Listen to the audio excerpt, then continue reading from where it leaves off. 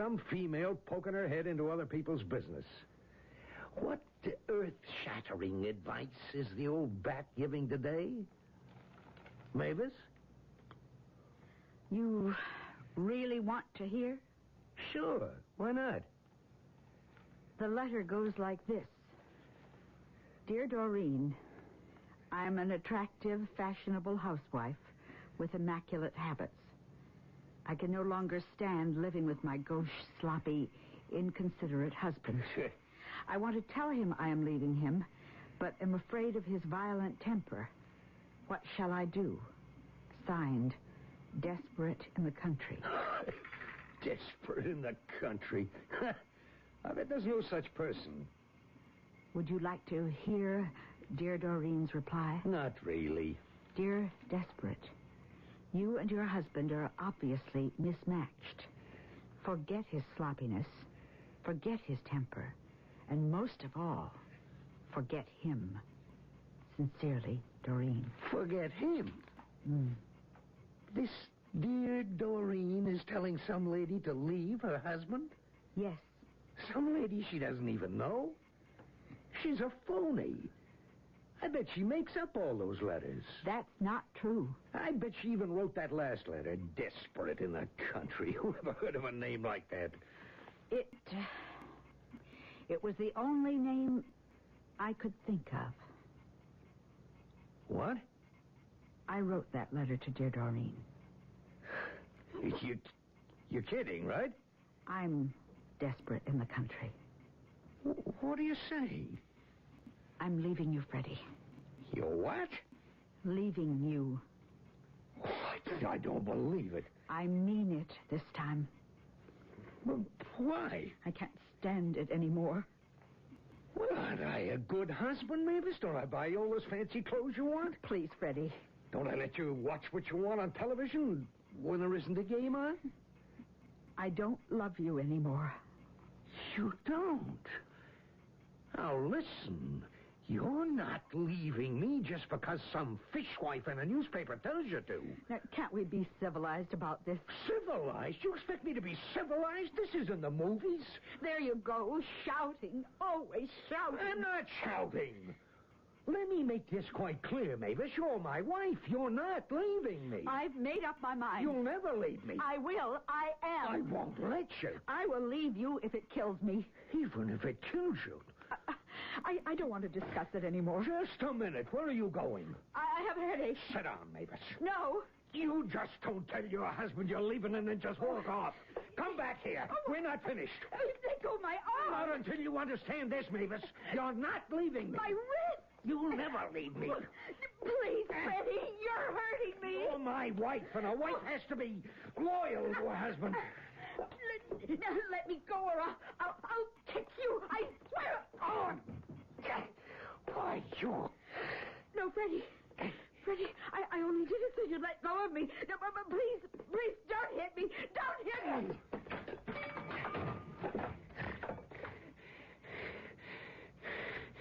Mavis? Come on, Mavis. I didn't hit you that hard. Come on, get up. Oh, all right. I apologize. I shouldn't have gotten so mad. I shouldn't have hit you. Did you hear me, Mavis? I said I was sorry. Mavis? Honey? Please, answer me. You can't... It was an accident. You must have hit your head when you fell. I don't mean to... It was an accident. No one will believe it. I gotta think. I gotta think.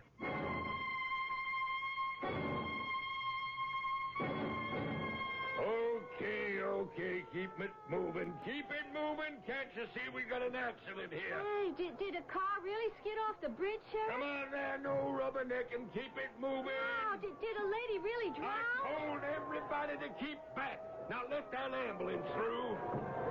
And make way for that stretcher. Oh, Joe, take over. Keep those people back. Keep that traffic moving. I got to talk with my husband.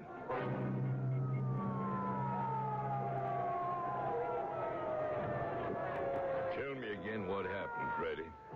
Sheriff, Now, I know this is upsetting for you, but I have to ask. Now, how did it happen? We were driving into town, Mavis and me. The car skidded out of control down the embankment into the river. Could Mavis swim? Well, of course she could, Sheriff. You don't think I'd let Mavis drown, do you? No, I don't, Freddie, but I got to follow proper procedure. You know that. I thought she was out of the car. I thought she was right behind me. I didn't think she was still caught inside the car. I'm very sorry, Freddie. I thought she was right behind me. Here, let me drive you home. I wouldn't let Mavis drown. I loved her. I know. You don't think I'd let Mavis drown, do you? You believe me, don't you, Sheriff? Yes, I believe you, Freddie. I believe you.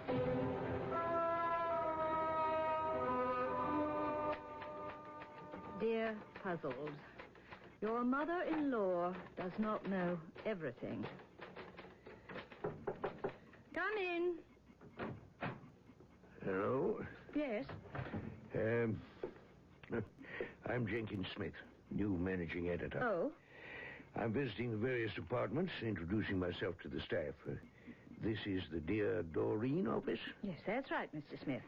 And you are... Doreen Compton. Doreen? You mean there really is a Dear Doreen? Who else do you think writes the column, Mr. Smith? I thought, I was sure it was just a name someone made up. You do it all alone? Is that so astonishing? Well, even when I tried to picture Dear Doreen as an actual person, I was sure she'd be older. Many people think of Doreen as... A doddering old maid. Your column has always fascinated me. I get the impression that isn't a compliment. Is there a point, Mr. Smith, that you are inadequately attempting to come to? You certainly live up to your reputation. Well, I wasn't sure I had one. A way with words. When Dear Doreen speaks, the whole world listens. And it is the whole world. You're syndicated. So doesn't it ever bother you? What? The power you hold? I don't believe in false modesty. I'm good and I know it. Well, I'll level with you, Doreen. I'm a newsman. I believe in reporting the news, period. No frills, no fashion centerfolds, no recipes, no advice to the lovelorn, no comics, just the news. But just the news doesn't sell newspapers. Say the word, Mr. Smith, and I'd gladly leave. Now, Doreen, no, I didn't There say... isn't another paper in this country that wouldn't pay me 5 times what I earn here. Yes. All I meant was what you write might not be what I think of as news. Still, as a journalist, you have a responsibility. Mr. Smith. Call me Jenkins. Mr. Smith. Yes. I am aware of my responsibility. But don't you ever wonder, with all this advice you give out, Wonder about what? if it's the right advice? But would I give it out if it weren't the right advice? Well, you're dealing with strangers. What's right for one person might be wrong for somebody else. Are you suggesting that some of my advice is wrong? Well, nobody's perfect. We all make mistakes. I don't. With an attitude like that, you'd probably fall apart if you ever discovered you were wrong. But I am never wrong. That's exactly what I mean.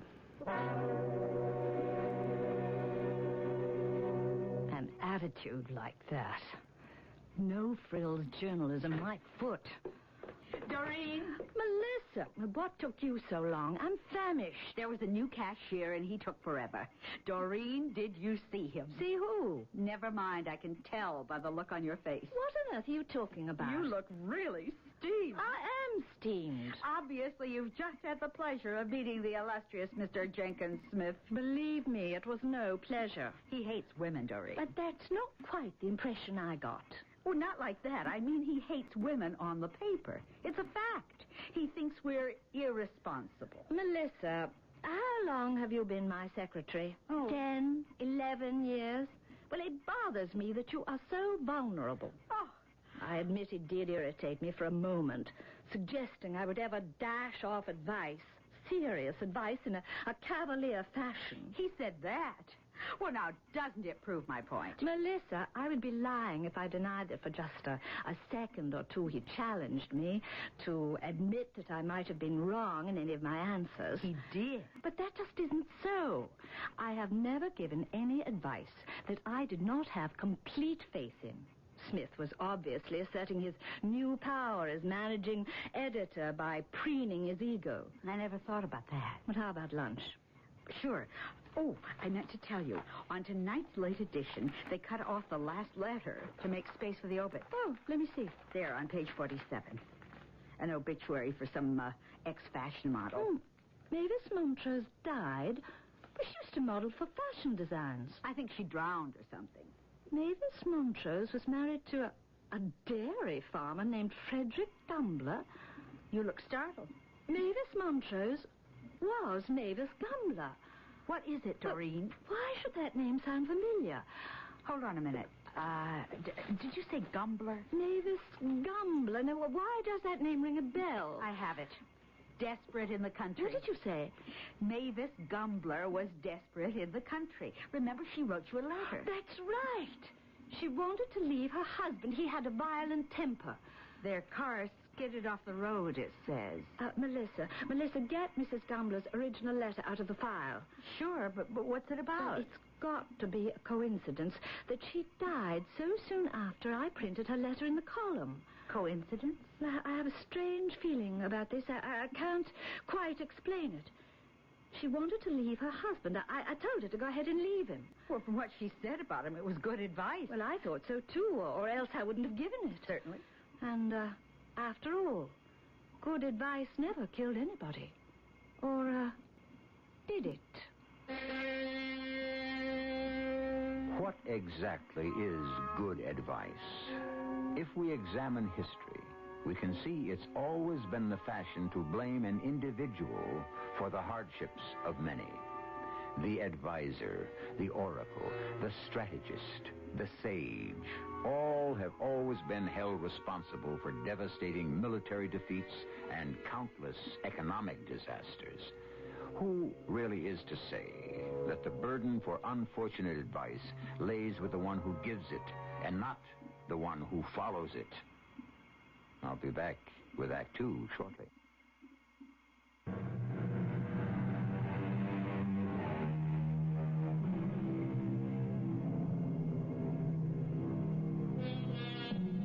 About this matter known as coincidence, there are two definite schools of thought. Most of us think practically, that is, we believe coincidence is the random crisscrossing of two unrelated events. A surprisingly large number of scholars, however, are enrolled in the program that preaches there is a plan. Each event in this world is irrevocably connected to another by some mysterious universal directive. Nothing happens by accident. This revelation, while soothing to many, may be quite distressing to others. Doreen, what did you just say? Maybe Mavis Gumbler's death wasn't an accident. But of course it was an accident. Well, I find it rather strange for a man to just leave his wife in a sinking car. There's something about this accident that bothers me. Tell me. I can't explain it. It's just a feeling. Uh-oh, look out. No, I'm serious, Melissa. Don't you find it strange that a woman should die the same day I print the answer to a letter? I still don't understand. I think Mr. Gumbler let his wife drown. He let her drown? But why? Well, you remember what she said in her letter. He was violent. She wanted to leave him. That says it all. You mean he'd let her die rather than lose her? It's not uncommon. Doreen, maybe the husband was no great bargain, but it doesn't necessarily mean he'd let her drown. Look, I told you already, something bothers me about this. Now, it isn't as if you really knew these people. Well, what's to know? Facts. Hard facts. How do you measure facts up against instinct. Look, I know there's something fishy. How do you prove that a person let another person drown? I don't know. But he let his wife drown. Doreen, why are you so concerned about a total stranger like Mavis Gumbler? Well, she wasn't exactly a stranger. She was one of my readers. You have millions of readers. I've never known you to become so involved. Whenever I give a reader advice, Melissa, I am involved. In all the years I've worked for you, your involvement ends when you put your signature on a reply. You're right. So why this special interest all of a sudden? Maybe I owe her something. What would you owe Mavis Gumbler? I don't know. I honestly don't know. What other mail is there today? The Chamber of Commerce wants you to speak at a luncheon. Oh, it's that time again. Shall I tell them you accept? Yes. There's also what appears to be an upstate newspaper, the Greenfield Gazette, and a voucher for your expense. Oh, the Greenfield Gazette. Oh, let me take a look. When did you start receiving the Greenfield Gazette? Oh, I sent away for it. There's a lot you can learn from reading small-town papers. Readers, attitudes, trends. It's all very interesting. Greenfield. Isn't that the same town Mavis Gumbler was from? Yes. Now, you're not still thinking about that, are you? So, that's what she looked like. Who? Mavis Gumbler. Her picture's in the paper. Oh. They're naming some sort of scholarship after her. Doreen, you're obsessed. That's absurd. Obsessed with what? With a person you've never met. With an accident you believe you might have caused. That's not so. No. Then why for the past 2 weeks have you gone out of your way to find out everything you can about that woman? Even sending away for her local newspaper. Well, I'm curious. What do you owe Mavis Gumbler? I'm not sure. Now, you're not blaming yourself for her death. Look at her face.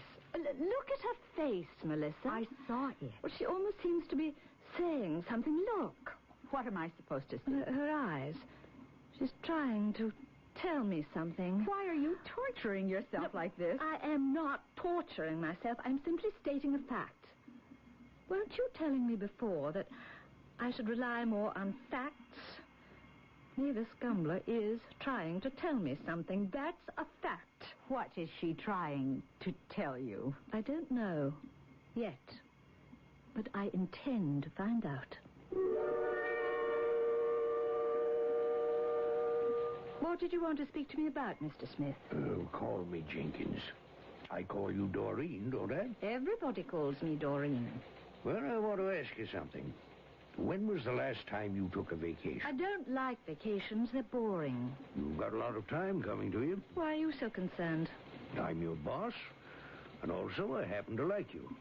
I'd hate to see you get into a rut. Well, what makes you think I'm in a rut? I know the signs, believe me.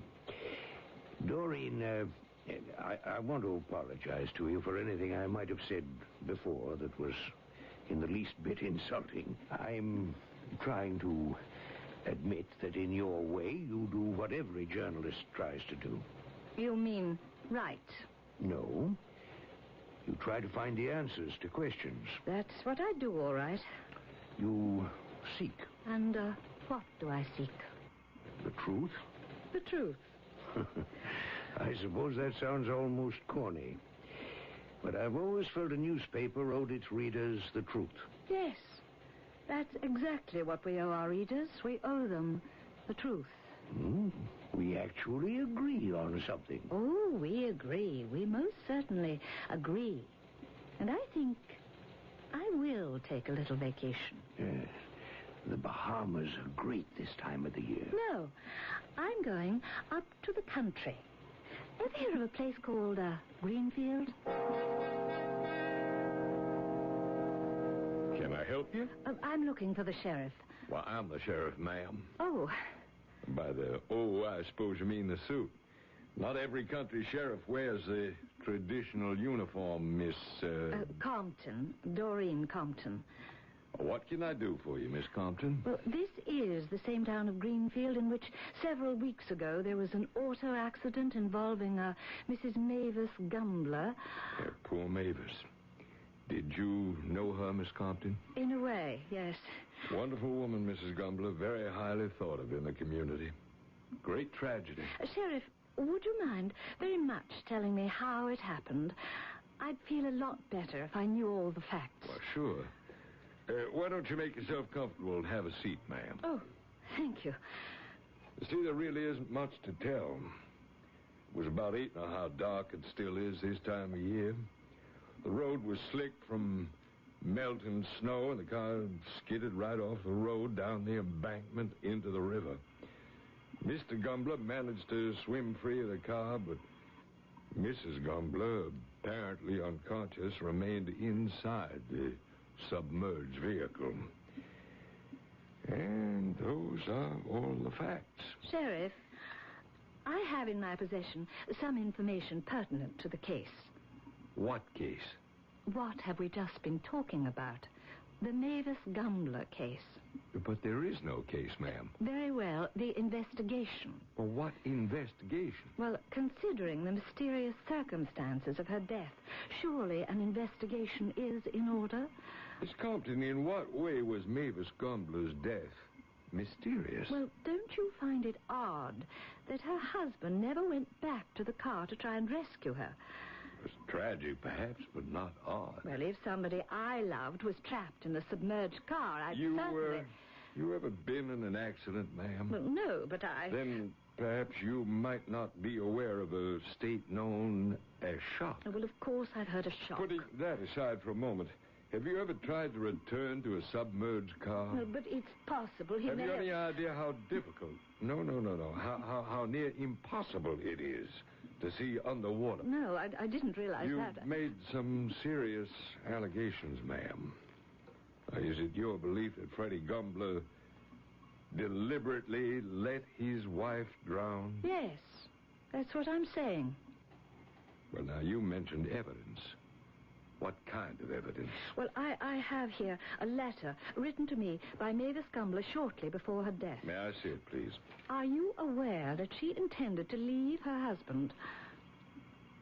No, I was not aware of that. Yes, well, it's all here, in this letter. She wanted my advice. Your advice? That's how I make a living, Sheriff. I write an advice column. An advice column? Here, this is the letter. Oh, you're dear Doreen. The dear Doreen. But perhaps this may sound rather silly to you, but the fact that she died so soon after writing this letter, and so soon after I printed my answer, well, it made me wonder whether or not the accident was coincidental. Well, Miss Compton, everybody knows Freddie had a temper. This letter doesn't prove a thing. Maybe not proof, but at least it sheds some light on... Well, what I'm trying to say is, isn't it at all possible that Freddie, with his temper, would be so riled up at the thought of Mavis leaving him that he'd let her drown rather than let her walk out on him? Well, isn't that what you'd call a crime of passion? No, you can't convince me what happened to Mavis Gumbler was a crime of passion. Didn't come here to start trouble. No, I'm sure you meant well. I owe it to Mavis Gumbler to find out the truth. Well, you answered her letter, and you told her to go ahead and leave Freddie, didn't you? Well, in fact, I did. Well, now, excuse me for saying this, but do you feel you owe Mavis something because you, perhaps, feel guilty? It's not guilt. Well, what is it? I have nothing to be guilty about. It's just a feeling I have, that's all. A feeling? Yes, Sheriff. It's a kind of intuition that I've always had. Something instinctively disturbs me about what happened to Mrs. Gumbler. You mean you came all the way up here because of a feeling? Perhaps if I could just see I've already anticipated your next question. Here you are, Miss Compton. There's photographs of a body. That's what you were about to ask me for, am I right? Is that Mavis Gumbler?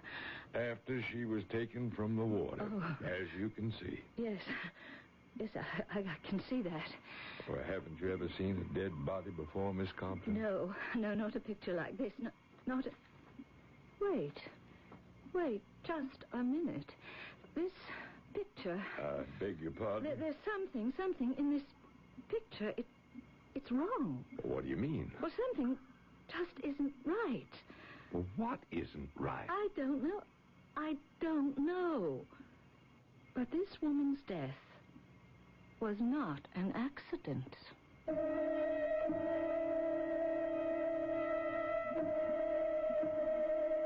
In all fairness to the accepted rules of storytelling, we admit that certain clues have already been furnished in Act One. We like to think that you, the listener, have grown rather adept at deciphering the puzzles concocted here regularly. Detectives who use intuition as a means of solving mysteries are well aware that this phenomena is the subconscious mind's analysis of facts. I'll be back shortly.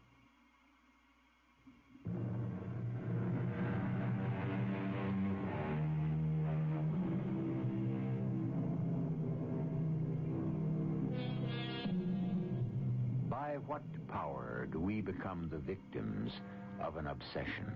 Is it the power of guilt, vanity, or perhaps obsession is a force all of its own?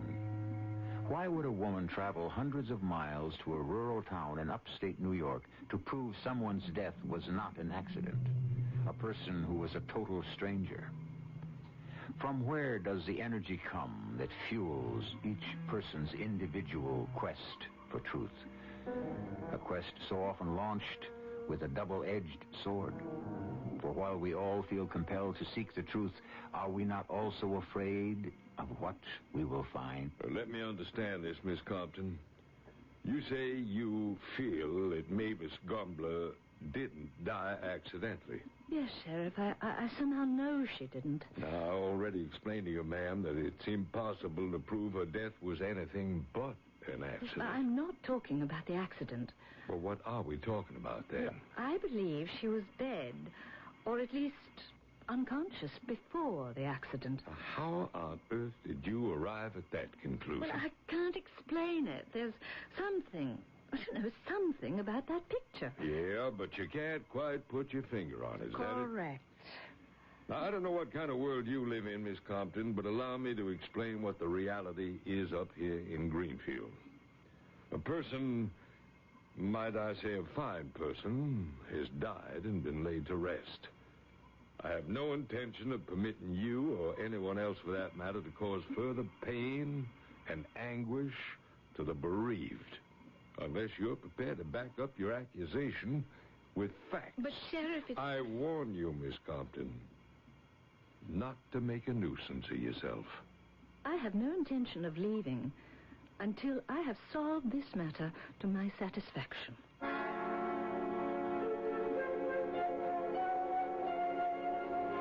Only one thing about the country. It's beautiful at night. I couldn't take a walk like this in the city. Still, I suppose I had better get back to the hotel. Oh, who's there?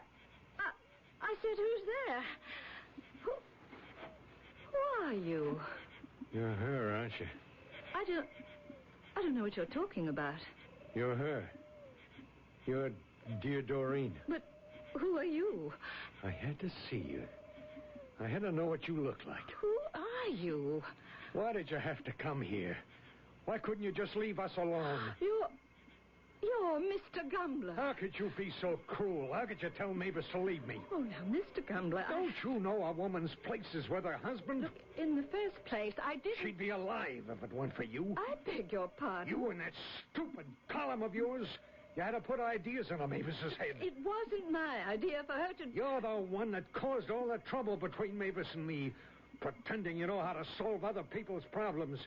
A meddler is what you are. If you will excuse me, Mr. Gumbler, I really should be returning to my hotel. It's your fault she's dead. I refuse to stand here in the cold night air and argue with you. Go on, walk away. But I warn you, Miss Dear Doreen, you're not welcome here. The sooner you leave, the better. Are you threatening me? It's more than a threat. It's a promise.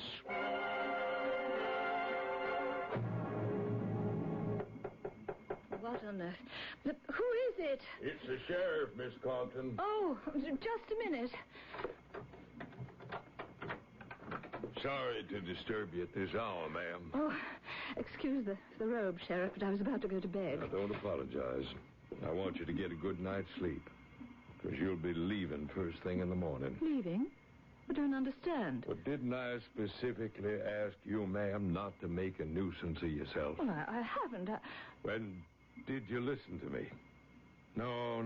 Of all people, you have to go harassing Freddie Gumbler. What? If anyone was harassed, it was I. I'll have you know that man threatened me. Well, can you blame him after the way you upset him? How dare you accuse him of laying a hand on his wife? He's lying. I never said such things. You asked me to believe you over Freddie, a man I've known for 20 years? Sheriff, credit me with a little delicacy. Didn't I hear you with my own ears in my office accuse him of murder? Well, I admit that, but Now, who am I supposed to believe? I'm asking you. No, I'm telling you to leave town in the morning. That isn't fair. Now, stop causing trouble just because you got your own guilty conscience. Of all... Sheriff, I am not some little Miss Nobody. I am Doreen Compton. I know who you are. I don't think you do. I know the Attorney General of this state. I am personally acquainted with the First Lady. I can give you a list of senators, congressmen who are good friends of mine. I even know your boss, the governor. I can make things pretty uncomfortable for you if you insist on treating me like some stupid little old lady. Mm-hmm. Well, you certainly put all your cards on the table, don't you, ma'am? When you force my hand. All right. You can stay. And that's not all. Well, what now? I've got to see those pictures of Mavis Gumbler's body again. This minute? I told you before that I thought Mavis Gumbler was dead before the car accident. Well, now I'm sure of it, and I think I can prove it. You can prove it, The answer is in those pictures. Something that bothered me before, but I couldn't put my finger on it till now. Yeah, I know. You had a feeling. No, it's not a feeling. Now I know exactly what I'm looking for. Miss Compton, you've been staring at that picture for half an hour. I knew it. I knew before there was something wrong with this picture. Do you see it, Sheriff? See what? You can't see it because you're a man. That's the point. Freddie Gumbler didn't notice it either, and that's where he made his fatal mistake. Miss Stan, you're saying that because I'm a man means that I can't see... Can't see something that proves to me beyond the shadow of a doubt that Mavis Gumbler was dead, or at least unconscious, before she even left the house and got into that car. No, I still don't see it. Mavis Gumbler used to be a high-fashion model. She knew everything there was to know about clothes, about being fashionable. Till the day she died, she had a reputation for being chic. Well, now, I won't argue with you there. Freddie Gumbler spent a fortune on clothes for his wife. The suit that she's wearing in this picture, it's a Bertie of Paris original. His things sell for $700 or more. I know, because I've bought them myself. Now, what does this have to do with proving... A woman as fashionable as Mavis Gumbler would never have made a mistake like this. I wish you'd tell me, ma'am. I'll tell you. Right now, Sheriff.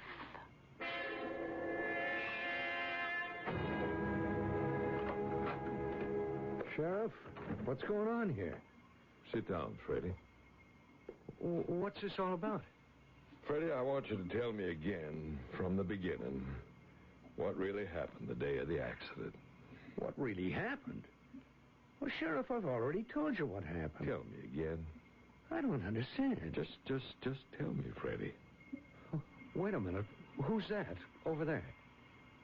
That's a stenographer. Well, why do you need it? What's going on here? Tell me the truth, Freddie. I already told you. Mavis and I had dinner, and we changed into our Sunday best for that party over at the Prestons. And then Well, you know the rest. We were on the river road. The car skidded. We went right over the embankment. The waters were high from the rains we'd been having. The car sank in seconds. I remember swimming and not getting anywhere. I must have blacked out as soon as I hit the shore again. And Mavis was still in the car, unconscious, dead, whatever came first. Oh, come on, please. I can't bear to talk about it anymore. What really happened? I just told you. You're lying. No, I'm not. Freddie. It's the truth. I swear it's the truth. We know you did it. Did what? It was an accident. What did you hit her with? It wasn't like that. What was it like then? I hit her with my hand. I didn't think I hit her that hard. Was she dead? She was going to leave me, Sheriff. She couldn't stand for me to touch her anymore, she said. How could she leave me? I couldn't let her leave me. Was she dead then, Freddie? No.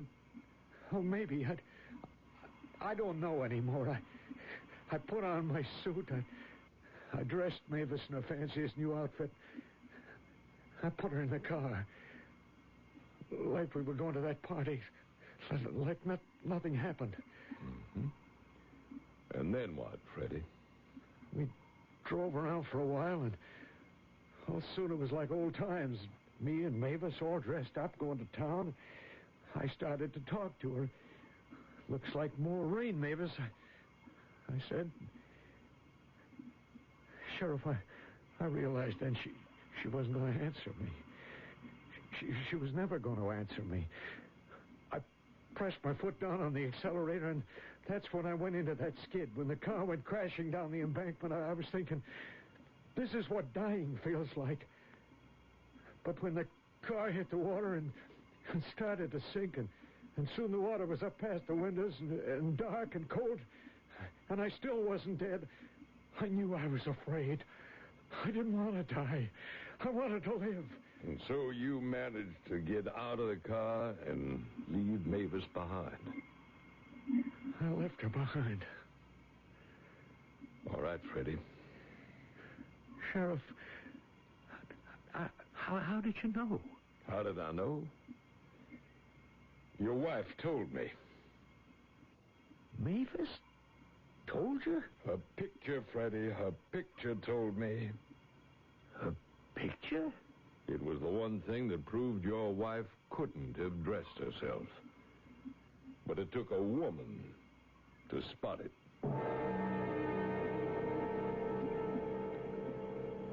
You do see, Sheriff. You do see what I mean. Yes, indeed I do. Mavis Gumbler would never have walked out of the house dressed that way. A $700 suit with the skirt on backwards. Anyone as fashion-conscious as she was would know that for this suit, the zipper does not zip up in the front. As good be out of the world as out of fashion, so the saying goes. As always, it's the little things, the so very insignificant details that become our undoing. The microscopic blunders, invisible to the untrained eye, just as easily emerge as glaring discrepancies to the more sophisticated observer. I'll be back shortly.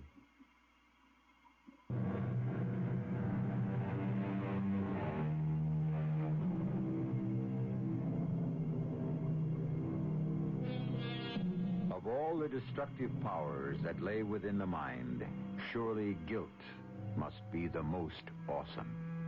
How are we to explain the vulnerability of even the most confident human being to the ravages of this simple emotion? What is this ceaseless drive to learn the truth at any cost? Perhaps the answer lies somewhere in our respect for those truths which are painful only when we avoid facing them. After all, are not the invisible burdens the heaviest? Our cast included Carol Teitel, Court Benson, Arnold Moss, and Martha Greenhouse. The entire production was under the direction of Hyman Brown. This is E.G. Marshall inviting you to return to our Mystery Theater for another adventure in the macabre. Until next time, pleasant dreams.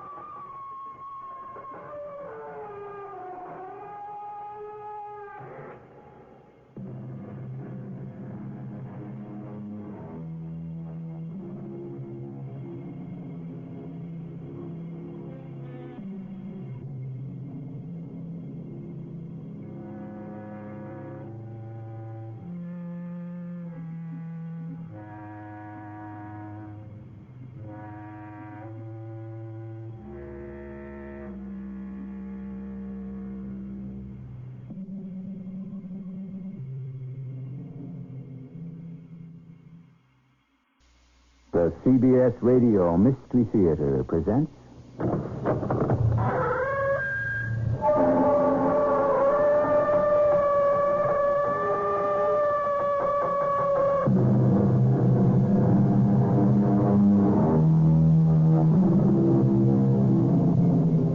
Come in. Welcome. I'm E.G. Marshall.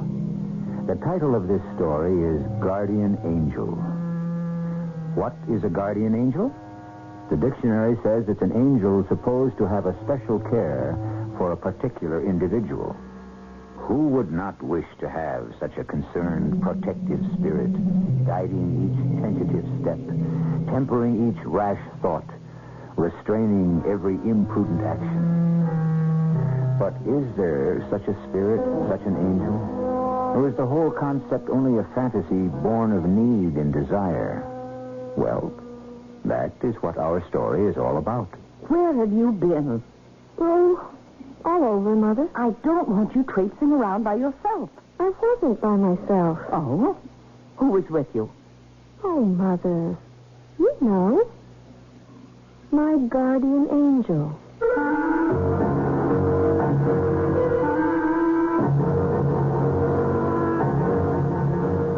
Our mystery drama, Guardian Angel, was written especially for the Mystery Theater by Elspeth Eric and stars John Beal and Jada Rowland. It is sponsored in part by Contact, the 12-hour cold capsule, and Buick Motor Division. I'll be back shortly with Act One.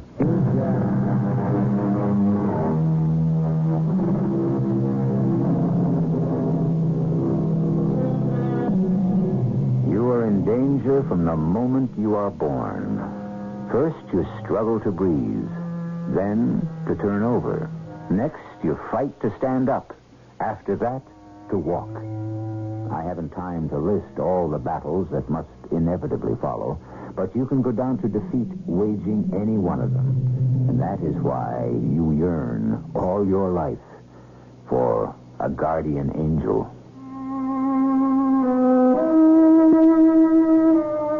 My son David and I have lived in this big house ever since the accident that killed my wife, his mother, and crippled me for good. We stayed on here because it's a beautiful place. We were used to it, and because there didn't seem to be much point in moving.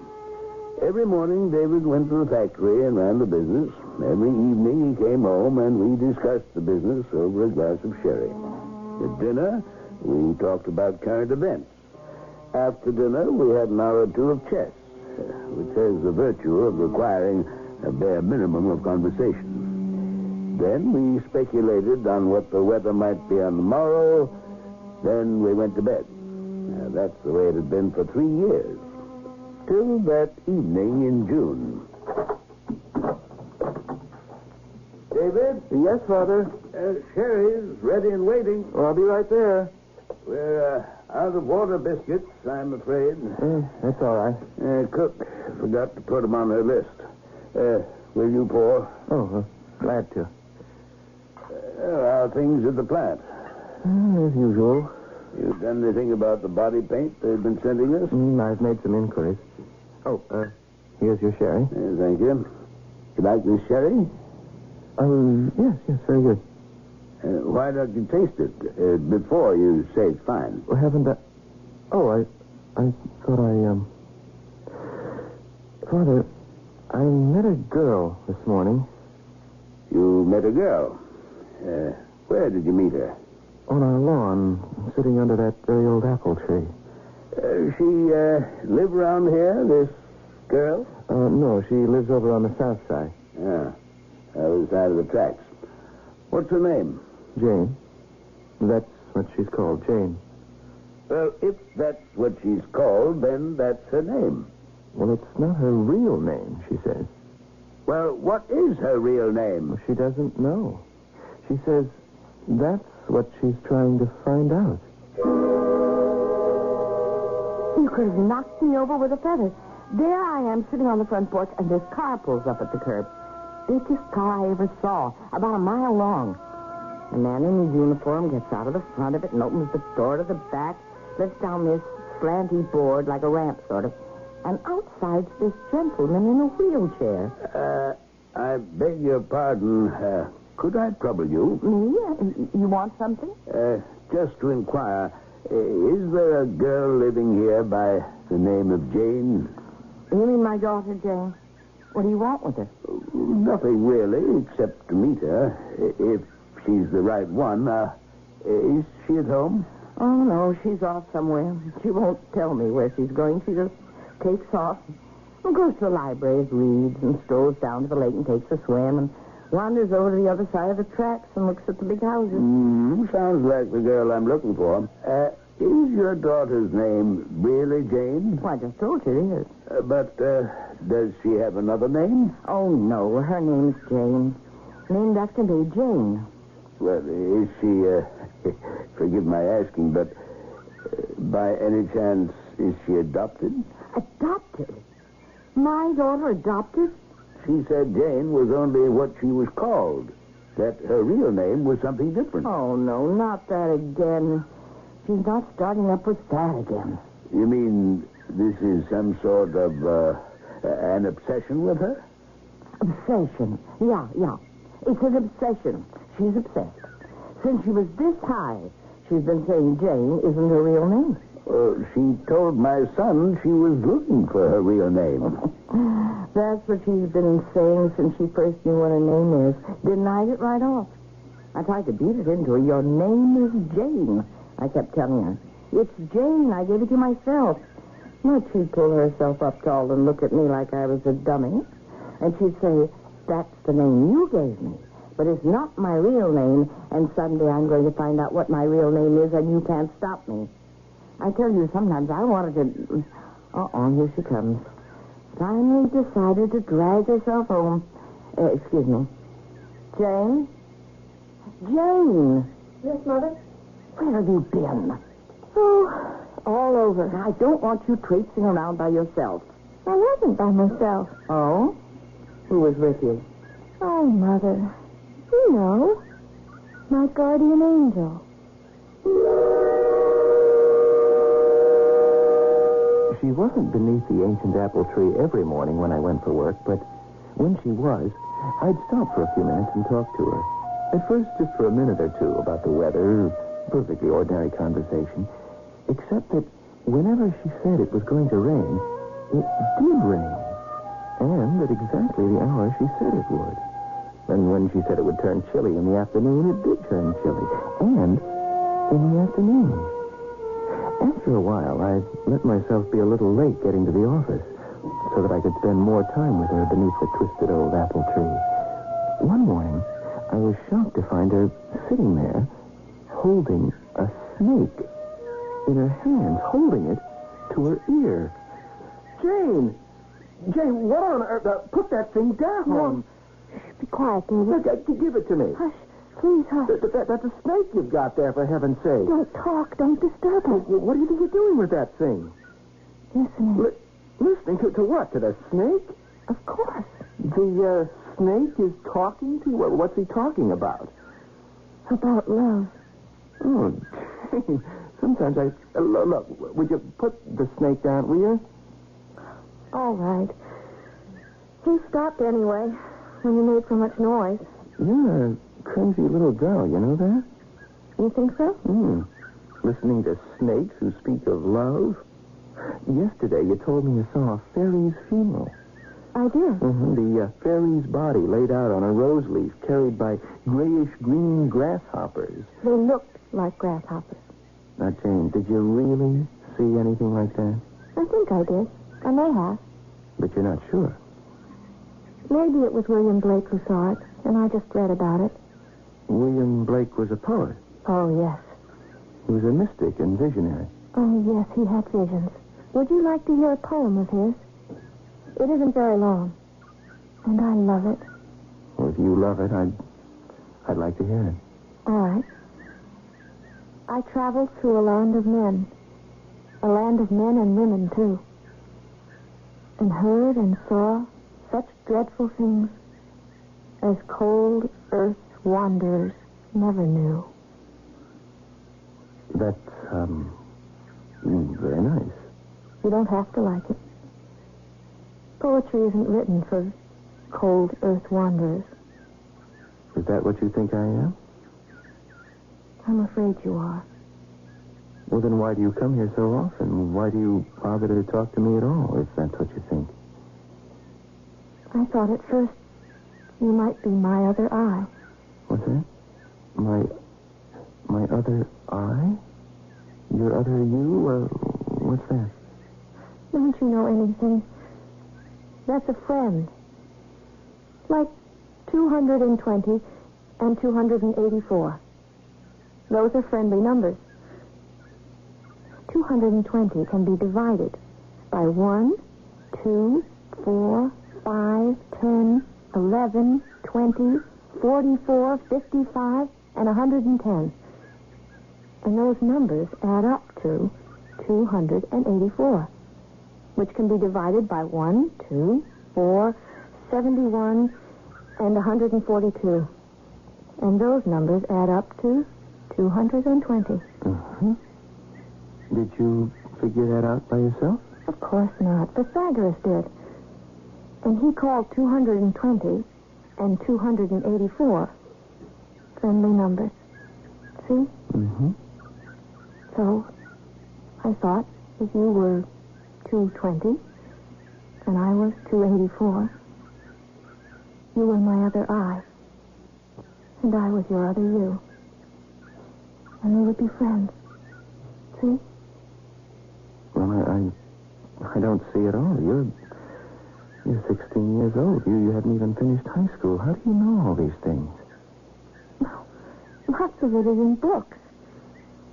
And other things I think up for myself. Look, I have to go now. Well, don't go yet. Where do you have to go? To Dr. Alden's sanitarium. I like to talk to Dr. Alden. He's nice. Not a cold earth wanderer like me? Oh, not at all. And I like to talk to the mad people, too. Will I see you tomorrow here? Maybe. Probably. Possibly. Please. I've given you a headache, haven't I? I know I have. Oh. Don't worry. It'll go away by 10 o'clock. Now I've got to go see Dr. Alden.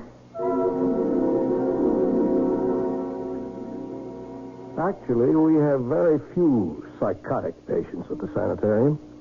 Mostly we house and treat some very confused and unhappy people who have suffered a failure of nerve and can no longer deal with their lives and their feelings about themselves. I always looked forward to Jane's visits. Together we spoke of the intangibles, things most people shy away from, probably out of a fear of being misunderstood. I don't know. I can't tell. Possibly because of a sense that they have forgotten or mislaid their feelings about such things as love and loss and grief. But Jane and I spoke freely of these things and many others, and I always felt better afterwards. Then she'd wander off and talk to the disturbed patients, and afterwards they seemed to feel better too. Surely you had to learn the Pythagorean theorem in school. But what else do you know about the famous Greek philosopher? Do you know that he believed in reincarnation and stated firmly that he remembered his own previous existences? I thought you might like to know these gossipy little items about a very great celebrity who lived 2,500 years ago.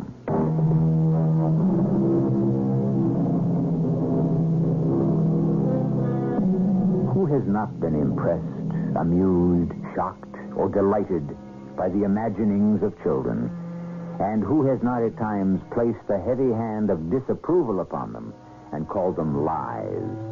And so the pleasure of their imaginings deserted the children and left them what today we like to think of as realistic. Satisfied that we have improved their characters and their chances for success in our world, we fail to notice that they have also become slightly dull and apathetic.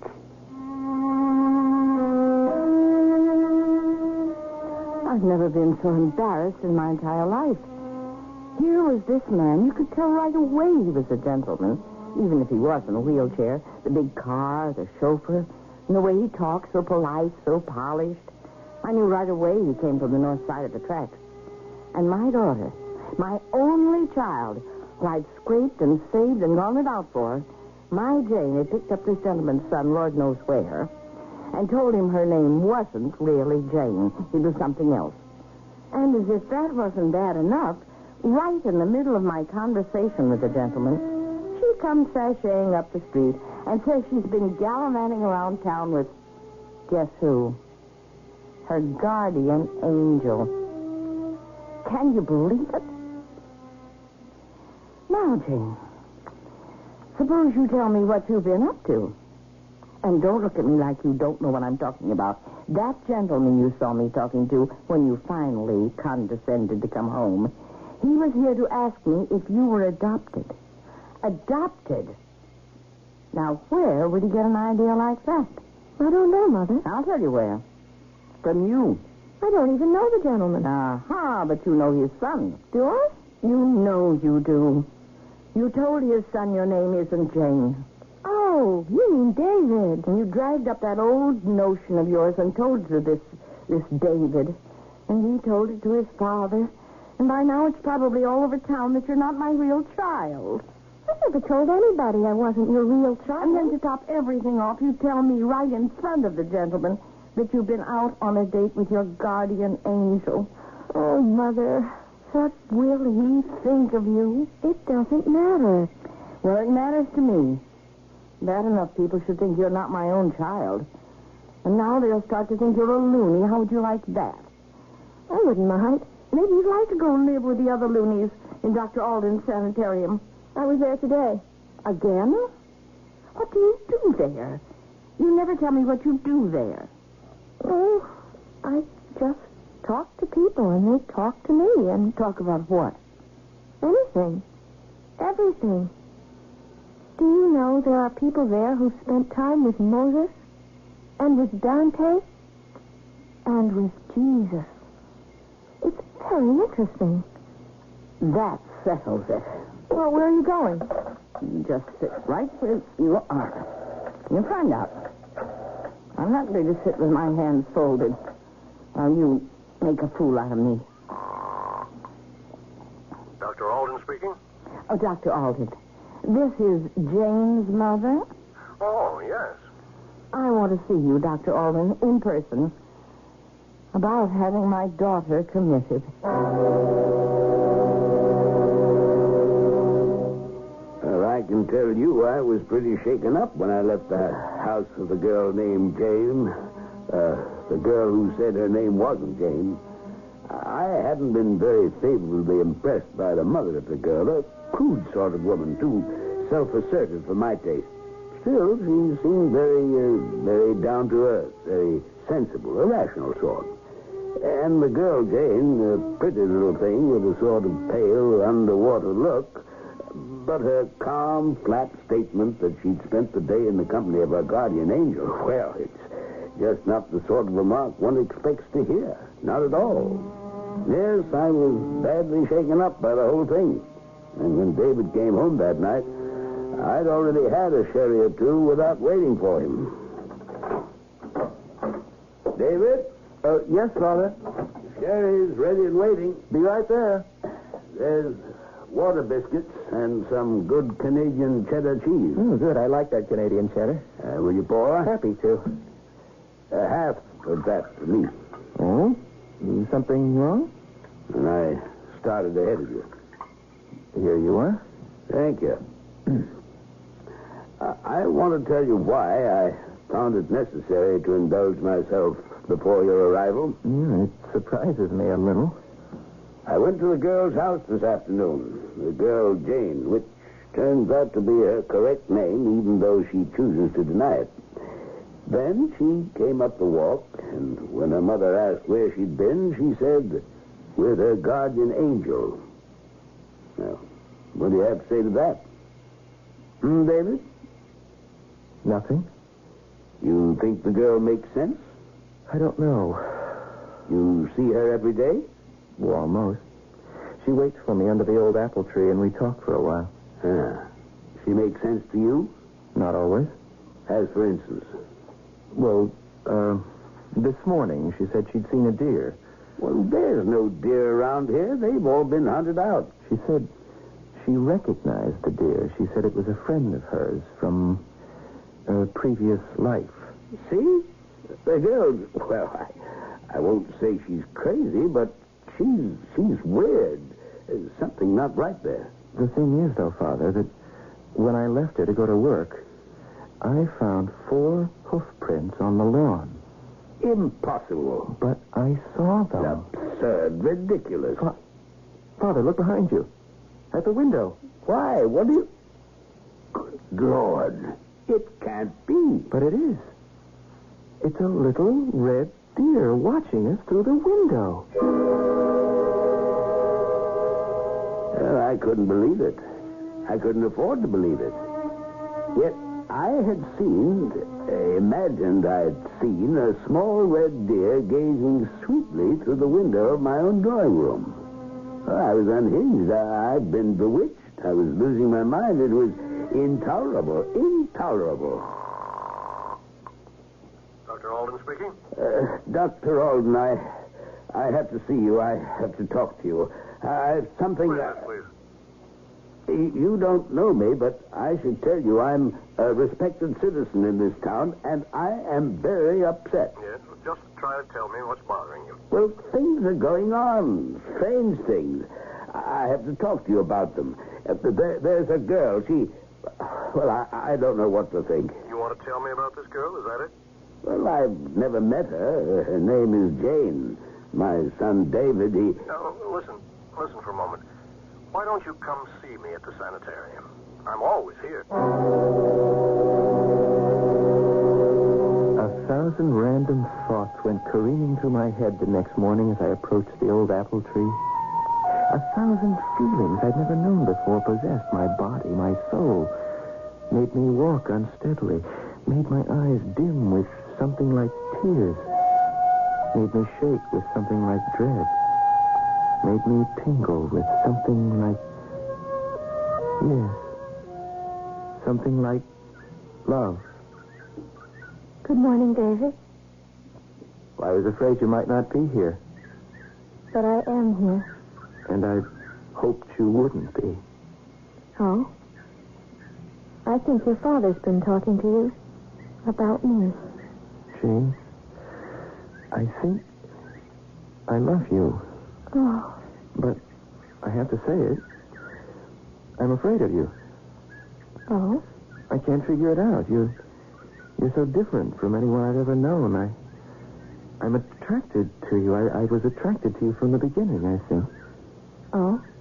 But was I really attracted to you, or did you draw me to you? Which? Did the attraction start with me, or did you start it? Which? Did the Earth capture the moon? Or did the moon attach itself to the Earth? Which? Did the Earth capture the moon, or did the moon attach itself to the Earth? Well, Does that mean that you are the Earth and I am the Moon? Is that how it is? Or you are the Earth, and I am the Moon. That could be how it is, too. And whichever way it is, we are bound to each other. We love each other. Is that it? Wait. Hush. Wait. Wait. Wait for what? A sign. Wait for a sign.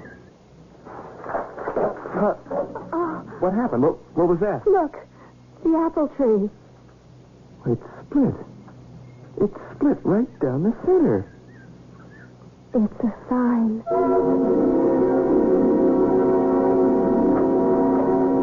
Come in, please. You're Dr. Alden? Yes. Please, sit down. You're here about Jane, huh? I talked to you on the phone. Yes, I remember. I want that girl committed, Dr. Alden. Why? Well, I know you know her. She comes to see you from time to time. I know that. Well, you're quite right. She does visit me once in a while. Well, then, you know. Know what? How she is. Telling everybody her name isn't Jane.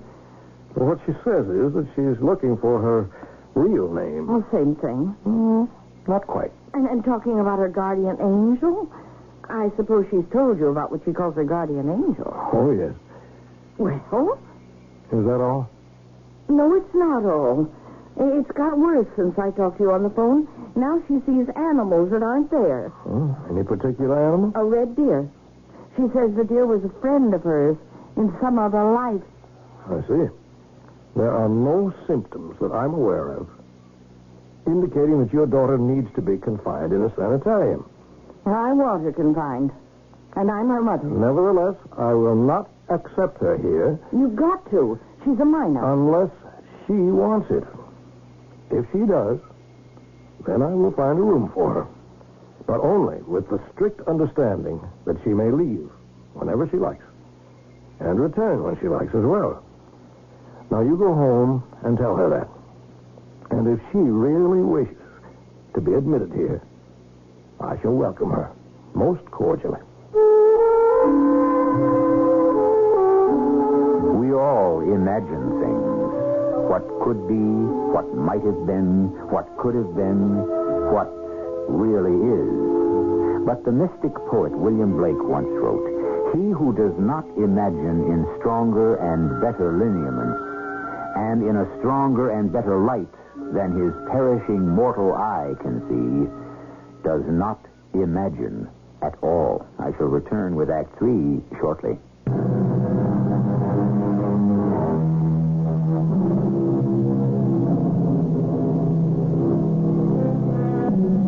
Before we try to stifle the gift of fantasizing in our children and replace it with contemplation of the world known as real, consider what we are attacking.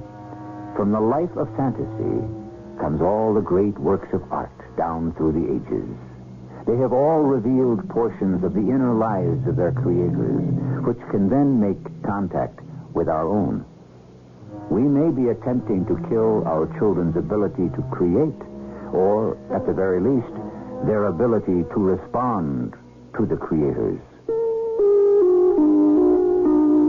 The following week, Jane appeared at the sanitarium with her mother, and we signed her in. Rather, she signed herself in, with the accompanying stipulation that at any time at all, she was free to sign herself out. We gave her a pleasant room and the run of the place. No regular therapy was prescribed for her, though she and I shared more frequent earnest and open talks than we had before. I had almost forgotten the call from the agitated man who had phoned about Jane, until one day I opened the door to a distinguished-looking man in a wheelchair. Dr. Alden? Yes? Oh, come in. Can I help you? I called you a while back, Doctor, about that girl, Jane. Oh, yes. My son tells me she's been committed here. Is that what he said? Not that I'm objecting, mind you. Probably the only thing to do, everything considered. Is it true? Jane is staying with us, yes.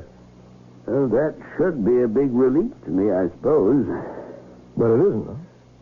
David's my only child, Dr. Alden. His mother was killed in a car crash 3 years ago. He and I have lived together in the house ever since. We've led a simple life. He took over the business, manufacturing truck bodies, good ones, though he was just barely out of college. We did all right. Our life was circumscribed, of course. Mine by this wheelchair, David's by, well, you know. No, I don't know. No, I don't. I don't know at all. I think you and David have circumscribed your own lives, perhaps intentionally. Oh, no. Well, it's a traumatic thing to lose a wife, to lose a mother. Yes, but these things do happen to everyone. Sad things, tragic things. Did it help you that tragedies also occur to others? Well, no, but one becomes philosophical. Did you mourn your wife? Well, of course. Did you feel guilty because you survived the accident and she didn't? I'd hardly call it surviving. Well, what else would you call it? Your life? Look, I didn't come here to talk about myself or my dead wife. I want to talk to you about my son. Very well. Let's talk about your son. He hardly comes home at all anymore. He used to walk in at 5:30 sharp, and we'd have a sherry together. I'd have it all ready for him. But now, he's barely home in time for dinner. Sometimes he doesn't get there for dinner at all. Well, sometimes he dines here with us. You see, he's here because the girl is here. Well, sometimes he comes to see her in the middle of the day. In his lunch hour. And even when he isn't here, they are in constant communication. Constant? He phones her, you mean? Well, I think they communicate telepathically. Oh, that's impossible. Well, I only know that when she has a touch of virus, he knows it before our medical doctor does. I know that she purposefully puts him out of her thoughts before going to bed. Why would she do that? Because if she didn't, he wouldn't be able to sleep. You see, she loves him. Doctor, do you believe all this foolishness? I remain open to what I observe. I close no doors. That's really all I can say to you on the subject. I couldn't tell whether or not I had made any impression on David's father. And I never saw him again. But I saw David more and more frequently as he came to visit young Jane. And I was not in the least surprised when he asked to talk to me alone in my office. Dr. Alden, I want you to give me a job. A job? You want me to give you a job? Yes. What kind of a job? Any kind. You want a job here? At the sanitarium? Well, I could be an attendant. That takes training. Well, I could be, I could take care of the grounds, plant things. That takes training, too. Oh. Well, I could, wait on tables, scrub floors, anything, any kind of job. But you already have a job, David. You run a big business. Doctor, I don't want to do that anymore. Why do you want to scrub floors here at the sanitarium? I want to be near her all the time. Well, you already communicate telepathically. But it's not enough. I want to see her, touch her, smell her, see her smile, hear her cry, watch her frown, and just everything. Have you told your father what you want to do? Yes. Yes, I even told him I wanted to sell the business. Well, what did he say? Well, you're not going to believe this, but he said, okay. Really? Go ahead. It's all right with me. And what does he say about your taking a job here? If that's what you want. That's what he said. I don't know that he liked the idea, but you see, Doctor, my father has always been a cold earth wanderer. Like me. You know the poem, I traveled through a land of men and women, too, and heard and saw such dreadful things as cold earth wanderers never knew. I said that poem to my father.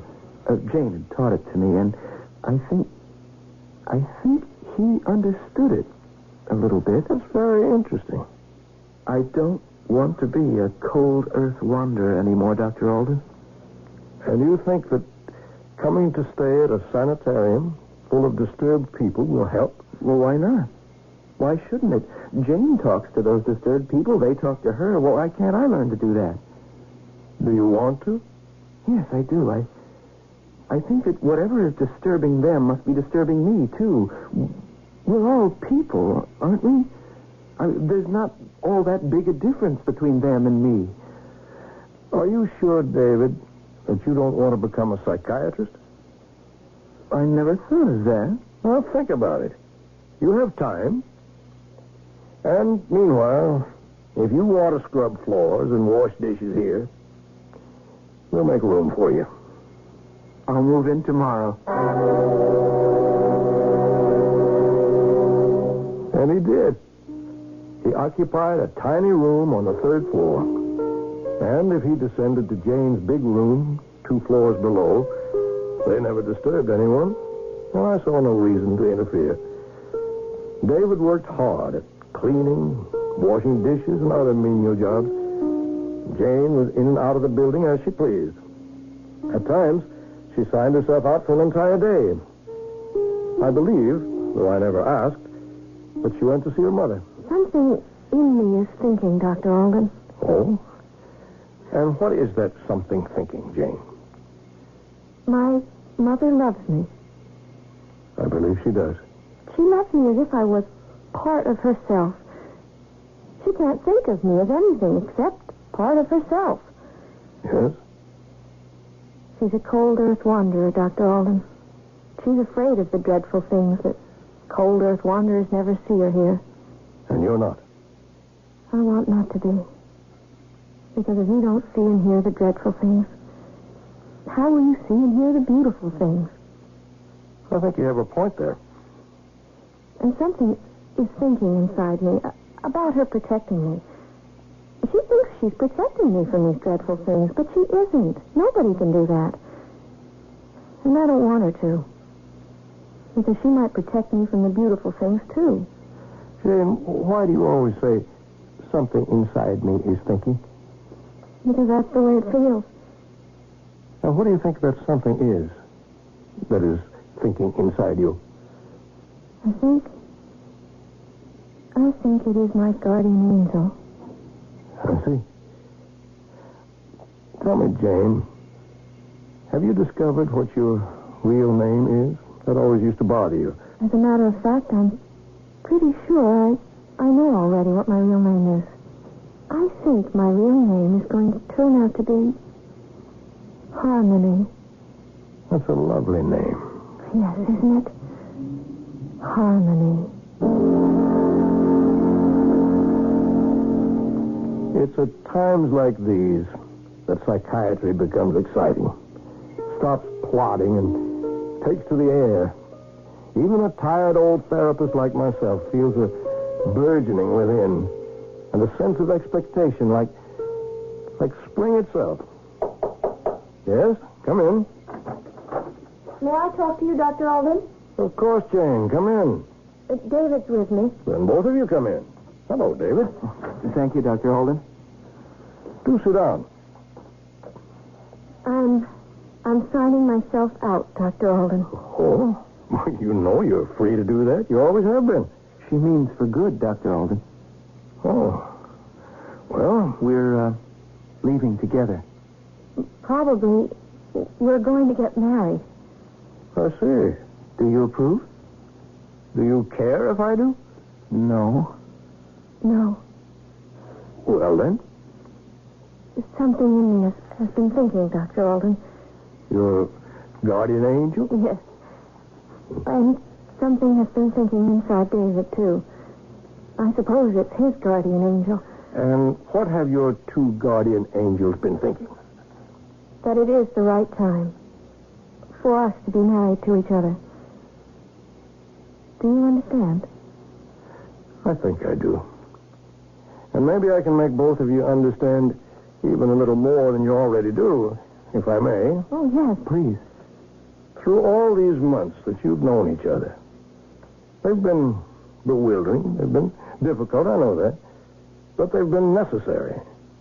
Because you've both been going through what we who study the emotions call the identity crisis. Oh, I've heard of that. You've both been trying to find out who you are. Who you really are. Not what someone has told you are. Or what you should be or shouldn't be. Or could not be. Or must or mustn't aspire to be. But what you are. Truly, fundamentally are. Finding your real name, that was just a way of expressing the desire to know yourself. Your guardian angel. It's the same thing. The angel you felt to be always with you, was always with you, and will always be with you. Because your guardian angel is yourself. Your own true and real essential self. Now I've said enough. God bless you.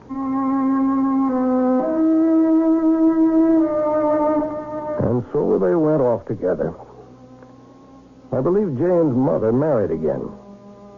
And David's father, I heard, found that he could run his business by himself, and does so very profitably. Oh, David is in medical school, preparatory to becoming a psychiatrist. A strenuous profession, as I've said before, but an exciting one. And I personally cannot imagine myself in any other. Now, wasn't that a happy little story? With happy endings all around? Well, yes, except that the ending to a story is never the end of the characters who lived it. They go on. And what happened to David and Jane, and to Jane's mother, and David's father, and to Dr. Alden is that they all eventually died. But not, let us hope, before they had lived.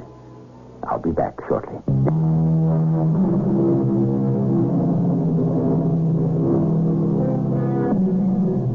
How well, how successfully we live depends on how well equipped we are when we enter the world.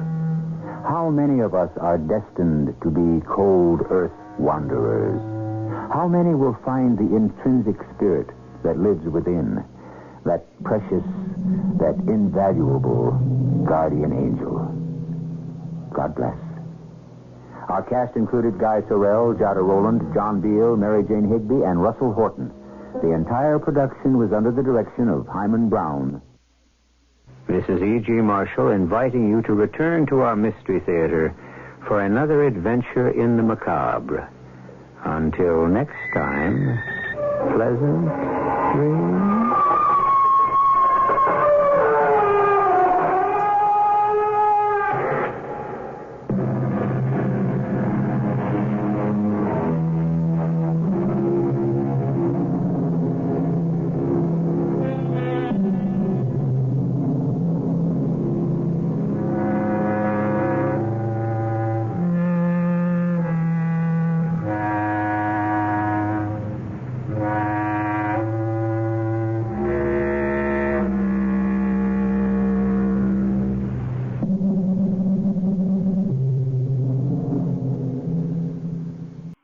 The CBS Radio Mystery Theater presents...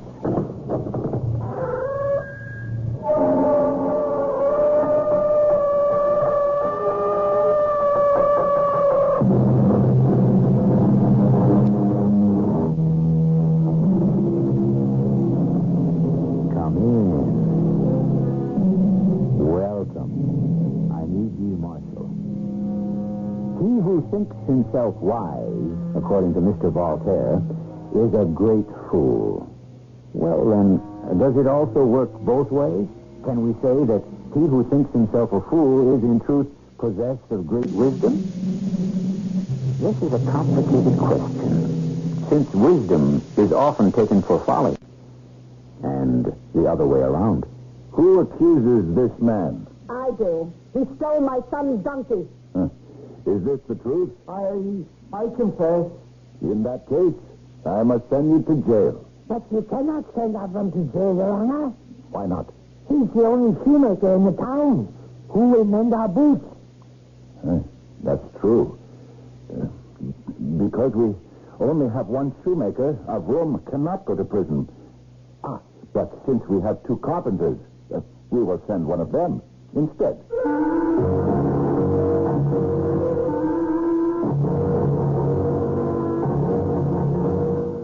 Our mystery drama, The Village of Fools, was written especially for the Mystery Theater by Sam Dan and stars Fred Gwynn. It is sponsored in part by True Value Hardware Stores and Buick Motor Division. I'll be back shortly with Act One.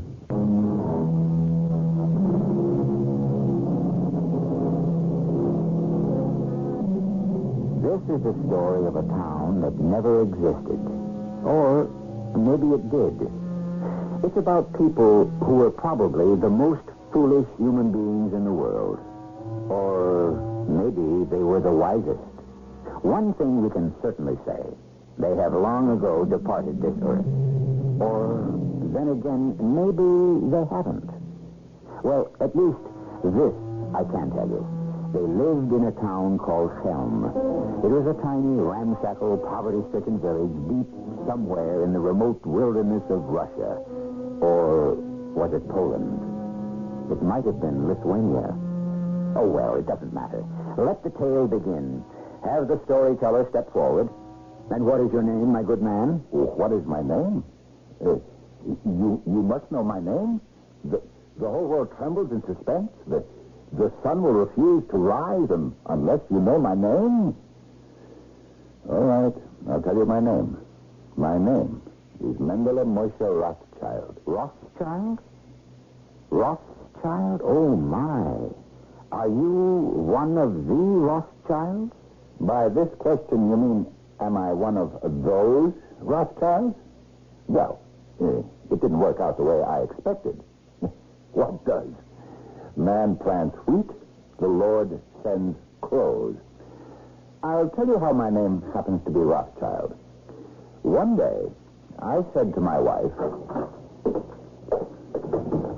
Sarah Rivka, I'm home. My cup runneth over. Rejoice, dear wife. I have rejoiced each day that I've known you.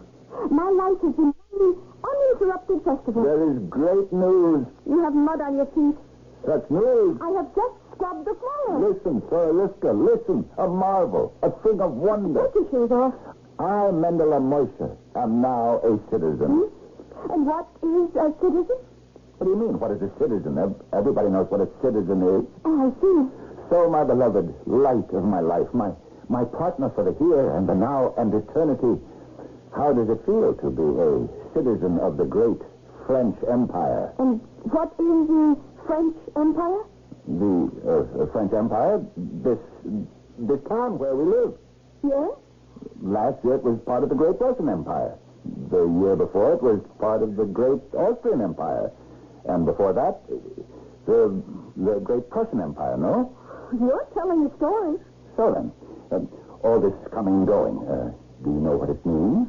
No. I don't know either, except that each time they change the Tsar. Yes? Well, one year the Tsar is Nicholas, then he is Ferdinand, and now he is Napoleon. Napoleon? And what does he want from us, this Napoleon? He is going to give each and every one of us a name. A name? Just what I needed. Sora Rivka isn't good enough? Every citizen is to have a last name. I already have one. I was born Sora Rivka. I die Sora Rivka. It's the first and last name I'll ever have. You'll have to have another one. I don't want another one. It's the law. Why can't I be called Sora Rivka? Do you know how many Sora Rivkas there are in just this little town alone? How many Mendele Moshes?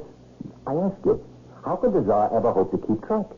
But Mendele Moshe and Sora Rivka, Rothschild. Well, now. Rothschild? I have chosen the last name of Rothschild. But it belongs to the Baron. The Baron Rothschild. I can choose whatever name I like. I am a citizen of the great empire. But Rothschild? Why Rothschild? Consider. Everyone named Rothschild is rich, no? Yes. how do you account for it? Well, Can it be a coincidence? How do you account for the fact that all people named Rothschild are rich? I can't. Then, I'll tell you. It's magic. Magic? Rothschild must be a magic name. So, if I take the name of Rothschild, then I too shall become rich. Ha! How simple it is. Soon, you shall have a palace and servants, a carriage and furs. What do you say? Next time, if you don't take off your muddy shoes, I won't let you come into the house. Well, anyhow, nothing changed. And all I got out of it was a last name, Rothschild. But for me, somehow the magic didn't work. As usual, nothing ever went right. But I must say, one good thing did happen. I made a friend. Who? You'll never guess. None other than the great Baron Rothschild himself. When he heard my name was Rothschild, he wanted to meet me. He gave me all sorts of jobs to do. He even called me cousin. Well, on this particular day, he sent for me. Come in, cousin. Sit down. And now, is everything fine and comfortable at home? You know how it is, Baron. Well, while you live, you're afraid to complain, and after you're dead, it's too late. Yes. I called you here to ask you a favor. A favor? A most important favor. Tell me, cousin, can you undertake a mission for me? Did you say mission? A confidential mission. A confidential mission? Who could tell where it would take me? The great Baron Rothschild. Advisor to all the proud and mighty crowned heads of Europe? Oh, was I to carry a message to the Tsar of Italy? Or France? Or Spain? Maybe Austria? England? You will do it for me, cousin? But, Baron, do you think I'm... Qualified? Cousin, from every point of view, you are the best qualified. Now then, I am looking for a certain place. It is called Helm. Helm? I want you to find this place, this Helm, for me. And where is it, Baron? You'll know when you get there. I'll know. That's what he told me. That's what who told you? You, the man who sold me the secret. There's a secret? Yes, cousin. A great secret. A great secret? Perhaps the most valuable secret in the world. And such a secret. Listen. Just yesterday, a man was admitted to my study. He had a long white beard, ragged clothes, torn shoes. Yes, but with just an honest look on his face. And he said to me, Baron, will you give me 50 gulden? And I said, my friend, if you need 50 gulden, by all means, you shall have them. But he said, Baron, I do not ask for charity. And I said, well, brother, why are you here? And you know what he answered? No. He said, I have something to tell you. Well, what is it, I asked. A secret, he replied. What secret could be worth 50 gulden, I asked. And you know what he answered? I cannot imagine. He looked at me and he said, the secret of eternal life. And so I said, sell to me the secret of eternal life. Here are your 50 gulden. Yes. And he said, very well, Baron. If you desire to live forever, yes, come and settle in our town of Helm. Because ever since the beginning of time, no rich man has ever died there. You see, cousin? Yes, Baron, I see. No rich man has ever died there. Now, this is a secret. Not today and not tomorrow. Perhaps not even next year. But sometime when I feel... you understand? Oh, absolutely, Baron. When that time comes, I shall decide to reside in Helm, as it were. Of course. Therefore, I must make the proper preparations. Naturally. A suitable house and so forth. It goes without saying. In these matters, one requires a confidential agent. It will be my pleasure. You see now how uniquely qualified you are for the job? Thank you, Baron. I rely on your discretion. I shall breathe a word to no one. Not even to your wife? Oh, rest assured. Wait. Do you talking asleep. I shall say nothing. It will be a long, arduous, dangerous journey. I am equal to the task. Naturally, your family will be provided for. Oh, thank you, Baron. Then you leave now.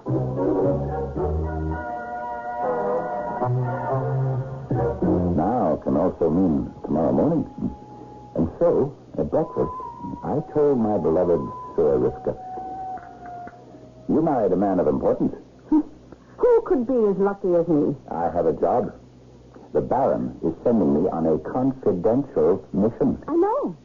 You know. You are going to look for the town of Helm. Who told you? You told me. When did I tell you? Last night, when you were asleep. Oh. Well, you don't want to believe what I say while I'm asleep. Why not? I can't believe what you say while you're awake. Now, Sir Rivka. What did he tell you about Helm, the Baron? He told me to find it. Oh, well, you'll find it. You won't have any trouble at all. You know why? Because you're a fool. Sir Rivka. And Helm? Do you know what Helm is? Helm is the town of fools. What are you saying? Everyone knows it. That's why the Baron has chosen you. Oh, no. Yes, Mendele Moishe. Light is sent to find light. I won't go. You must go. But the Baron thinks I'm a fool. Why shouldn't he think so? You are a fool. You call your husband a fool? Some men are fated to be rich, others handsome, some wise, and others fools. And yet, all are as one in the sight of the Lord. You want me to go, even though you know it's a fool's errand? My beloved Mendele, who else but a fool can be sent on a fool's errand? Who else, indeed? And it is written that there is a time for all things, a time to be wise and a time to be foolish. Well, each of us must follow his destiny. Wise man or fool, we play it out to the end. The trouble is, we can never really be sure which part we are performing. We may find enlightenment in Act 2, and then again, who knows?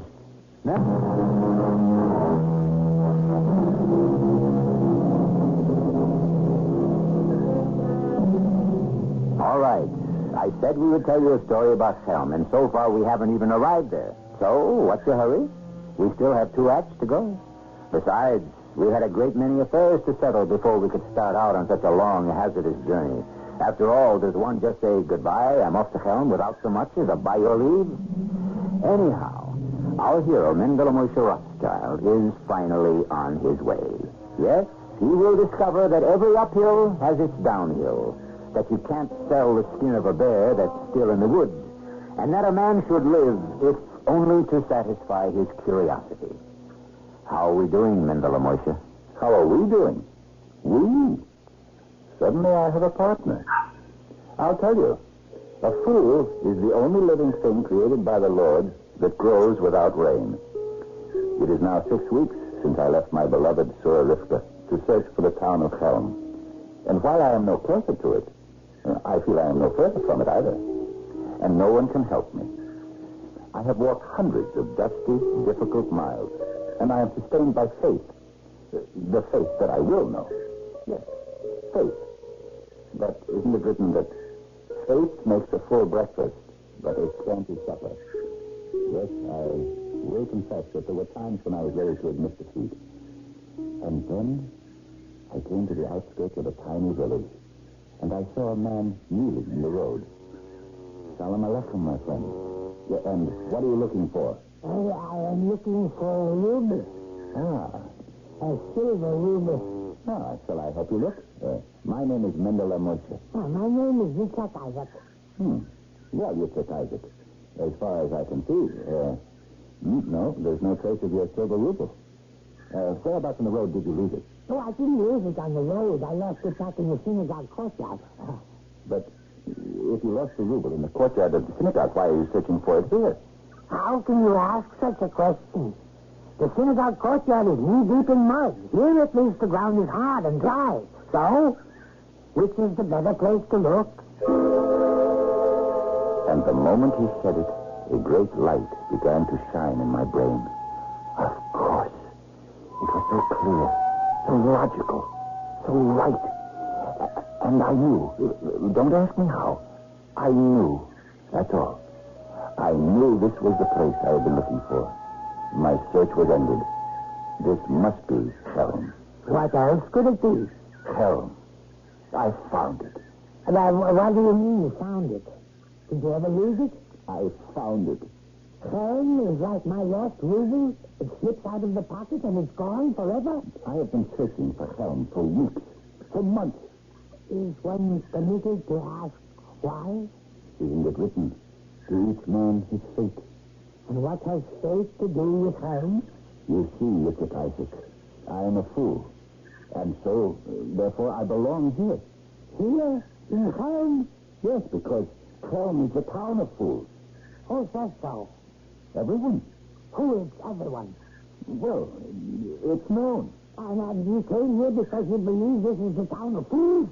Yes, that's one reason. Oh, my poor Mendele Moise, you've been deceived. This is not the town of the foolish. This is the town of the wise.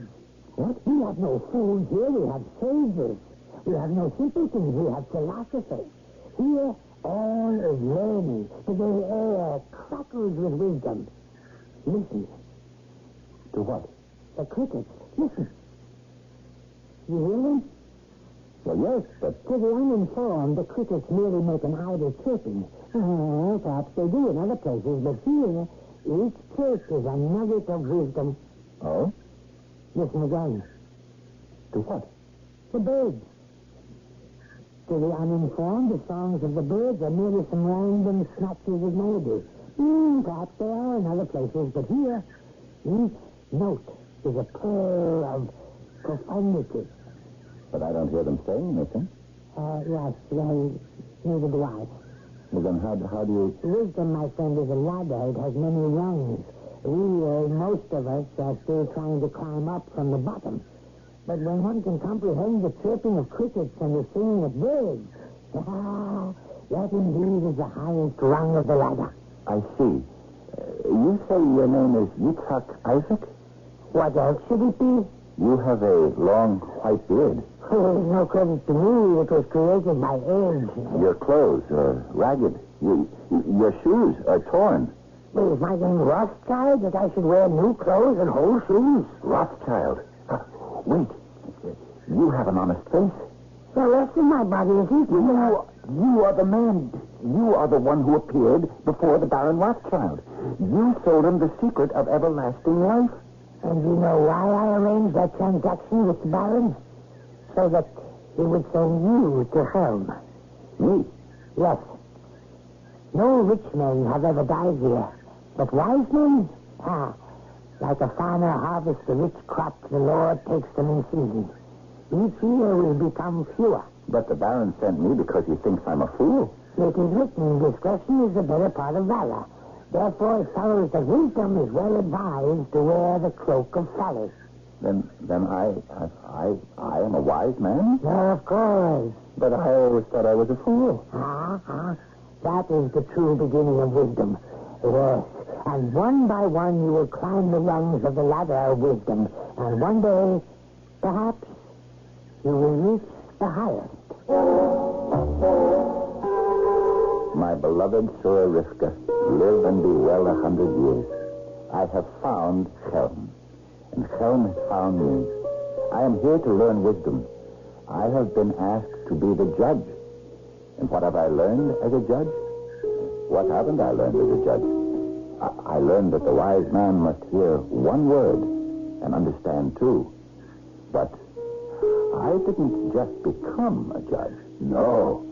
I was interviewed and examined and questioned and tested. What comes easy in this life? We have here Mendele Moise, who is to become our judge. Why? Good question, Hannabela. The answer? Because we need one. I know we need one, but why him? Why him? Because he's here. Is he a man of good character? Is he honest? Put him to the test. I will. Mendele Moise, if you found a purse with 1,000,000 rubles lying in the road, would you be able to withstand temptation and return them to their rightful owner? Yes and no. If the money belonged to some big, wealthy millionaire, then I confess I would keep it.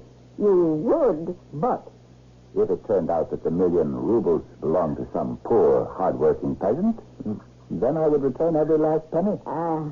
This is what any one of us would have said. This is spoken like a true Helmite. Are there other questions? I have another question. Yes, speak.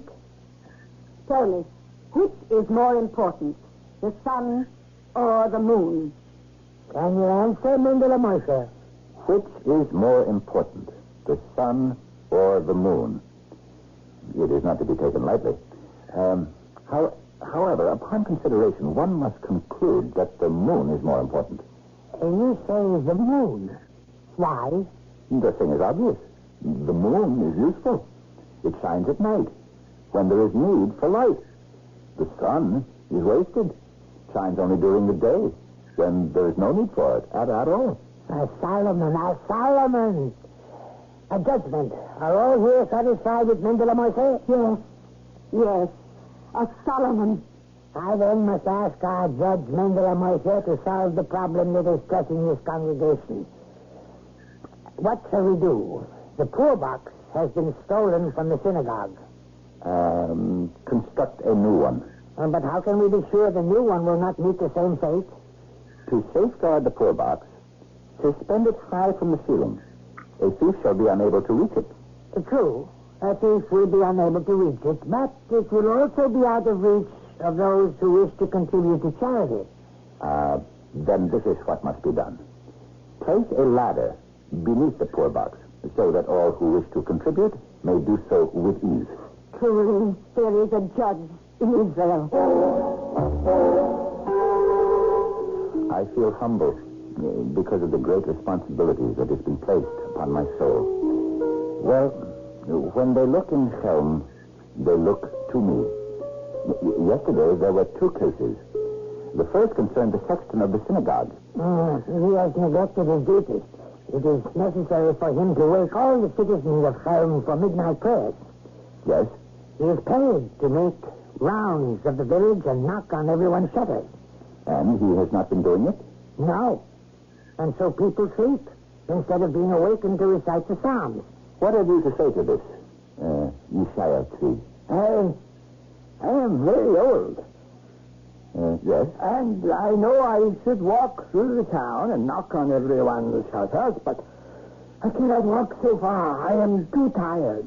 I see. Yes. Friends, what is to be done?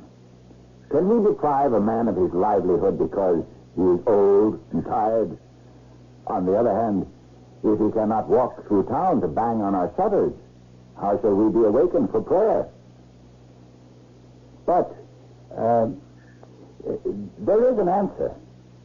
Let all the window shutters in Chelm be removed and stacked neatly in front of Yeshayat's house so that he may strike them all at the same time. Yes, my beloved Surah Rivka, I am kept busy indeed. Daily, I acquire wisdom, the wisdom of Chelm. It is true I do not yet understand the chirping of crickets or the singing of birds, but I am getting there. I listen. I listen closely. For on that day, I know Chelm will truly come into its own. Chelm will become the light of the world. And talking of light, the world will yet be grateful to Chelm because we have saved the moon. Yes, my beloved Surah Rivka, we have saved the moon. It came about this way. Good evening, Hannah Bela. Good evening, Mendele Moshe. You seem to be unhappy. Yes. Oh, I'm sorry. May I ask why? Well, I don't know how to say it. Now, suppose the moon were to stop shining. Well, what? Suppose the light of the moon were to go out. I haven't thought about it. Why haven't you thought about it?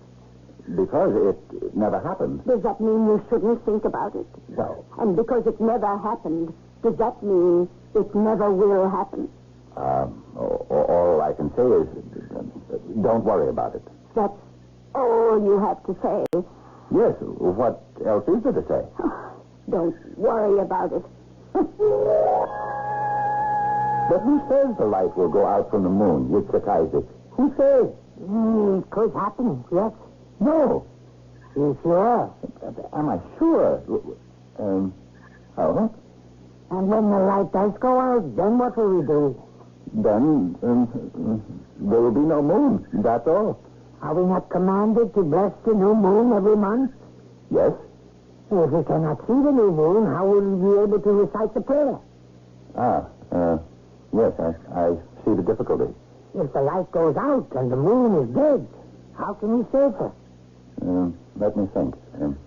Let me think. You must admit, only in film would this problem occur to anyone. And yet, just because the moon has shed its light all these millions of years, does it mean that it will continue to illuminate the sky? Who is to say that the moon will not disappear tomorrow? How can anybody be sure? I shall return with Act 3 shortly.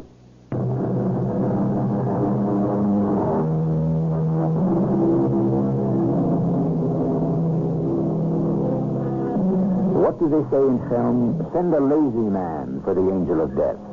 However, at this moment, our little town is not concerned with philosophy. They have a much more immediate problem. What is going to happen if the moon were to lose its light? Suppose the moon were to die. What then? All right, don't despair. There are wise men in film. Believe me, this problem does not defy solution. We cannot be sure that the moon will die. Can we be sure it will not? If you ask me, it should have happened long ago. What are you saying, Arabella? To me, it's the biggest surprise that the moon has lasted till now. Why? Look up at the moon. Yes? See how it shines in all weather. All alone up there, with nobody to take care of it. So you know what I say? Bring it down here. Down here? Where we can look after it. Not a bad idea, even if it does come from a woman. Bring it down here? Bring the moon down here? Why not? But she's right. We can watch over it. Protect it. The way it is now, left alone by itself, outside all night. Who can tell what will happen? Somebody could come along and steal it. Well, now. It's not possible. Nobody's stolen it till now? Till now, we've been lucky. We must bring the moon down here. As a judge, surely, Mendele Moishe, you can see the wisdom of such a course of action. Yes. But... There's a but. How? How? How? Yes, how? Mendele, you are the wisest of the wise here in Chelm. How do you suggest? Friends, I'm afraid nothing occurs to me. But it must be done. How? Again, can one set ladder on top of ladder, climb to the moon, and carry her down? Now, there is an idea. Yes, a splendid idea. But someone would have to climb up the ladders. Well, of course. Way up on the ladders. Certainly. And I will do it. Far. Up, out of sight. Well, somebody has to do it. And suppose when you are above the whole world and you should become dizzy and lose your balance and fall to the ground. Oh, no. Who would then earn a living for your wife and children? No. There must be another way. Yeah, but how? How can we save the moon? Wait. Yes? The question is how to save the life of the moon. Do you all agree? Yes. Well, and what is the life of the moon? Think.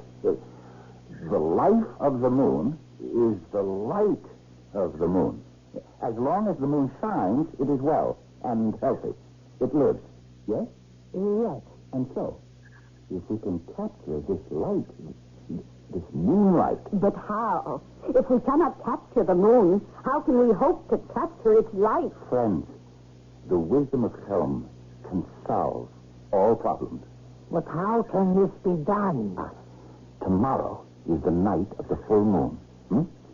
First, we shall say the benediction, and then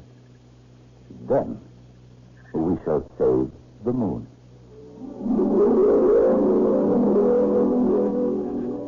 What a big, bright, and beautiful moon. Now then, friends, the barrel.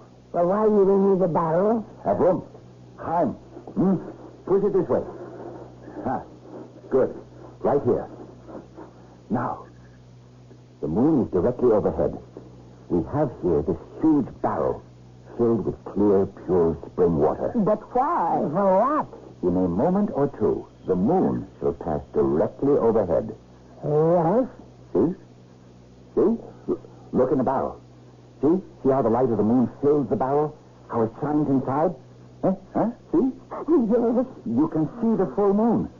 It is all in the barrel. Go, quickly. Avrum, yes, Chaim. The lid. Put on the lid. And now, hammer it down. Hammer. My friend. See, my friend. See what we have done. We have captured the light of the moon. And now, whatever happens up there, out there, in the vast reaches of the sky, we shall always have the moon. My beloved fair Rivka, greetings from your devoted husband in the village of Kelm, where I grow mightier in wisdom with each passing day.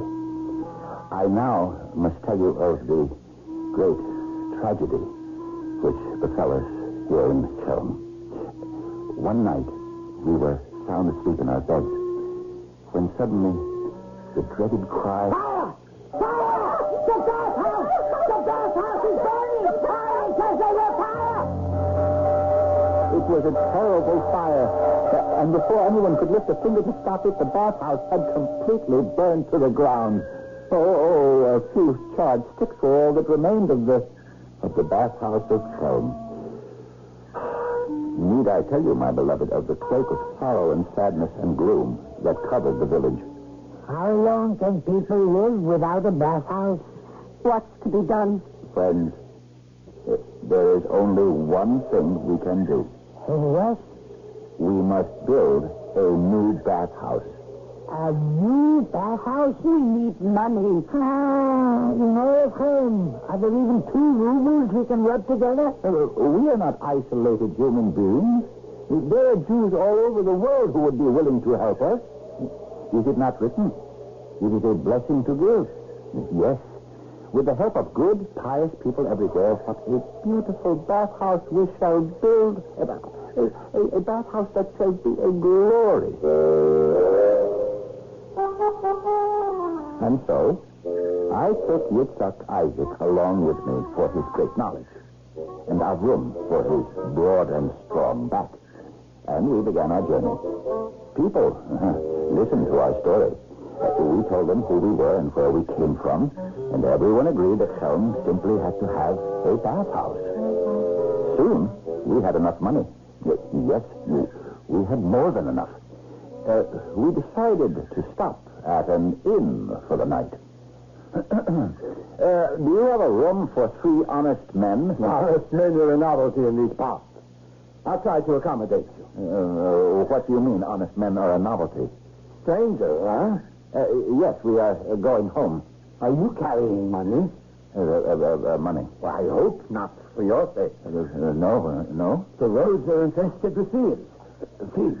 Not just ordinary thieves, mind you. They're having a war in the south, so you've got deserters, all sorts of wandering bandits. They'll cut your throat for a penny. Then we have no money. Do you think we could have some supper? I'll bring you something to eat. No. We must talk very quietly. But we have money. We have a good deal of money. Don't say a word. Yeah, but we're miles from home. I know. And along the way, we are certain to be stopped by bandits. That's true. We will never be able to get this money home. Quiet. We must do something. I know. We will buy goods. What? Goods? Merchandise. We will turn the money into merchandise. And this merchandise, whatever it is, how will we get it home to Helm? We cannot hope to carry the money without being robbed. We cannot hope to carry goods either. Yet, wait. Is there something we can buy? Something that doesn't have to be carried, but could arrive safely in Helm? Is there? Why, you couldn't even imagine it. Here comes the landlord. Your supper, gentlemen. Now, you'll be spending the night? If you have a room. Yes, we have a room, but please sleep fast. We need the pillows. Hearty appetite. Did you hear what he said? Well, he said hearty appetite. No. He said the word pillows. A wonderful word. So what's so wonderful about pillows? What's inside a pillow? You know what's inside a pillow? Tell me. Feathers. That's the solution. To what? Our problem. We will invest in feathers. We can buy sacks and sacks of good downy feathers. The very best. The most expensive. Yeah, but the thieves would steal downy feathers from us as quickly as they would anything else. No. The thieves won't be able to. Why not? Because we won't be carrying them. Then how can we bring those feathers home? We won't bring the feathers home. Then how will they get there? They'll bring themselves. Yes, my beloved Sir Rivka, the feathers would get home by themselves. Beautiful, valuable feathers of the finest, the softest down. Once they were in Helm, we would sell them and use the money to build a bathhouse. And I knew exactly how we would get them home. And so, early the next morning, we bought hundreds of sacks of the lovely feathers you ever saw. And we hastened to a high hill. We waited for a strong wind that was blowing in the direction of Helm. We would fly them home. This is the breeze we have been waiting for. Release them. Release the feathers. Oh, look. Fly, little friend. Fly straight to Helm. Yitzhak, Isaac, Avram, Chaim, see. Look, see how they fly. Yes, straight and true. We shall see you soon. We shall see you in Helm. It's Mendel. Mendel and Marcia, you're back. Yes, friends, we're back. Did you raise the money? Yes, but it was too dangerous to try to carry it home. So, we bought feathers. Feathers? Where are the feathers? What? Do you mean they didn't get there yet? No.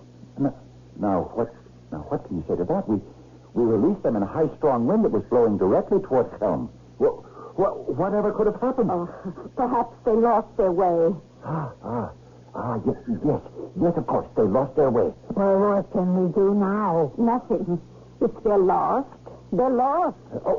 I know. Get all the feathers from all the bedding in the village, and we shall release them into the wind. But what good will that do? Don't you see? These are our very own feathers. They know where we live. So, they will meet the new ones, the strange feathers, high in the air, and they will guide them home. Oh, a brilliant idea. An idea worthy of Helm. Send up the feathers. And so we climbed the highest hill with all of our bedding and comforters and pillows, and we released all of the feathers into a high wind. And they will meet the ones we bought, and they will conduct them safely home. And so, my beloved Sura Rivka, we are standing here and waiting for them all to return. And as far as I know, they're still waiting, patiently and hopefully. For every man, woman, and child in Helm still believes that one day those beautiful feathers will descend upon the town. And before you smile at the naivete of these simple, humble, innocent people, you might just pause to ask yourself, what feathers are you waiting for? I'll return with something to tickle your imagination shortly.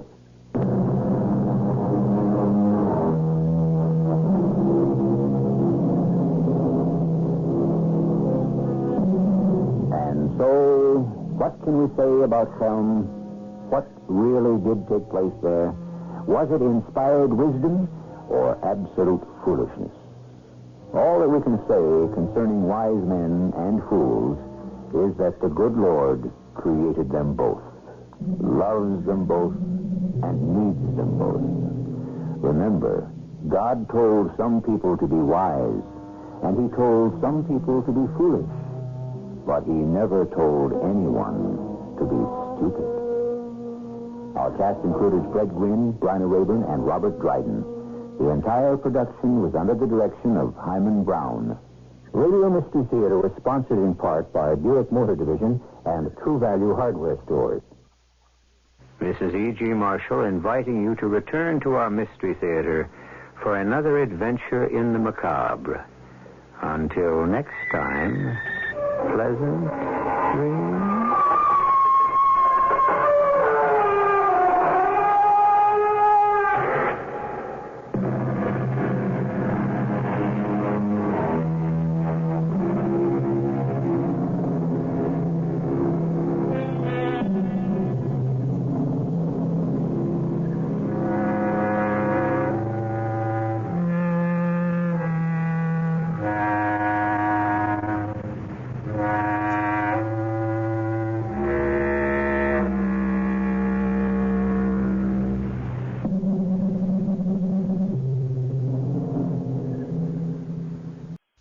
CBS Radio Mystery Theater presents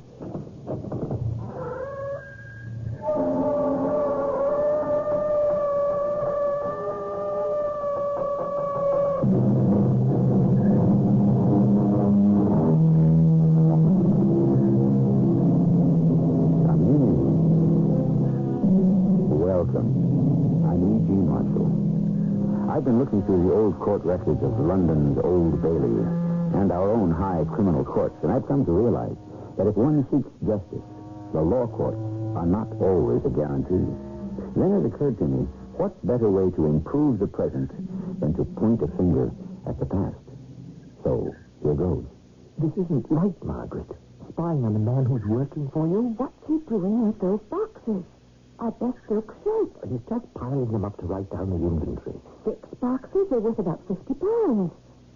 Now, where's he taking them? Well, that door leads to the back alley. Edgar, if you don't do something about this, I will.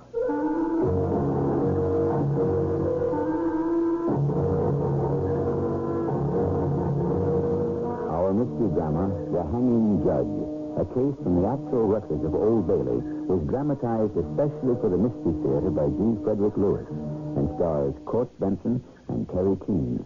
It is sponsored in part by Contact, the 12-hour cold capsule, and True Value Hardware Stores. I'll be back shortly with Act One.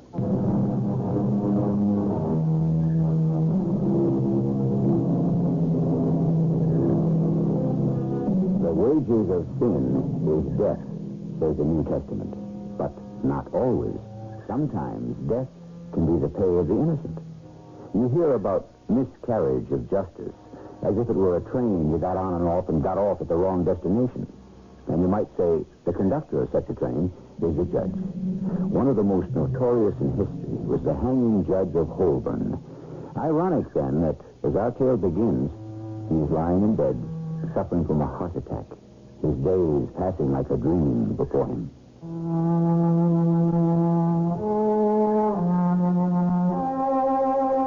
Who hadn't heard of Edgar Brown's haberdashery in fashionable Chelsea?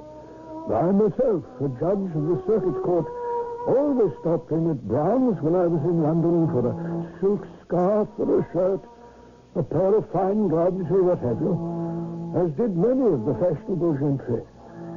Just Edgar Brown and one assistant. I always thought it was a very well-run, excellent business. Margaret, I think I'm losing my shirt. What are you talking about, Edgar? Losing my shirt means I am losing money. But how can that be? You have no want of customers. No, but I have a wanted profits.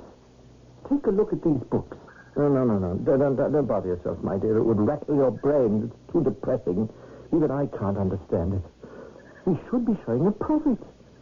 But I'm hardly breaking even. I don't suppose your rattle-brained wife might be able to help. Yeah, I don't see how. You know, we from County Clare have a sixth sense, a seventh sense. Let me come downstairs starting tomorrow and work in the shop. But, do you mean that I should let Jack Powell go? Of course not. I work right alongside him. No one need know I'm right. But, Margaret, what is the point of it? If I'm not saving on Powell's salary, how can that help? Now, couldn't you use an extra body, especially tomorrow when you're going to do your inventory? Oh, I suppose so, yes. Couldn't you use someone extra in the shop, say, to handle the small purchases, ring up the cash register, and that kind of stuff? But Jack does that. No, I don't suppose he'd mind. You need someone to keep an eye on that shirt you keep losing.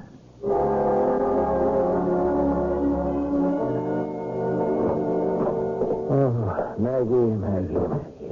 Lead me to my chair, my girl. Oh, I know when you're tired, Edgar, you always call me Maggie. And I should think you would be. Do you know what time it is? I came up to cook dinner at 6. He said you'd be right up. It's 9 o'clock. But we haven't finished the inventory yet. No, I left Jack down there. You should have asked him to come upstairs for a bit of supper with us. Yes, I did, as a matter of fact, but he said he wanted to get on with it. Margaret, you were of great help today. Well, I think the customers liked you. The cold mutton's on the table. Help yourself when you've a mind to. Inventory taking always takes longer than one thinks. Now, that's the advantage of having an older man like Jack. He may not have much of an education, but he does have a sense of responsibility. It was a lucky day for us when Jack wandered into the shop looking for work. Lucky for him, you mean?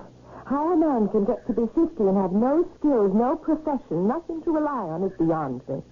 But even where I was born, everybody was a farmer. Well, he's had a hard time of it, Jack has. Jobs aren't easy to come by, especially with his kind of wife. Yeah, he was telling me. Do they have children? No, thank goodness, no. But that wife of his is always after him for nice things. You know, he said to me today, no matter what he brings home for her, it's never enough. He's never been able to properly provide for her. No, I have no patience with the likes of him. But a moment ago you said, why didn't I invite the man up here for a bit of supper? Only to keep an eye on him. Margaret, what is the matter with you? One day you work downstairs in the store, and already you've taken a dislike to the man. I don't trust him.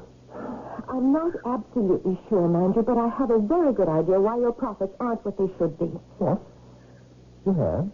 This morning, when he rang up a sale, 3 shillings 4 it was, I saw him slip the money into his pocket. You saw that? Then he looked up, saw that I was watching him, and quickly put the money into the cash drawer. I can't believe that. Edgar, can you wait your supper a few minutes? Yes, I suppose so. If we go downstairs to the first landing, there's that little window that overlooks the shop. Come down with me. Can you see him down there? This isn't right, Margaret. Spying on a man who's working for you. What's he doing with these boxes? They're the silk shirts. He's probably piling them together to write down the inventory. 6 boxes? It's worth about £50. He's tying them up with string. Edgar, where is he taking them? That door leads to the back alley. Why is he taking brand new shirts out the back alley? Margaret, don't be so suspicious. Well, of course, that's it. The boxes are empty. He's putting them out there so the trash man will take them away. Now, he's come back into the shop. Mr. Brown! Oh, Mr. Brown! Yes, Jack. What is it? Pretty much finished up the inventory, sir. I'll be on my way now. Good night, sir. Yes, good night, Jack. Thanks for staying so late. See you in the morning. Edgar, I want you to go downstairs this minute, go out into the alley, and see if those boxes are still there.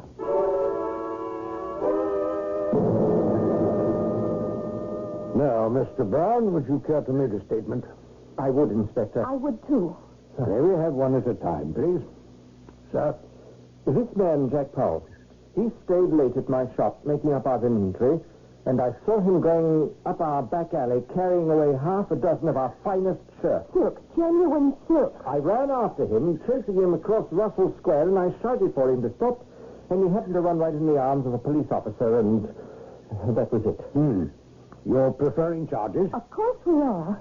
Well, I don't see how we can not. The man was obviously stealing. Well, after we locked him up, we obtained a warrant and searched his premises. His wife. Was she there? The moment we arrived, she ran out the door. We examined the premises and recovered some merchandise, which we have laid out in the next room. Would you and Mrs. Brown care to follow me, please? We've laid most of it out on the tables. The jackets and suits appear to be brand new. The smaller items are on this table here. Ties, handkerchiefs, braces, gloves, etc., etc. Great.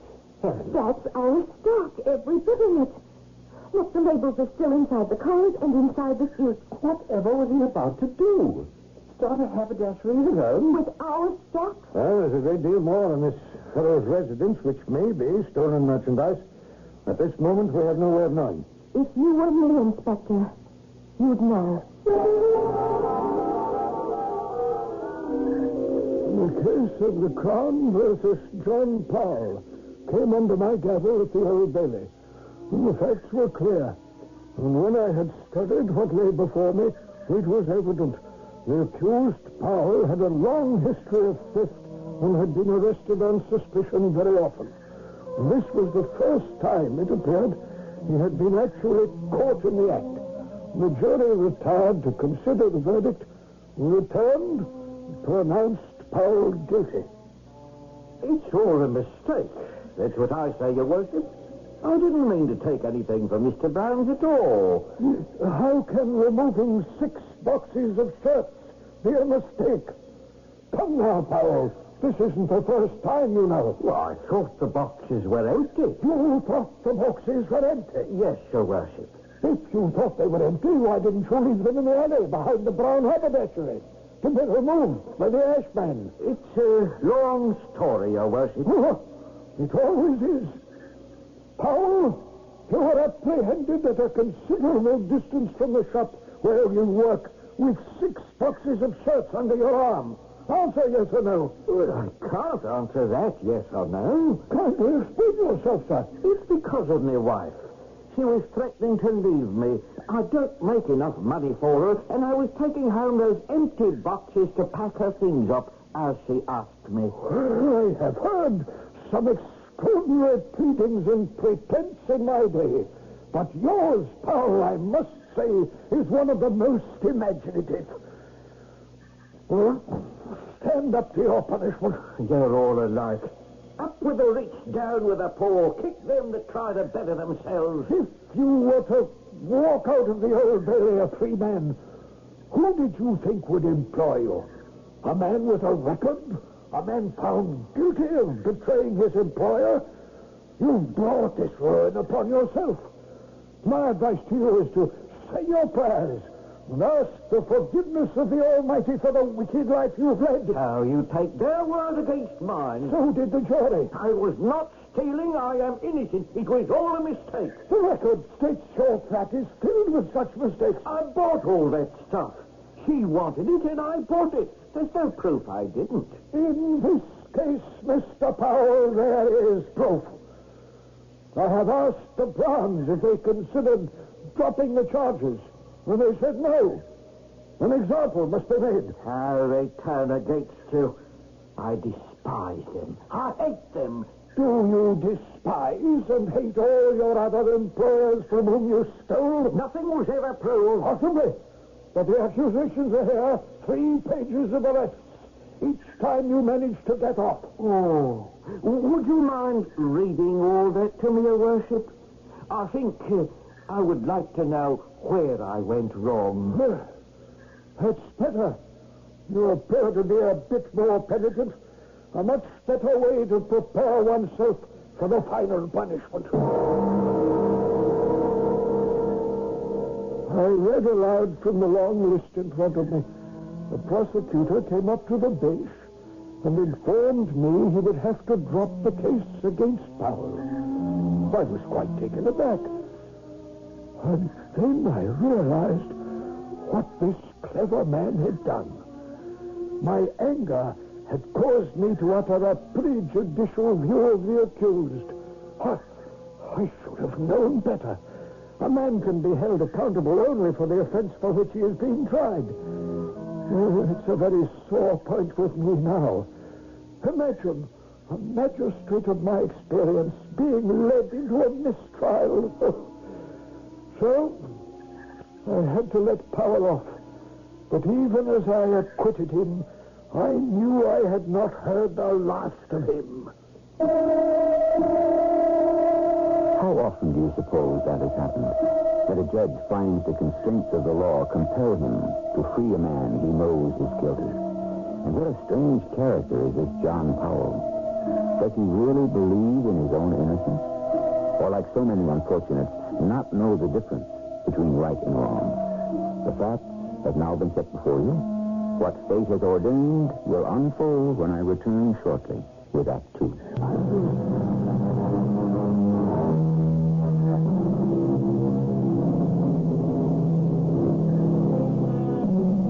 Guides to the present by looking to the past.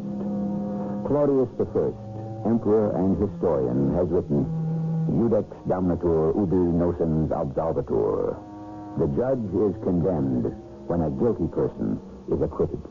No doubt these words ring in our magistrate's ear, Judge Moore, as his heart pounds, his breath gasps, and he lies on his sickbed, remembering.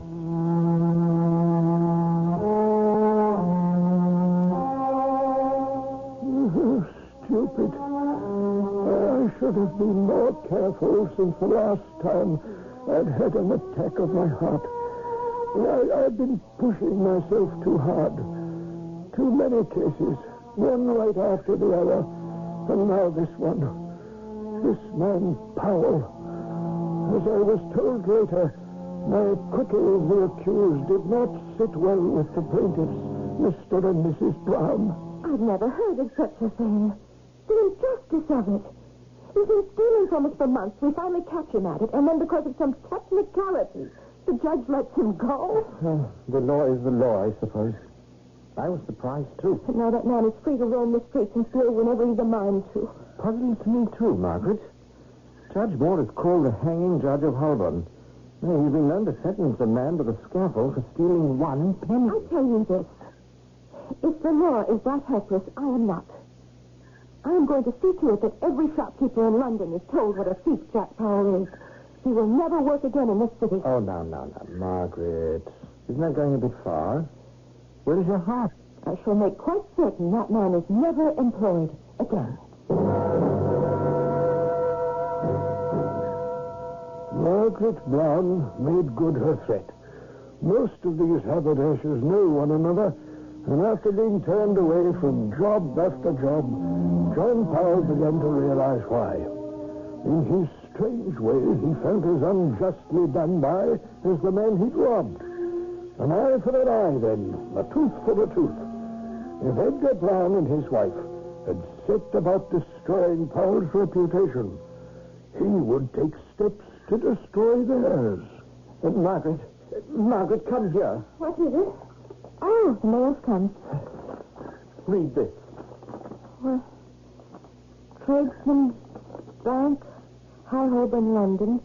Dear Mr. Brown, your request to us to extend your loan for another year has been denied. Moreover, we call your attention that you are default in payments, therefore the loan has become due and payable in full upon demand.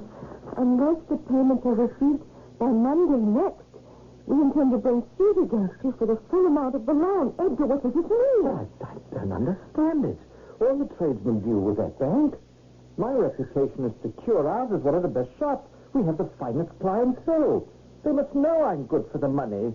Why would they do this? You must go immediately to the bank and talk to them. I shall be here waiting for you.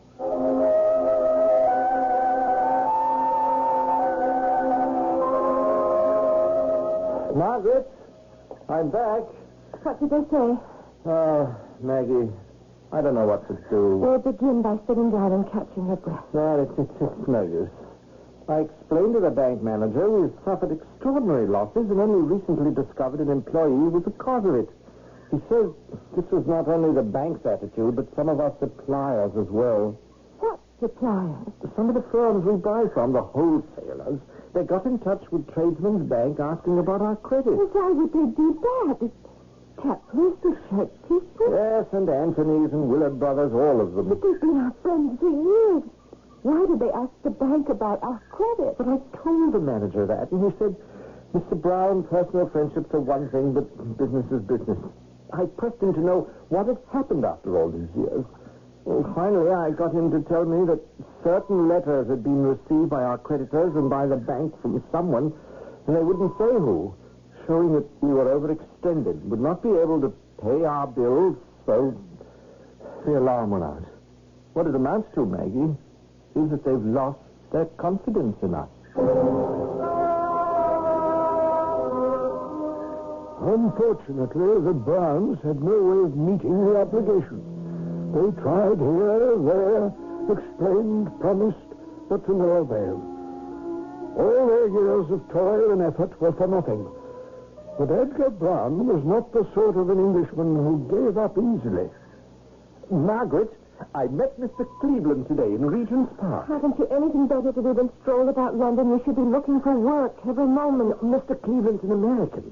He used to come into the shop. He always liked what we sold. Well, he was disappointed to hear that we'd gone bankrupt. I wish you wouldn't say that word. You know it upsets me. I have good news. Well, of a sort. I told Mr. Cleveland all about our unfortunate experience with the bank and our suppliers. I think it's right you're telling every stranger of our trouble. But he's no stranger, Margaret. He's a friend. I was quite frank with him. How unhappy we were to live in a city where an anonymous letter bears more weight than the word of a hard-working man. And he said, Mr. Cleveland did, why don't you emigrate to America? In his town of Boston, there's a great demand for haberdashers who know their trade. And he gave me his card, and he made me promise if we should decide to pull up stakes and go to Boston, to look him up. Boston? America? Yes, that's where it is. So I was thinking, why stay on here? Mr. Cleveland said America's a friendly place, and people there will be helpful. And then, what do you think he said? What? I'll advance you the steamship ticket, he said. You and your wife. But the man is practically a stranger. Bless my soul, that man, but better friend than those we've known for years. So what say, lass? Huh? Shall we do it? America? Oh, yes, Edgar. To leave behind us that one thing that's been worrying me. What one thing? Who was it? Who wrote those horrible letters to the bank and the others? It must have been someone who knew us very well. Yes. Someone who hated us. As nearly as I've been able to piece the story together, a short time afterwards, Mr. and Mrs. Brown packed their belongings and made for Plymouth, from which the boat was to sail the following day for Boston. But they had to wait. 5 days went by and the boat did not sail. A frequent occurrence on emigrant ships. Not anticipating such a delay, the Browns were practically down to their last penny. Margaret, good news. The boat sails today. Oh, thank the good Lord. I hate Plymouth. I thought we'd never leave this place. So why do you say that? I've always loved the sea. My penance has been to live in the city. But I wouldn't mind living in a seaport one bit. I can't stand the sound of those seagulls night and day and that smell. Well, you shan't have to listen to them anymore. I just spoke with the ship's master, and he says we sail today. Oh, I don't think I could have stood it any longer. Oh, Margaret, dearest, Boston is a seaport.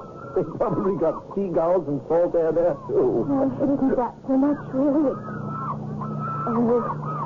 No, I'm not going to say anything or you'll put it down to me as being Irish and seeing things that aren't there. Well, Maggie, lass, sometimes you are a bit on the nervous side.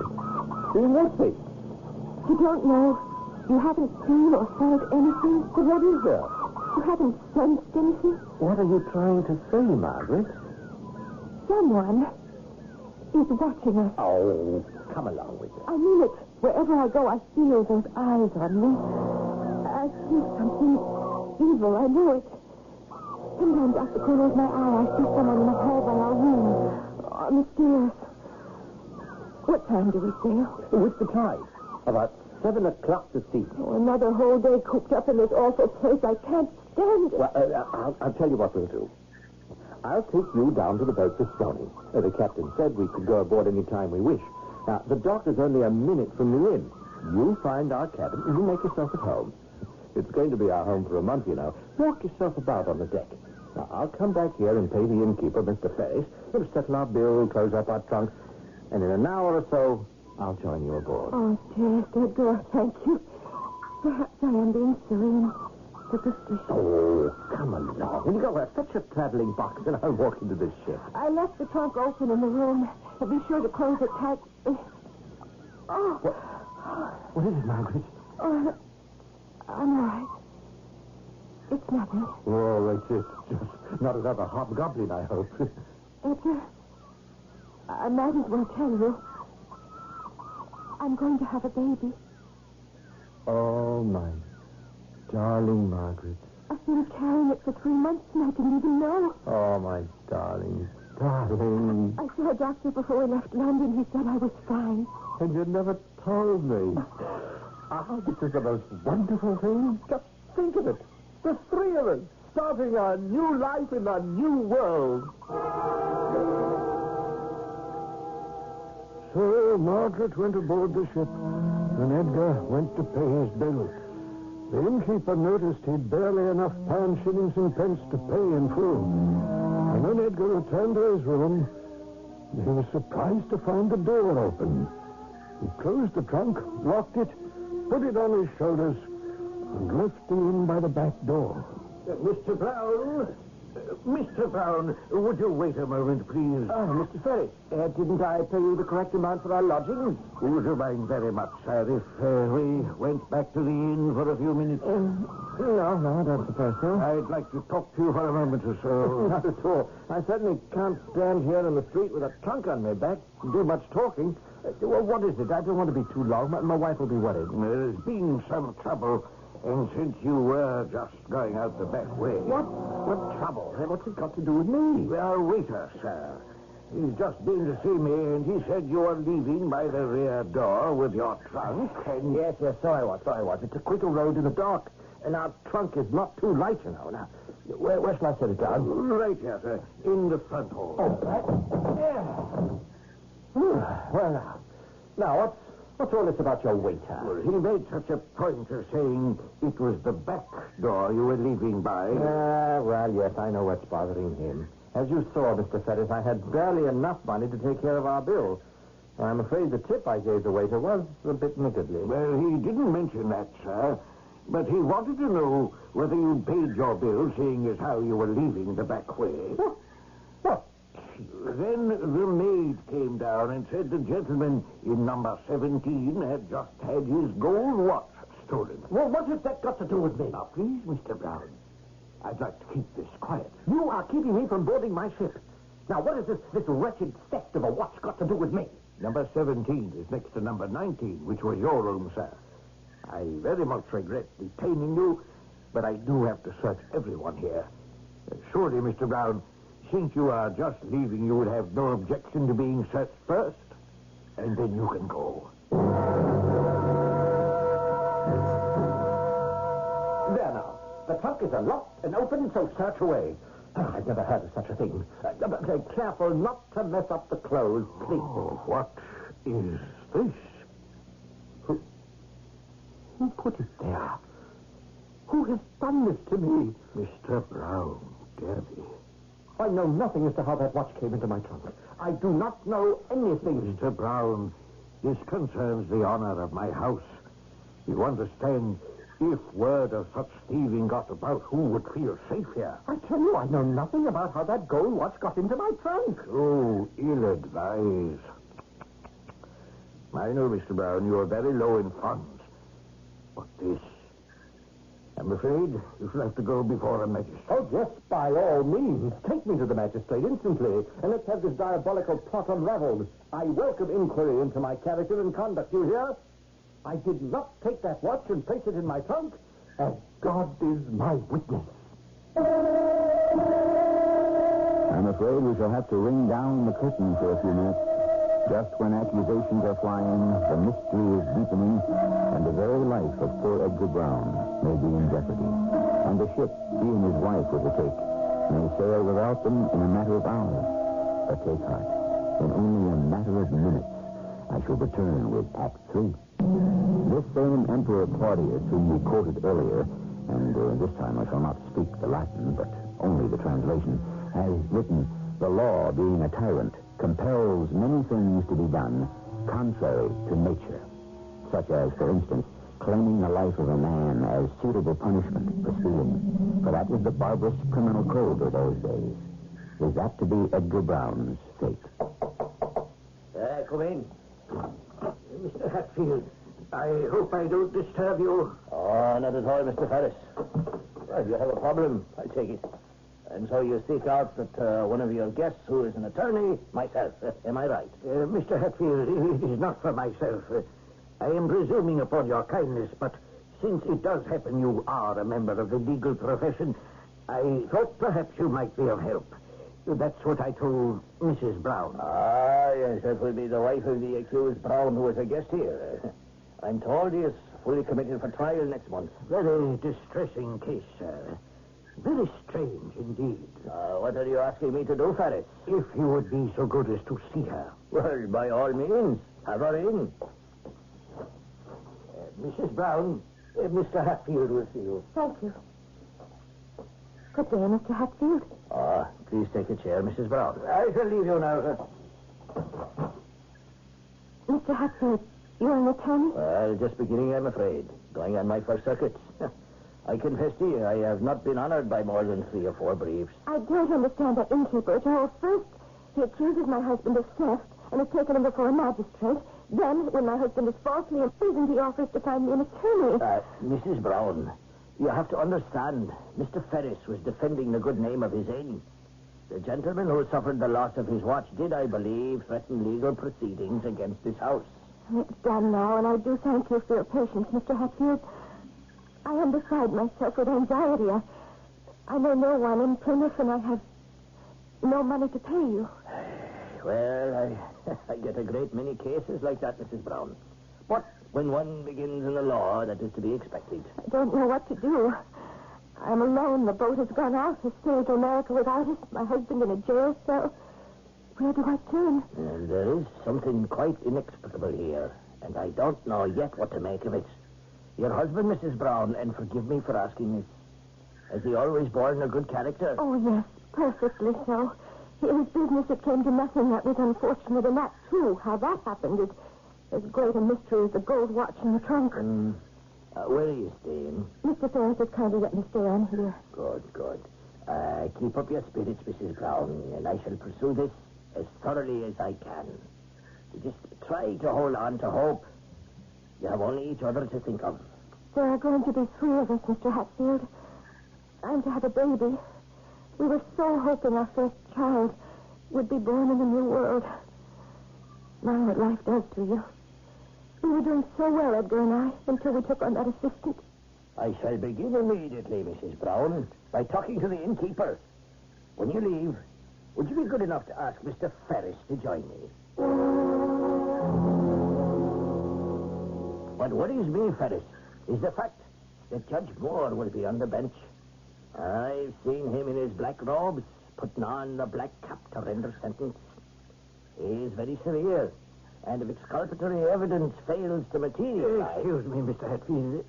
What was that word? If evidence that will explain the presence of the watch in Mr. Brown's trunk is not found, then Mr. Brown runs the grave risk of the ultimate penalty. Of course, I didn't go into that with his wife. But I thought hanging was at the discretion of the judge. Is it a law? Death for theft? Well, let us suppose Mr. Brown is innocent. What do I have to go on? Mrs. Brown's assurance that her husband is of good character. But good character, by the law of England, goes for nothing when the Crown presents facts to the jury. You believe he's innocent? He's my client. Of course I do. This is not a simple case, nor will it be heard by a simple judge. Judge Moore is himself a man of spotless character, and word has it that it is no extraordinary thing for him to sentence 20 men to hang at Newgate before lunch. Gentlemen of the jury, may I point out there is a total want of any direct evidence of the prisoner's guilt. Mr. Hatfield, you will kindly address the bench and the bench only. Your Worship, I beg forgiveness. I forgot myself. I submit the alleged guilt of the accused has not been proven to your satisfaction, Mr. Hatfield. It has to mine. Does the accused, what's his name again? Oh, yes. Mr. Angus Brown. No, Edgar Brown. Does he have any statement to make before I address the jury? No, Your Worship. Mr. Brown reserves that privilege after verdict has been reached. By then, it may be too late. Foreman, has the jury arrived at a verdict? We have, Your Worship. The prisoner will stand and face the jury. Foreman, how do you find the prisoner? Guilty as charged.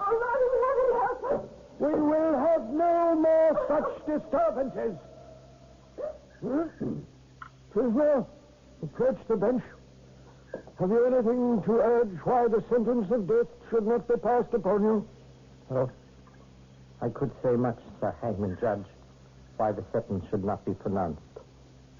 Some person on this earth has sought me out to deliberately ruin me forever. And hand in hand with him are yourselves, jury, and judge. Life or death at your bidding. A privilege belonging only to God. Prisoner at the bar! I cannot listen to such observations. You have been found guilty by a jury of your countrymen.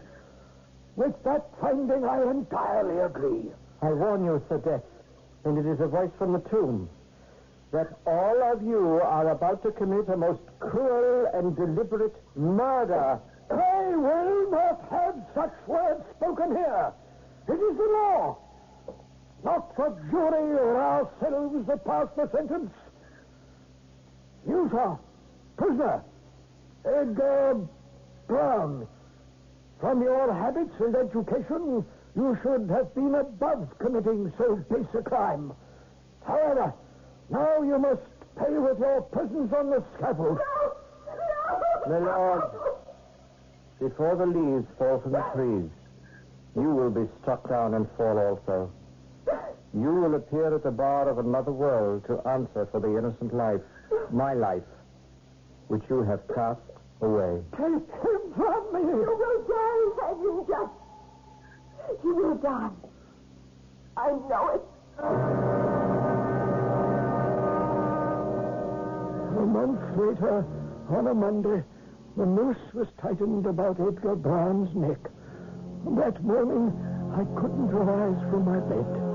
I felt a choking sensation the very instant he dropped through the trapdoor. All day, and for many days, I could hear the words, "You will die." After spring came summer, and then the leaves began to turn. The circuit took me to the west of England, where a certain John Powell had been put in chains for robbing a farmer of 8 shillings. The prisoner will approach the bench. Do you have anything to say before the sentence of death is passed upon you? I most certainly do. There's a great deal on my mind, Your Lordship. You may remember Edgar Brown, my lord, whom you hanged on the first day of spring. What of him, fellow? Why, my lord, only this. He was as innocent of the crime for which you hanged him as a child unborn. A child unborn to Mrs. Brown, I might add. Inhuman, monstrous villain. I was there at the assizes. I heard you, my lord. Society would be dissolved if an innocent man were not hanged. A human life for a gold walk. Remove the prisoner! That was yesterday. I fainted. My heart almost stopped. I was put to bed. And I lie here now, remembering. This morning I feel better. To be a judge on behalf of the crown is my calling. It is my mission in life to rid the world of such scum as this foul animal. Oh, I can see through him. He plots for a mistrial. Ha! There'll be no mistrial. I shall rise from bed, and at 10 this morning I will render the sentence. Prisoner, you will stand to hear sentence. I am not finished, my lord. Finished? Oh, yes, you are. I had not said all I wished to say. This poor Brown, I stole from him, and yet you, yes, it was you who freed me. Freedom. Oh, it helped me not. No one would employ me. My wife left me. So I set about my kind of justice. I wrote letters to his creditors, frightened them, caused his bankruptcy. But even that was not enough for me. The madness of my revenge would not stop. I followed him to Plymouth, and when my chance came, put that watch in his trunk. It was I. It was sweet when he was jailed for theft as I was jailed. But Edgar Brown was not as fortunate as I, my lord. Judge Moore, the same hanging judge, would not let him off. The prisoner will be quiet so that sentence can be... Did you know, my lord, that Mrs. Brown destroyed herself? The coroner's jury said she'd fallen accidentally into the water, the bay at Plymouth, into the sea that she hoped would carry them to a new life. Drowned herself? Killed herself with a newborn in her arms. I saw her corpse with the dead infant. And then I knew that I was lost. Doomed to everlasting hell. But you and I, your lordship, shall go down together. No more hangings for you. We are both prisoners. Stand up, your lordship, and be judged at the bar.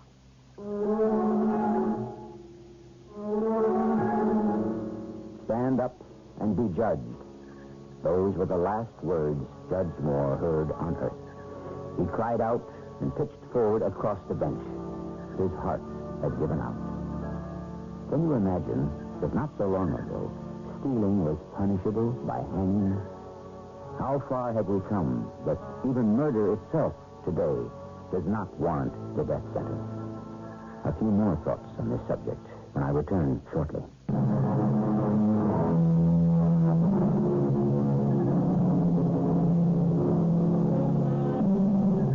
One last return to the philosophic Emperor Claudius, who wrote, "Justice is pictured wearing a blindfold so that she cannot see the injustice practiced in her name." I said when we began, I hoped that by pointing a finger at our past, we might be the wiser and seek to improve the present. And all of us can. Our cast included Court Benson, Terry Keane, Earl Hammond, and William Griffiths. The entire production was under the direction of Hyman Brown. This is E.G. Marshall inviting you to return to our Mystery Theater for another adventure in the macabre. Until next time, pleasant dreams.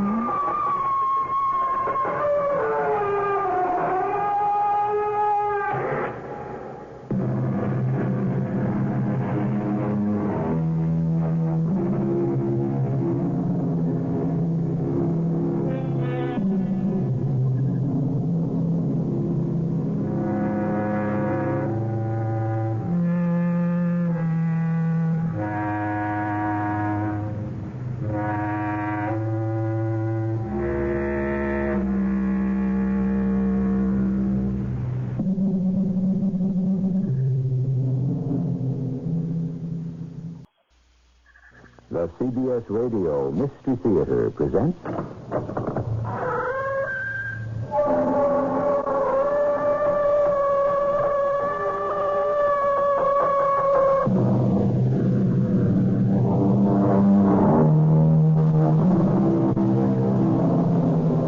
Come in. Welcome. I'm E.G. Marshall. Our tale begins when a reliable and sober investigative reporter frowns as he looks across a small restaurant and thinks he sees a man who died and was buried 3 years ago. Fantasy? An apparition? Just a look-alike? Well, he intends to find out.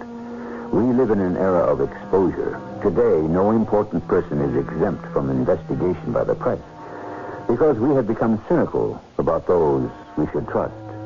Tom Brooks is a cynic with a sardonic sense of humor. Mr. Councilman? Yes? Tom Brooks. I'm a reporter from the Forum. I'm preparing a series of articles. Well, you'll excuse me. I have no time. Weren't you the funeral director for Tony Campo? Well? I think I saw him alive last week. You did prepare him for burial? Yes, I did. After he made his peace with God. Or his doctor?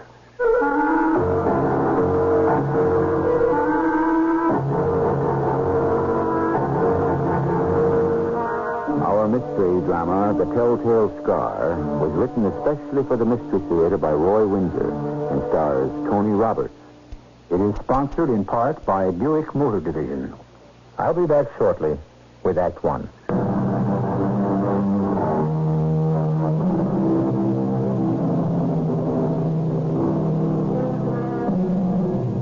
Each of us has at some time in his life experienced déjà vu, which literally means something already seen. It can happen any place. You might be on vacation in Paris.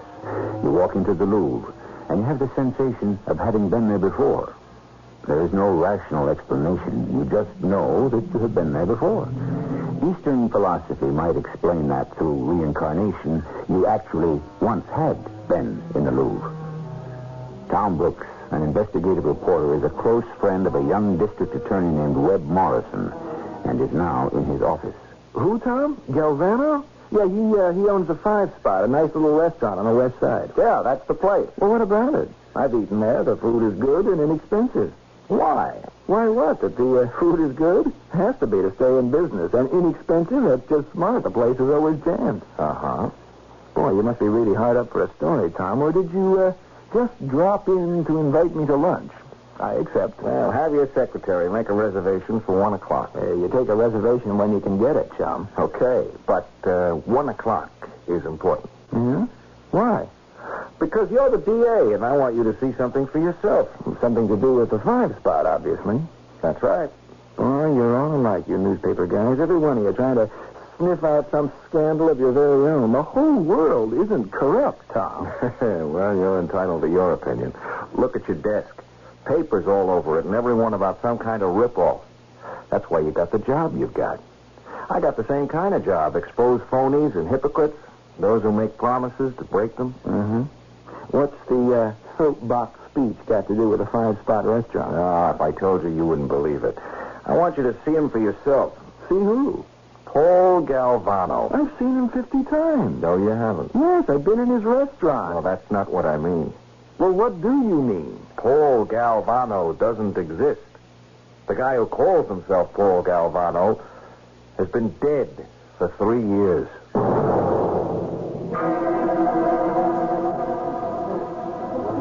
Tom, I don't know what you're driving at, but Paul Galvano exists. Yeah, that's what you think. But after you left this morning, I did some checking. He's a respectable restaurant owner. Let me ask you a question. We've had a great shrimp cocktail, and we're going to have sliced filet mignon and a salad and coffee, all for $5.50. Well, why not? Look at the turnover in here. There isn't a vacant table. There's a waiting line. Yeah, in any other restaurant, the price would be 3 times as high. What explains the difference? You tell me. All right. I will. Muscle. Galvano uses muscle to intimidate suppliers? Yeah, that's my guess. It's a guess, all right. You'd need a powerful organization to intimidate the suppliers. Galvano has no such connection. Yeah, I agree with you. Galvano doesn't. But someone else does have the muscle. And Galvano fronts for him? No. No, there's only one guy, not two. Oh, I see. Ooh. Hey, he just came in, by the way. Yeah, I saw him in the mirror. Now, I want you to take a good look at him. Don't stare at him. Just give him a glance. What do you think? A guy about 5'6", 150 or so, black hair, and a full mustache. Ready smile for his patrons, nicely dressed. Who's he with? You know him? No, he's a tall drink of water with a thin face. And hard, shifty eyes. Right out of a spy movie. Yeah, that's just what he is. But he's not out of a movie. He's from real life. I think his name is Mike Larkin. Does that name ring a bell? Yeah, vaguely. He's been up before, but not in a long time. Yeah, he used to be an enforcer, Webb, but nobody ever pinned a murder on him. Now, take another quick look at Galvano and notice the scar that runs from his right cheekbone down to below his ear. Okay. Done. Now, what about it? All right, I'm going to write a name on this slip of paper. Now, keep yourself under control when I show it to you. You ready?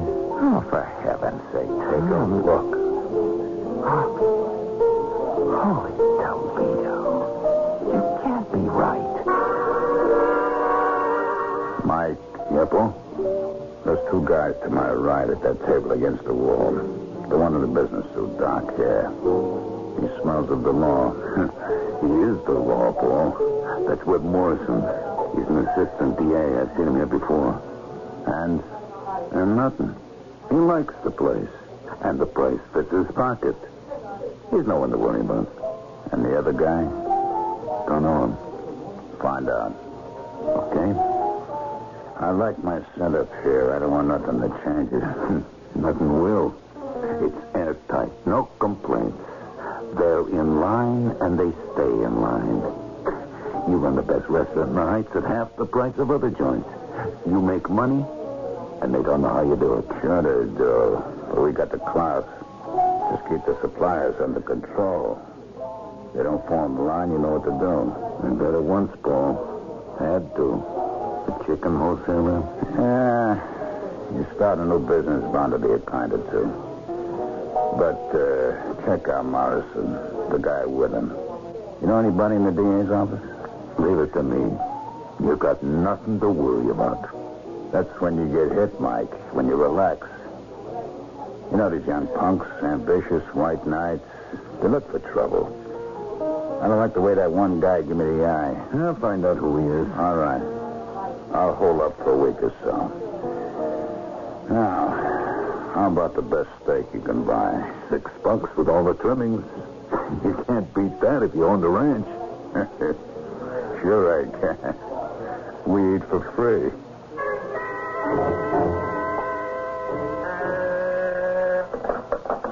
Hello, who?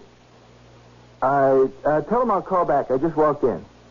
Yeah, and hold the call for half an hour, will you, Grace? Yeah, thank you. Well, I don't want to believe it, Tom. Well, you don't have to, pal, but I'm convinced. Look, here's a picture of him before he got a hairpiece and grew the handlebar mustache. You notice that kind of bumpy line from his right cheek to below the right ear? A bad suturing, John. It's a telltale scar, all right. You convinced? Now, look, I'll take a marking pencil and give him hair and... No. Don't waste the time. It's Campo, no question about it. And Campo was killed in a shootout with the police and was buried over 3 years ago. Why hasn't he been spotted before? Well, who'd have his eye open for a deception like this, except a brilliant reporter like me? Mr. Super Cynic. Don't you trust anyone? You and a few others. Well, the rest, well, in one way or another, they're all on the take. When Tony Campo was on the take, he took big. Numbers, dope, track, gambling. Big boss. And we had him sewed up. He'd have gone up for 25 years. And then he gets himself killed. Except he didn't. Yeah, now he runs a dandy restaurant where the prices are pre-war. Order a police detail to find out where he buys his food. Yeah, then try to make one of the suppliers talk. The old intimidation racket. You remember a squib in the papers about a chicken wholesaler named Horvath? He got himself knocked off. Hey, you're going too fast, pal. You say Galvano is Tony Campo. I agree, but how can we prove it? Can't order the man's arrest. He can prove he's Galvano. So his identification has been fixed, but he's still the man he claims to be. Yeah, you got a point.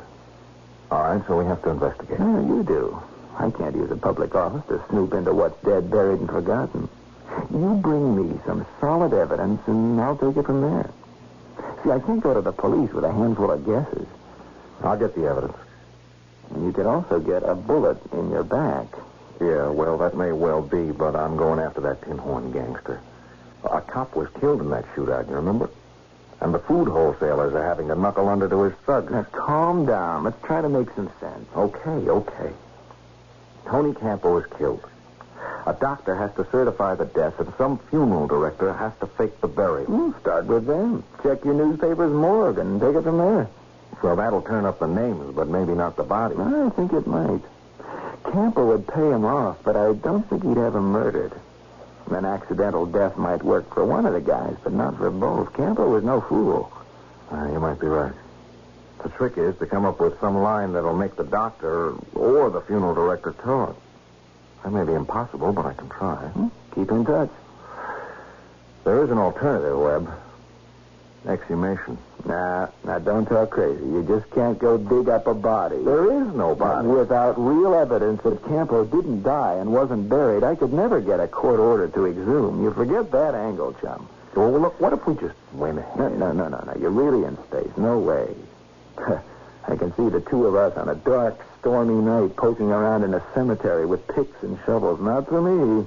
What's the matter? You afraid of the dark? You go after the doctor and the funeral home guy, and don't even think of exhumation. How'd you find out, Mike? Vinny knows him. The bartender? Yeah. His name's Tom Brooks. Him and Morrison are friends. The guy's a reporter.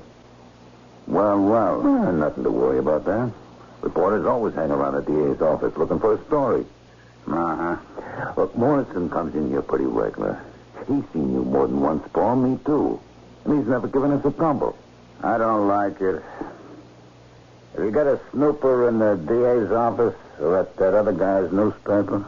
There's a law clerk. A woman works in Morrison's department. She likes money. See that she gets what she wants. Okay. And find out what Morrison is up to. Yeah, that's it. I want to know if he's fishing around. Well, even if he is, what could he prove? So you're a look-alike. There are lots of them. I don't want him to start in. The publicity be bad. Morrison's too smart to act on a guess. But the reporter isn't. I can take care of him, Paul. Later, maybe. Not now. I don't want to tip my hand. Find out if anything's going on. Then maybe there's an accident. No rough stuff. Just an accident.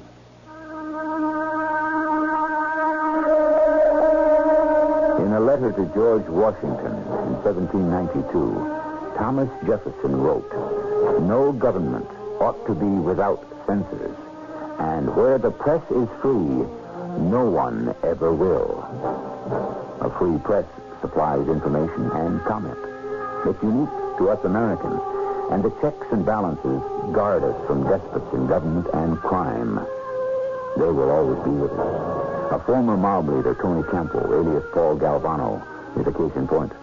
More about this man who returned from the dead when I return shortly with Act 2.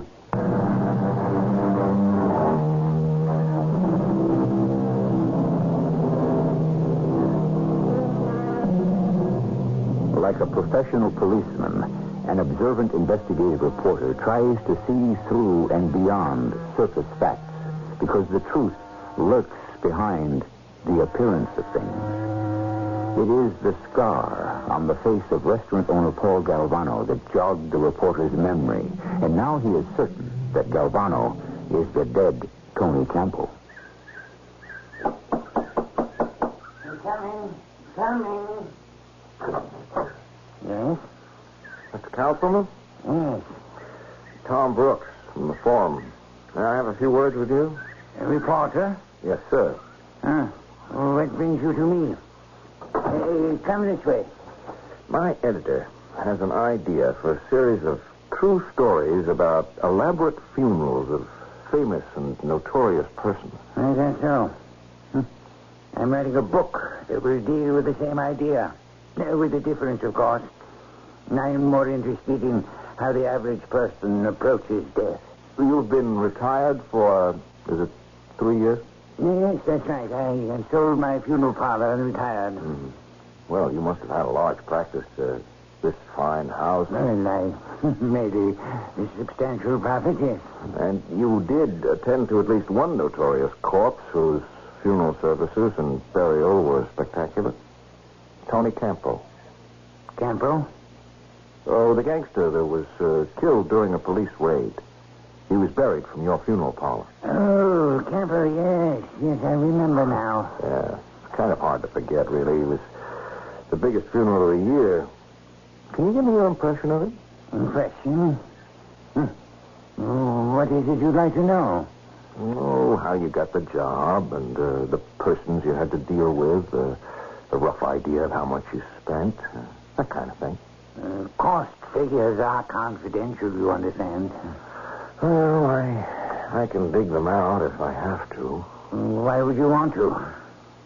To make the point that even if the funeral cost $100,000, it couldn't buy Campo's way into heaven. Oh? How do you know that, Mr. Brooks? Well, I don't think St. Peter sells space to an unrepentant sinner. Judge not that ye be not judged. Matthew 7, and well said. But he didn't know Tony Campo. All men are entitled to repentance. Did Campo repent? I'm sure he made his peace with God. Through his doctor? Pardon me? Well, Silvio certified Campo's death. You know that. I do? Well, certainly. You had to have a copy before you tucked Campo into his plush casket. So you can't fill me in on why you were selected to handle the funeral or who made the arrangements and costs and so on? Well, I have no recollection about such details. Death is a very personal matter, Mr. Brooks. And you think that Campo made his peace with God? That is what I assume. You apparently think otherwise. Yes. Yeah, I'm afraid I do. There was a shootout. Campo was hit, but his body wasn't found. Then Dr. Silvio certifies his death, and you bury Campo. Well, what's wrong with that? Well, what if there was no body? How dare you say that? Because I'm pretty sure that Tony Campo is still alive.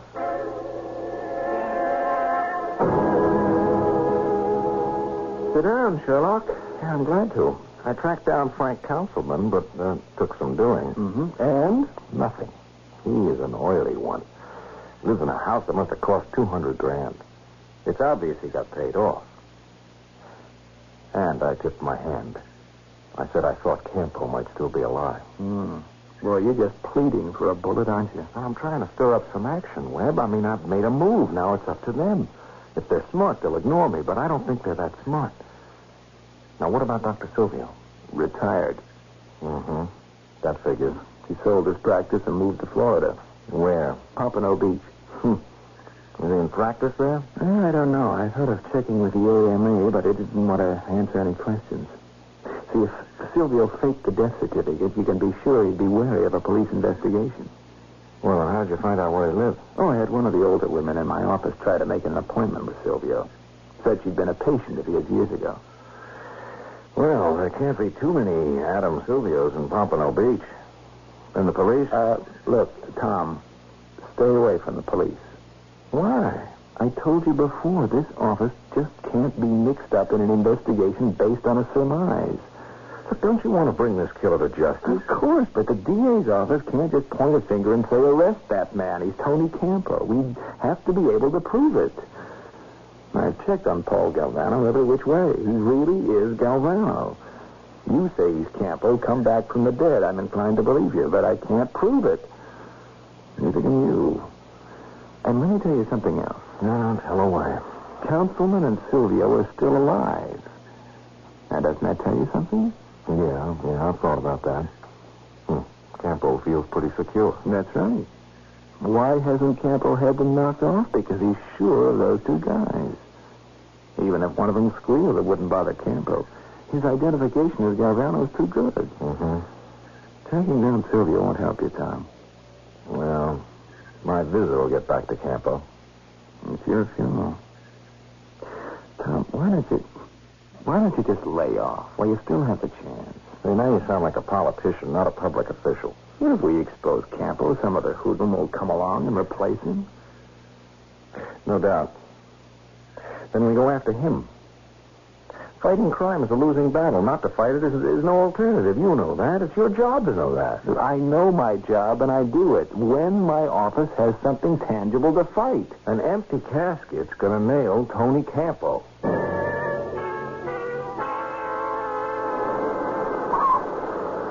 Isn't that a wonderful view, Mr. Brooks? Oh, it's just great, Doctor. And the beach is private? Just for the use of the owners of Ocean View condominiums. Well, it must have cost a mint to build these 12 stories right on the waterfront. Millions, of course, but long-term mortgages are not hard to arrange.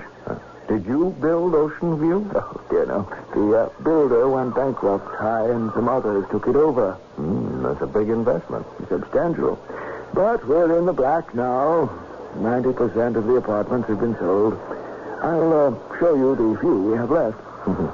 Anything wrong with them? Oh, gracious, no. Even the one on the first floor over the driveway and entranceway is charming. Do you mind a personal question, Dr. Silvio? Of course not. You're a prospective buyer, isn't it? Oh, yes. I'd like to own a place down here. Oh, I'm a prospect. Even if it would be just for investment. It would be a very good investment. Just looking at this splendor, Doctor, this private beach and pool and the games, I just have to wonder how a retired doctor could afford to be one of its owners. I had a lucrative practice, Mr. Brooks, and I invested wisely. I wanted to talk to you about Tony Campo. I don't know any Tony Campo. Let me recharge your memory, Dr. Silvio. You attended Campo after his shootout with the cops, and you certified his death. Does that jog your memory? Oh, well, good heavens, I'd forgotten about him. How could you? Well, it's my extensive practice. You can't remember every one of your patients. I can believe that. But Campo? Why do you say that in disbelief? Because the family must have paid you a very substantial fee for what you did. I did nothing. The man was dead. I merely certified death and the cause. Was he dead, Doctor? I don't like that implication, Mr. Brooks. Neither do I, but there it is. How dare you impute... Because, now get this, Doctor, because I think I saw Campo alive and well last week. That's a libelous accusation. I pronounced him dead, and this man named Councilman buried him. Well, then Campo's bones would be in his casket in the family burying ground. Well, that's fairly obvious, isn't it? Well, not to me, Doctor. I think you certified a fictional death. You and Councilman got paid to do it under threat. Go ahead and sue me, Doctor. Then I'll insist that you produce whatever remains of the late Tony Campo.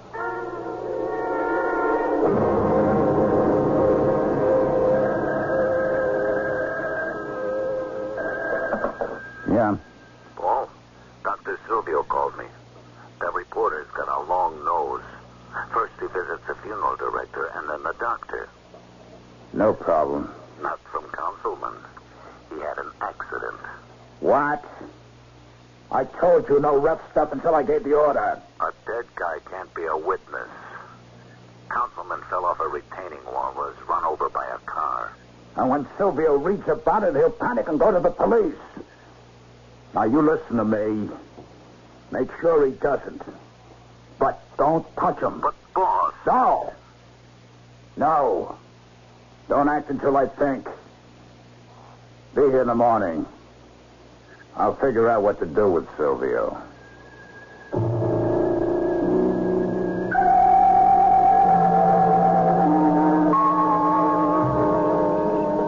I must be out of my mind, Tom, letting you talk me into this. Busting into a mausoleum?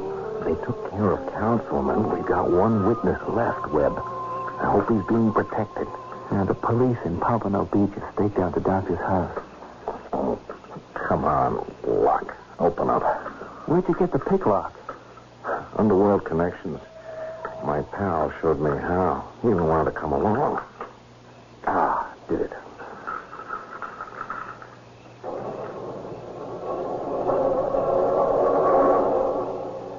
Flash your light around. Let's get this over with. I You got lots of dead in here, Webb. Yeah. Let's find Tony's casket. You got it. Leave the flash on. Help me slide it out on the floor. Boy, weighs a ton. Yeah. You got a screwdriver for me? Sure. I brought several. Yeah, let's get to work. This is sacrilegious, you know that? If we're wrong, Tom... We can't be wrong. Now, let's lift the lid.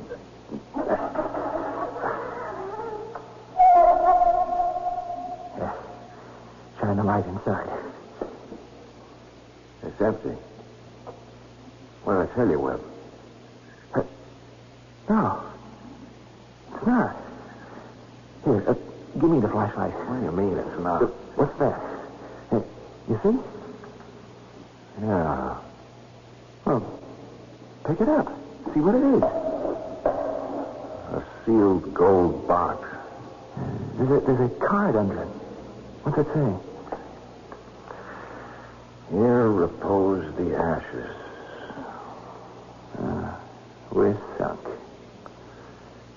The ashes. Campo is smart.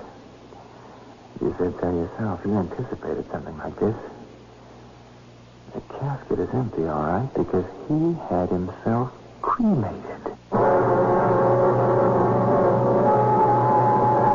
In sports and games, it's a wise player who expects his opponent to make his best move, not to make a mistake. If Paul Galvano truly is the dead Tony Campo, give him credit for playing his ghoulish hand to win. An empty casket would have proven deception. The ashes from cremation make it seemingly impossible to bring the imposter to justice. The case is closed. Or is it? We'll find out when I return shortly with Act 3.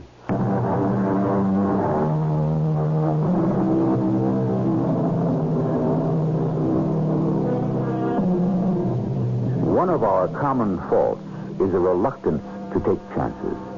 A calculated risk is another matter. If the odds seem favorable, most of us will gamble. If we lose, we lose. Here we have a situation in which a calculated risk turned out to be a bad gamble. Both Ted Brooks and Webb Morrison are certain that Paul Galvano really is the late mobster, Tony Campo. He was pronounced dead and he was buried. Not his body, his ashes. Ashes that cannot be identified. Galvano knows that, and it pleases him. I didn't think they'd have the guts. All right, Mike. I'll have the family file suit against them for busting into the tomb. More publicity. About Campo, not me. But the newspapers will be all over the find spot. I won't be there. What I don't get is why the reporter wrote the story. Look at that headline. I've been looking at it. Why was Tony Campo cremated? He asked a lot of questions, Paul. The church and cremation, and why they buried ashes instead of a body. It sells papers. It don't make sense.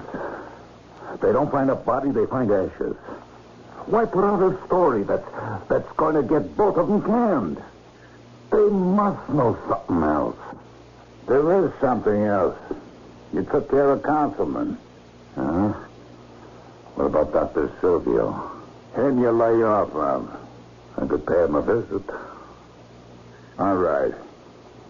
Throw a scare in him, but don't touch him. I still don't get it. Why the story when there ain't a story? I don't know. Has the reporter put the squeeze on any of the guys who work for Councilman? Could be. Besides Councilman, one or two of them knew what was going on. Yeah, but they got paid off. All right. Have one of the boys remind them. They keep their mouths closed till they get it. Okay. What's the matter? You look worried. What are you worried about? Brooks and Morrison must have an angle. Or the reporter never would have broken that story. Hey, what about the ashes? What if they analyzed the ashes? Were they human ashes? I hope so. Yeah, that's an angle. I don't know, Mike. They have to be human, or it's a real dumb slip-up. What do we do about it? Have the family get him back. Start a suit. There's got to be a law, huh? You don't bust into a tomb and steal a guy's ashes? That's illegal. It's a sin. Look, I'll get to the family. You get to Silvio. And it could be they'll haul me into court. Let's hope not. That wouldn't bother me. I'm Galvano. I can prove it. You might be interested to learn that I've been suspended, Tom. Don't worry. I'll get you reinstated. Sure you will. What about you? Have you been fired yet? No, not quite. If the newspaper fired me, it would be an admission that the story was a fraud. And I can't retract the story until it's proven to be false. What I wrote raised a question, that's all. But it doesn't excuse breaking into Campo's family tomb because you had this great hunch. It's no hunch. Galvano is Campo. Sure he is, because you say so. Like a fool, I took a chance that the casket would be empty. Now both of us are going to face a lawsuit. And with Councilman dead... Yeah, I know. A neat accident. He fell off his garden retaining wall late yesterday afternoon. He was your key witness. Only he knows what happened in his funeral parlor. I got another angle, but I need your help. Count me out. Oh, come on. What do you got to lose? What's your new wrinkle? Campo didn't grab the name Galvano out of thin air. Find out if there really was a Paul Galvano. If we're lucky, he had a record. The police would know. And then what? Then the luck will begin to run in our direction. Check it out. I'll telephone you from Florida late this afternoon. Mike, please don't kill me. 1 inch closer, Doctor. What's the point of this, Mike? You saw the story. Your name was in it, Doctor. I didn't tell him anything. Do you know that Frank Councilman is dead? Oh, I'm very sorry to hear that. You should be glad. That's why you're still alive. Councilman was the key witness. He buried the ashes, not the body. Oh, I see. Then if you killed me, that would confirm the reporter's suspicions. Uh-huh. But the boss thought it might be a good idea to remind you that you're living on borrowed time, Doctor. Mike, no one can force me to talk. That's what we wanted to hear. All you did was to certify Campo's death. Well, that's what I've said. If I'm questioned again, I'll repeat it. Plus, you'll support cremation. Well, how? Tony Campo's dying words. He's dying, and you're with him, and he says cremation. Why not let the story just die? Because there was a couple of loose ends. You read the story. What about the IRS? Internal Revenue? Councilman's $200,000 house. You, a big real estate operator who owns most of Ocean View condominiums. You think that... If you were the IRS, wouldn't you poke around?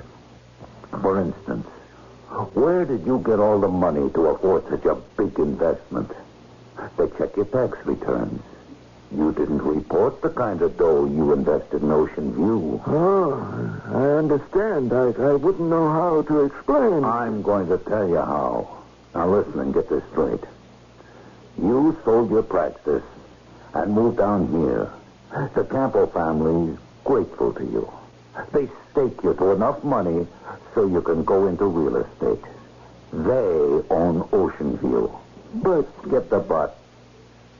I got a legal piece of paper here signed by the head of the Campo family. It says they're so grateful to you for past services that they're underwriting your move to Florida and your investment in Ocean View. And the family owns it? That's right. So the IRS investigates the family? No problem. And I'm out of the spotlight? That's it. When the heat's off, just go about your business. Later, the family tears up this piece of paper. Who worked out this plan? Well, the boss and his lawyer. Thank you, Mike. And, please thank Mr. Galvano. Webb? Yeah, Tom. There was a Paul Galvano, a minor hoodlum. I'm getting the dope on him. Have you seen Dr. Silvio? No, I was waiting for news from you. Now I'll have to bluff it. If the Galvano angle fizzled out, you'd better head for South America. And, more bad news. What's happened? They were human ashes. The laboratory analysis turned up that information. Well. Campo covered himself at every turn. Yeah. And I've been served with papers for breaking into the tomb. You're a co-defendant. Keep working on the Galvano angle. I'll report back after I've seen Dr. Silvio. Will you come visit me in jail? Don't be crazy. When I'm finished, you'll be a household word. Yeah. But which one? Well, Mr. Brooks, come in. Thank you, Doctor. What can I do for you this time? Do sit down. I've decided against buying that condo over the entryway. For a man in trouble, you have a droll sense of humor, Mr. Brooks. I know all about you. The story was carried in our local newspaper. Quite a sensational story. And true. If you say so. I do give credit to Campo or whoever does his thinking. His cover-up was just about perfect. Campo is dead. I certified his death. He was cremated, and the ashes were buried in his casket and placed in the family tomb. Those are the facts, Mr. Brooks. Yes, as they appear to you. But they are not the truth. Campo was shot up and brought to you for treatment. You saved his life. In the shootout, a cop was killed. That meant life or worse for Campo, so he came up with an ingenious scheme. To arrange a funeral and a cremation by substituting someone for himself. Ingenious indeed. I might even say fantastic. I agree. The family paid off Councilman and you. He's dead, but you're still alive. And rich. That's where you're mistaken. I'm not rich. I only represent the money. That's pretty clever, Doctor. It's not clever. It's just another fact. Now, may I ask why you've come to see me a second time? I'd like to offer you a chance to tell the truth. I don't even know why I'm talking to you. Without proof, you make certain assumptions and act on them. They hurt innocent persons, Councilman, me. Now you plead for my cooperation because you, not I, face prosecution. Councilman is out of it. He's dead. An unfortunate accident. He was murdered. Another wild assertion. You'd better leave, Mr. Brooks. You do know about fingerprints, Doctor. Campo took the name of Paul Galvano. Why? No comment. Galvano was a minor hoodlum. So? Galvano has a record. Now, part of it would be a set of his fingerprints. I suppose so. And they'd match the fingerprints of the man who now goes by the name of Paul Galvano? Of course. Well, what if they don't match, Doctor? Do you know that they don't? I see. You're quite a bluffer, Mr. Brooks. You won't reconsider. You won't tell the truth. Goodbye, Mr. Brooks. You've played your last card. Well, you better take a good look at it, Doctor. Because I think it's the ace of spades. Hey, Tom, you pulled it off. The fingerprints prove it. The Lauderdale police should have Dr. Silvio in custody by now. We've finally got a break, Tom. Campo covered every angle except the one he couldn't cover, Galvano's fingerprints. Right. I really thought we were sunk. Yeah, so did I, Webb. I wonder why he chose the name Paul Galvano. Galvano and Campo looked alike, except for the scar. And Galvano was a member of the Campo gang. Any record of his death?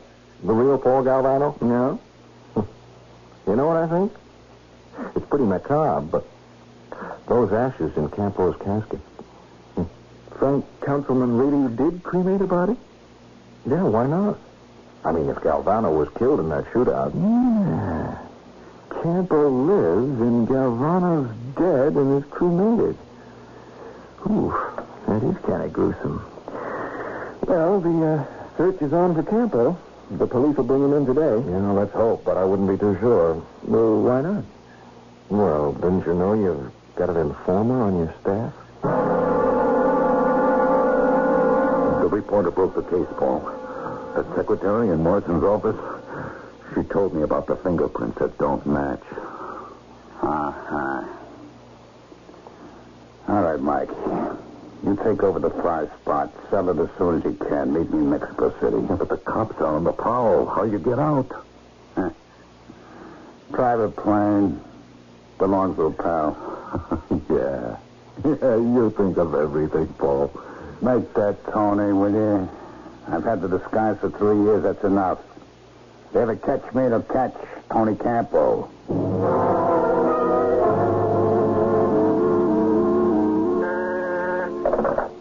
Yes? Oh, I see.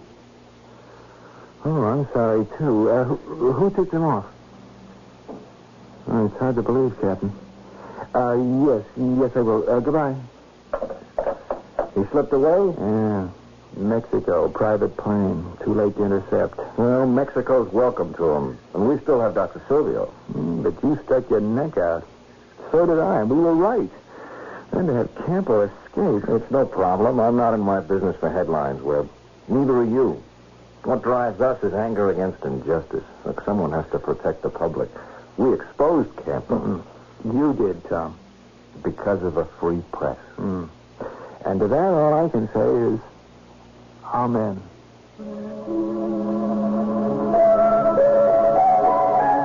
In most good detective stories, it's the little details that more often than not trip up the criminal. There have been perfect crimes, I suppose, but we don't know about them because they were perfect. After the reporter picked up what to him was a telltale scar on the face of Paul Galvano, the chase was on and justice of a sort was done. At least Galvano had to leave the country.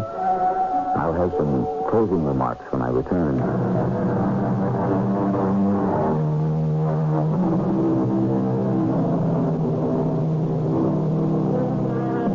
I will, if I may, remind you of the importance of a free press. Back in 1940, Wendell Willkie wrote that freedom of the press is the staff of life for any vital democracy.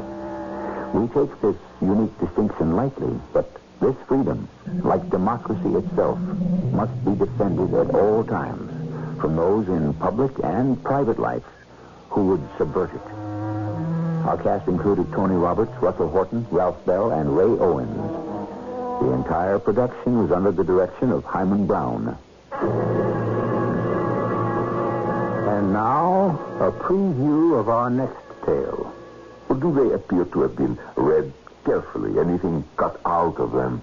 Not that I could see, sir. I can't see what the man's reading habits have to do with anything. Oh, a great deal. Potter, today is Wednesday. Tomorrow morning, I would like you to bring here to my assistant, Jean-Pierre, whatever newspapers you have gathered this week to be sold. Oh, Vermont, what's all this mystery about the newspapers? Mystery? Au contraire, Inspector. I would say the entire case is perfectly plain. What's perfectly plain? Your suspect, Summertrees, is not a counterfeiter. Nor is he in any way connected with counterfeiters. What is he then? Something far more interesting. And that is what I plan to find out. This is E.G. Marshall inviting you to return to our Mystery Theater for another adventure in the macabre. Until next time, pleasant dreams.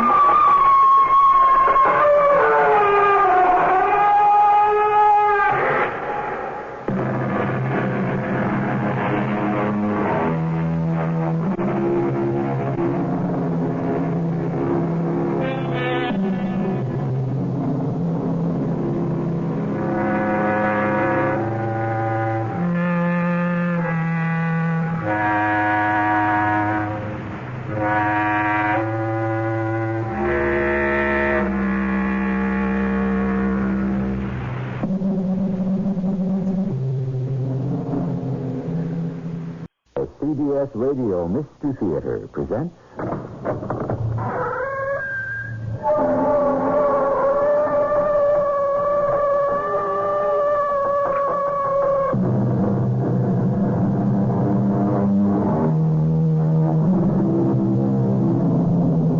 Come in. Welcome. I'm E.G. Marshall. The famous French detective Eugène Valmont rarely, in his brilliant international career, came across such an equal as he meets in the story about to unfold. A war of nerves turns into a battle of wits, which I am happy to report to you from the front lines. Jean-Pierre, shine your flashlight onto the desk so that I can examine the papers.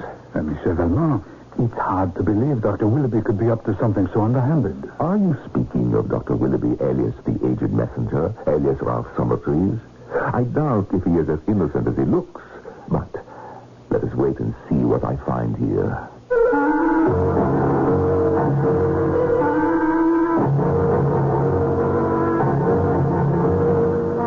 Our mystery drama, adapted from the classic story by Robert Barr, has been dramatized especially for the Mystery Theater by Gerald Keane and stars Norman Rose. It is sponsored in part by Buick Motor Division. I'll be back shortly with Act One.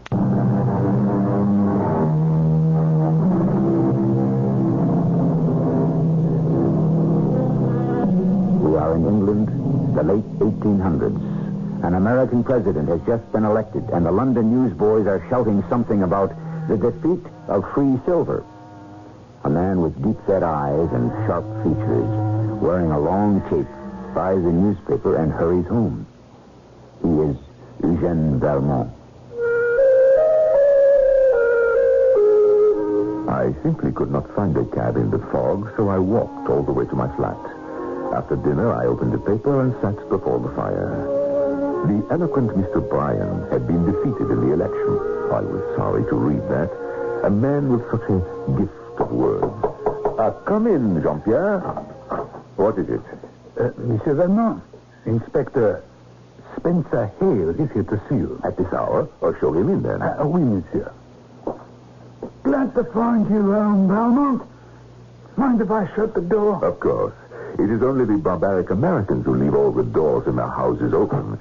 But since you make a point of asking, Inspector, I presume you have something of a very confidential nature to discuss. I would say so. A totally unnecessary precaution. My man, Jean-Pierre, is also my assistant. When I decided to retire from the service, he asked to retire with me. Do sit by the fire, Inspector. I see you're reading the evening paper. I'm glad that man Bryan was defeated. These Americans, such strange people. Of course he was defeated. A millionaire running for the presidency in a democracy where the average voter is as poor as a French peasant. Now, what important matter has brought London's chief inspector to my poor apartment on such a night? Valmont, you're a clever man.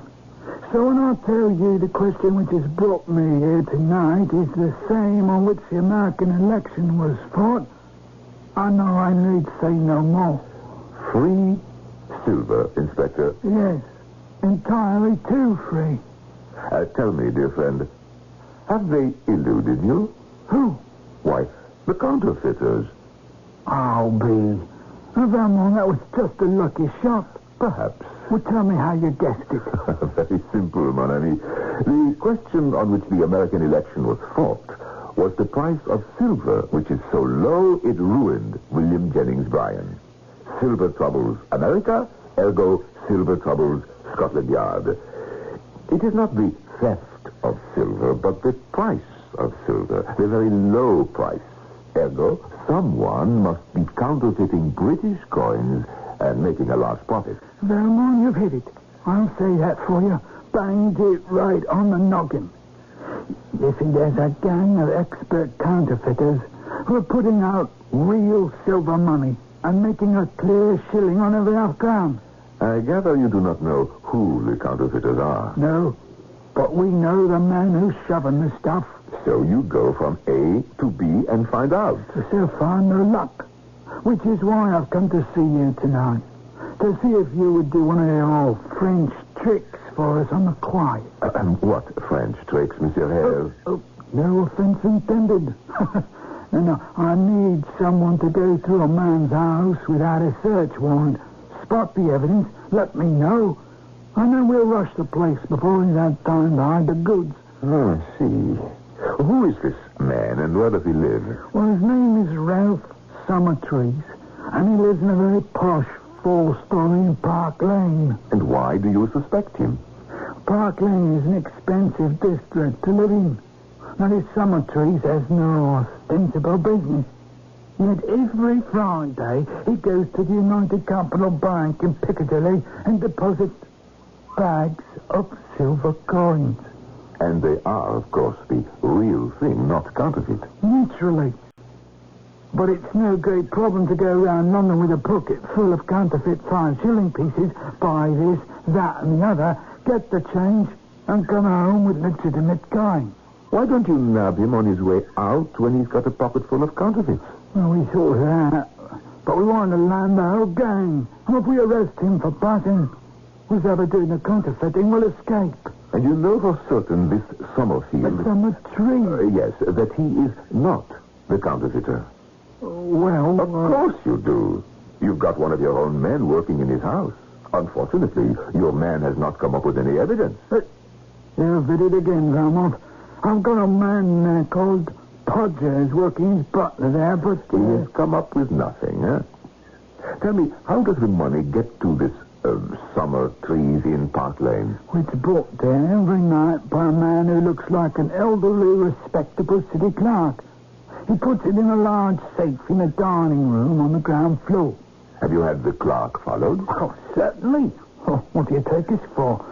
Now, according to Podgers, he sleeps every night in the Park Lane house, and in the morning goes to an antique shop in Tottenham Court Road, spends the day there, and every evening returns to Park Lane with a bag of money.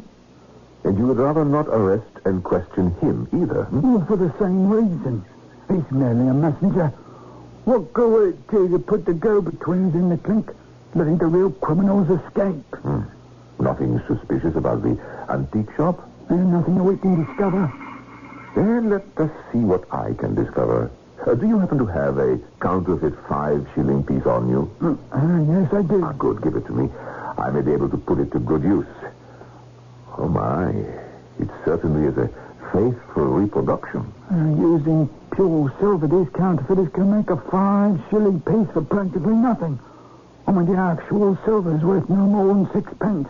Fancy that.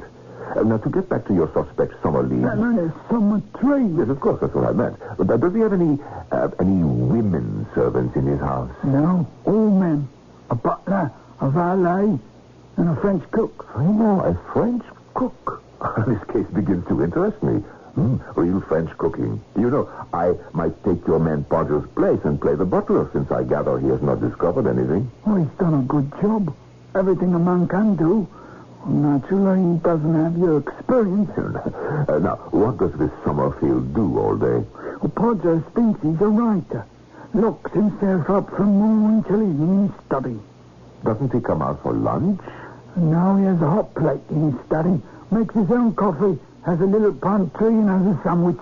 Well, pretty frugal fare for Park Lane. Oh, he makes up for in the evening when he has a long dinner with all those foreign dishes your people eat, done up by his French cook. Sensible man. I must tell you, Inspector, my opinion of your suspect has been gradually rising, and at the same time, my estimate of your Podger has been steadily declining. However, bring the man here tomorrow, and I will ask him a few questions.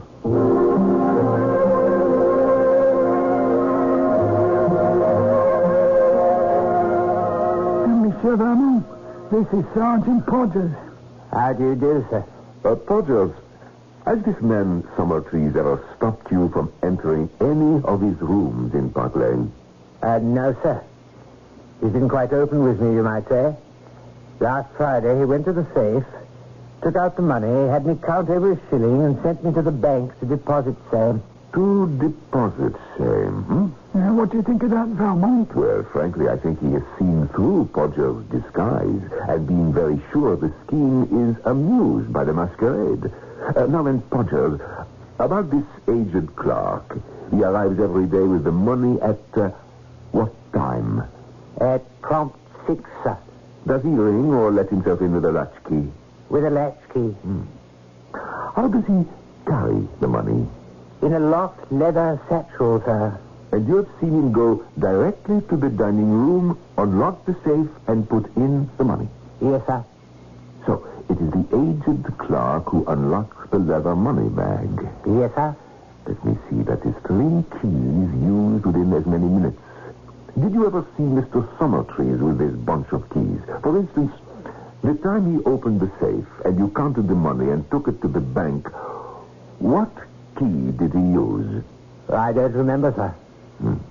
Once the money is in and the safe locked up, what does the clerk do? Goes to his room, sir. Where is it? On the 3rd floor. Where do you sleep, Podgers? On the 4th floor. The rest of the servants. And Mr. Summertrees? On the 2nd floor, adjoining his study, sir. The house consists of 4 stories and a basement, and you have gone through it all. Yes, sir. And you can let me in so that I can make an examination? Oh, yes, sir. Thursdays is the help's day off, and Mr. Summertrees is always locked in his room, sir. I never disturb him. Podger, you are a sharp, alert, observant man. Thank you, sir. What happens that strikes you as unusual? I can't rightly say, sir. Call to mind some of the other households in which you have been an undercover man. Is there any way in which Mr. Summertrees' establishment differs from them? Well, sir, he does stick to his room, writing pretty close. Anything else, no matter how trivial? He seems fond of reading, too. These ways, he's fond of newspapers. He takes all the morning and evening papers. And what is done with them after he has read them? Well, they're sold to the ragman, sir, once a week. Well, do they appear to have been read carefully? Anything cut out of them? Not that I could see, sir. I can't see what the man's reading habits have to do with anything. Oh, a great deal. Potter, today is Wednesday. Tomorrow morning, I would like you to bring here to my assistant, Jean-Pierre, whatever newspapers you have gathered this week to be sold. Vermont, what's all this mystery about the newspapers? Mystery? Au contraire, Inspector. I would say the entire case is perfectly plain. What's perfectly plain? Your suspect, Summertrees, is not a counterfeiter, nor is he in any way connected with counterfeiters. What is he then? Something far more interesting. And that is what I plan to find out. As the great Sherlock Holmes would say, hello, what have we here? Obviously, his French counterpart, Eugène Valmont, has an unusual analytical mind. I'll admit to you he's several steps ahead of me. Where those steps lead, I hope we shall discover when I return shortly with Act 2.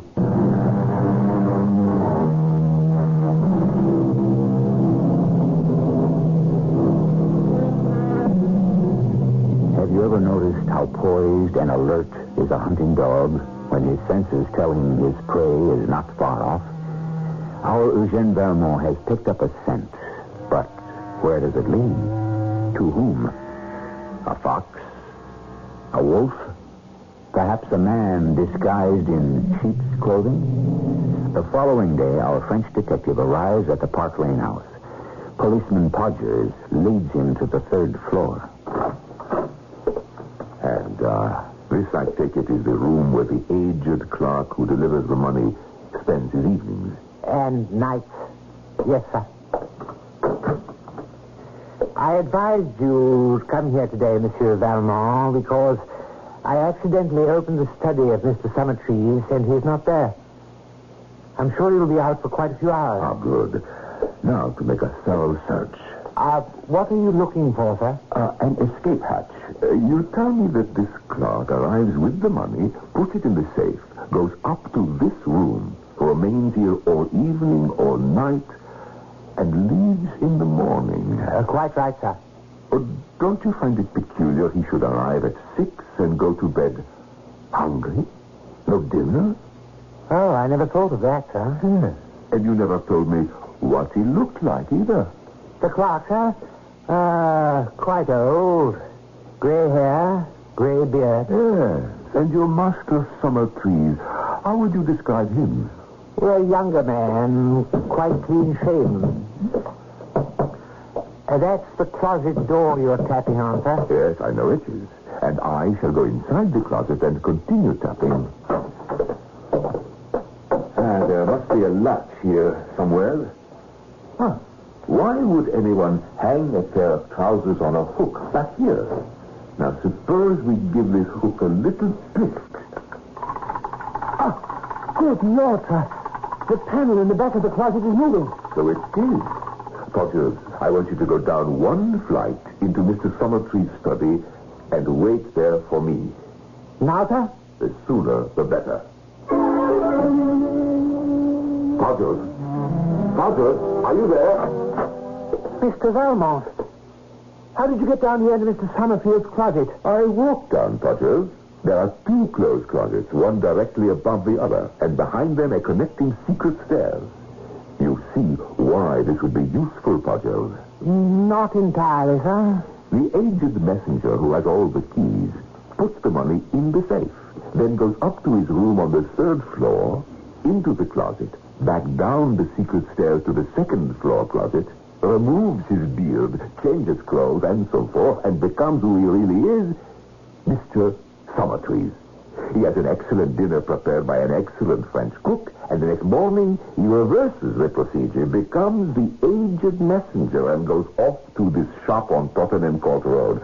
Potters, I fear you've been watching empty rooms on the 2nd and 3rd floors, and a suspect who wasn't in them for over 2 weeks. Well, why would he do all that? There is a great deal of safety in a one-man operation. The following day, Friday, my assistant Jean-Pierre and I stood outside a certain antique shop in Tottenham Court Road, gazing at the bric-a-brac in the window. Monsieur Raymond. Look at the trash people sell as antique. No worse, Jean-Pierre, than what people will buy. Did the rather stout Sergeant Potters deliver a parcel of newspapers this morning? Yes, he brought them for you. Not for me, Jean-Pierre, for you. When we return home, I would like an analysis and a full report by tea time. Oui, monsieur. Now, shall we go inside the shop? What can I do for you, gentlemen? There is a small clock my friend and I saw in your window, standing on a big seashell and covered with little seashells. Tell me, how much is it? 7 and 6, sir. Shall I get it out so you can have a look at it? By all means.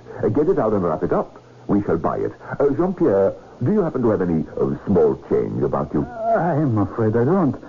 Nothing smaller than a 5-pound note. Well, then, here's a sovereign, my good man. 20 shillings. Do you mind the change being all in silver, sir? No, not in the least. Here we are, sir. I think you'll find that correct. Thank you. Intriguing place you have here, sir. May I inquire your name? Willoughby. Anything else that strikes your fancy? Well, suppose we browse a bit. Have a look around. By all means. The shop is yours, gentlemen. Now, wrap up your seashell clock, if you'll excuse me. Take your time. Take your time. Jean-Pierre, did you see that young man who just came into the shop? I did. He went directly to the back room, and this Willoughby right after him. Let me inspect the silver he gave me in change. Half a crown, 3 2-shilling pieces, 1, 2, 3, 4 separate shillings. Jean-Pierre, how do they look to you? Well, I would say badly enough made to be the real thing from the British Mint. Agreed. So we know he is not palming off counterfeit money. When he returns, we'll buy something small and give him the inspector's counterfeit 5-shilling piece and see how he reacts to that. The young man who just came in. He is leaving, going out the door. Gentlemen, have you found anything else that caught your eye? Yes, this little inkstand. How much is that? 2 shillings. Do take it out of this. 5 shillings. Yes, sir. Here you are, sir. Oh, do excuse me, will you? I shall be right back. Jean-Pierre, another young man. Quite a bit of traffic to the back room. At any rate, I'm assured my first conclusion was correct. He took the coin without blinking, so it is highly unlikely anything of a counterfeit nature goes on here. Jean-Pierre, I'm going to move toward the front door. While our shopkeeper is engaged, I'm going to make a wax impression of the key. Should he return unexpectedly, detain him. Over by the door is a pile of what looks like pamphlets ready to be mailed. I think I'll help myself to one. Did you make the key impression? I did. Did you secure the pamphlet? I did. I can see through that back door. The young man is getting up to leave, Mr. Willoughby. A good time for us to go also. You have the purchases.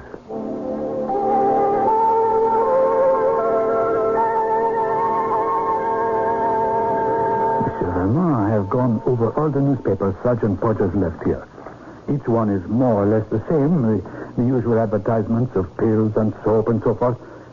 Aside from that, there is one kind of advertisement common to all these papers. It says it can cure absent-mindedness. Well, let me show you, monsieur. Let's see. Are you absent-minded? There is no need to be. You can cure confusion and forgetfulness. Apply by mail for our template. List your personal hobby. No fee, no treatment, no risk. You lose nothing. You may gain peace of mind. Dr. Stanford Willoughby, 1414 Tottenham Court Road, London, WC1. This is one of his pamphlets I picked up at the shop. At the back it says, Dr. Willoughby will neither see patients nor correspond personally. Read and learn. You need not be absent-minded. The good doctor has just secured another patient. I shall write to him that I am very absent-minded, that my hobby is what shall I say, Jean-Pierre? Collecting rare books. Excellent, rare first editions, and I sign my name. What was the name that we used on the Milburn murder case? Alport Webster, sir. You were Alport Webster. You still have the calling card with that name on it to slip onto my mailbox downstairs? I'll attend to it. There was something else I had on my mind to report to you. What would it be? The key. Did you give me the key? That's it, of course. Here it is. I finished an hour ago from your wax impression. Now, let me see. I'll put Webster, card on mailbox, letter to Willoughby, key to shop. Oh, what have I forgotten? The rum in the tea. I forgot that. You know, Jean, it occurs to me we are both getting a bit forgetful. Perhaps Dr. Willoughby will teach us more than we hoped for.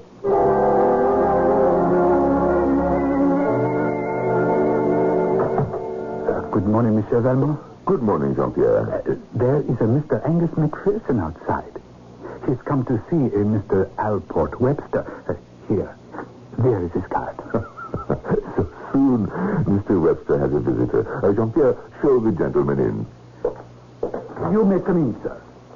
Mr. Webster, how kind of you to receive me. Your card reads Angus McPherson, Rare Books. Now, in what can I serve you? These 3 books I put before you.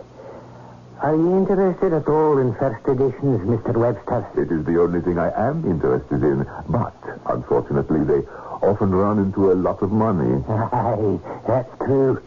These 3 do run into some money.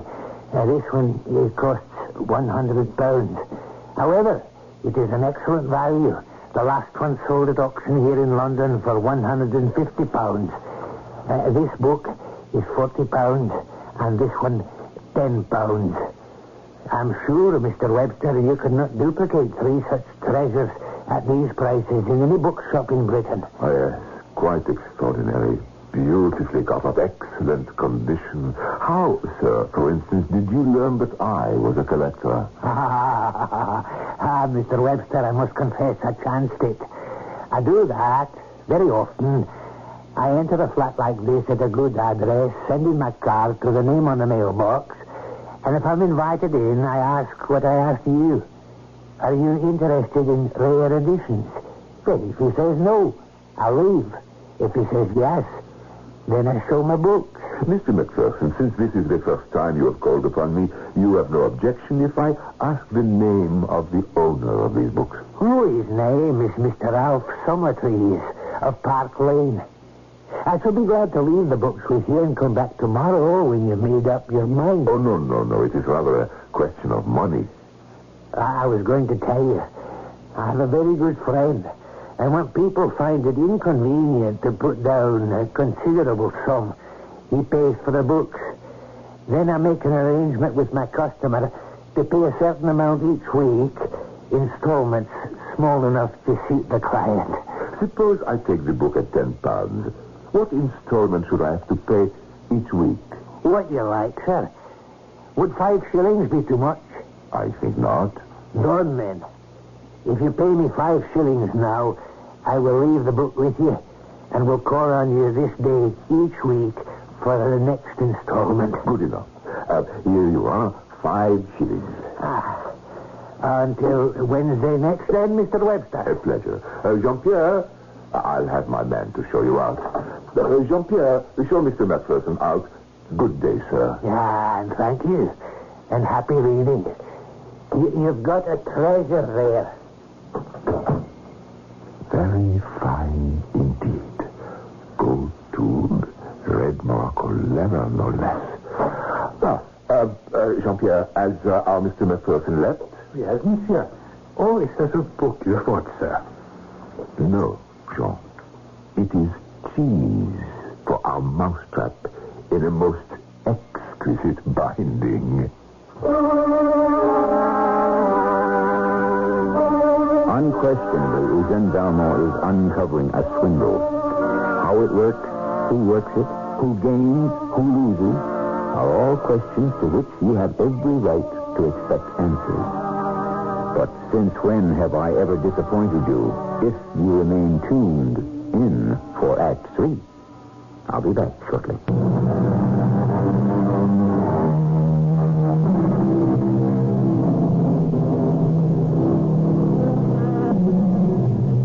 Some people live by bending the golden rule. Others would melt it down if they could. Chicanery has been going on for centuries.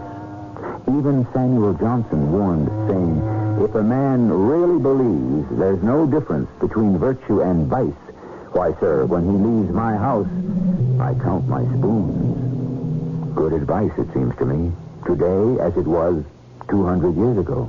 Jean-Pierre, point your flashlight over here, onto the desk. I want to go through it. Nice little antique shop, this. So innocent with its seashell clocks, it's hard to believe Dr. Willoughby could be up to anything underhanded. Dr. Willoughby, alias the aged messenger clerk, alias Ralph Summerfleet. Please, sir. Alias goodness knows how many other people. No, this is not an innocent store by far. Will you look at this collection of calling cards? Angus McPherson, rare coins. Angus McPherson, jewels for the connoisseur. Fine furniture. Cards for other accomplices as well. Mr. Rogers, Mr. Tyrrell, and these sheets. Mr. Tyrrell's list, Mr. Carmody's list, Mr. Macpherson's list. There I am, Allport Webster, owing £10 weekly payments, 5 shillings. Except for the calling cards, these sheets are no evidence of wrongdoing, however. Merely a record. Names of clients. Jean-Pierre, I am disappointed. A legitimate record of collections. Too bad. Well, I'll have a look at one of those ledgers on the shelf overhead. Now, this may be something. This is friend McPherson's account going back several years. 1896, 5, 4, 1893. Well, let's see who his clients were then. There is Lord Symptom. I know the gentleman. Absent-minded old codger. See page 47. 47. Lord Symptom. Purchased Chippendale wing chair, £50. Jean-Pierre, look here. Look here. Lord Symptom has been paying £1 a week for that chair for more than 3 years. Look at this. His lordship has already paid in installments £170. That's it. That is it. Look at these names of collectors. This Summertrees has been employing a half-dozen collectors who take in weekly installments from these absent-minded buyers long after the debts are paid. I'll take this page of Lord Symptom's account and copy out some names and addresses of friend Angus's present clients, and then we'll be off. Costly business, buying on the installment plan. Yes, especially if you're absent-minded.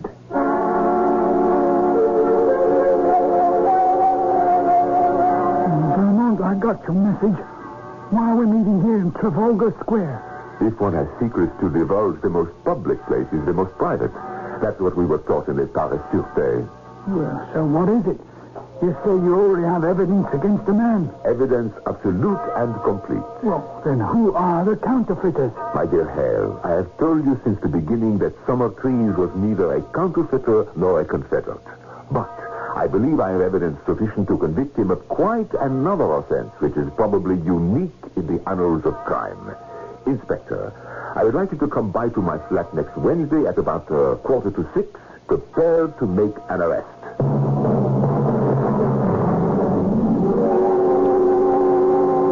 Now, Inspector Hale, I should like to stand behind the door, so when it opens, voila, this study of mine will be in complete darkness, except for a light which will shine on you. Oh, bit like theater, what?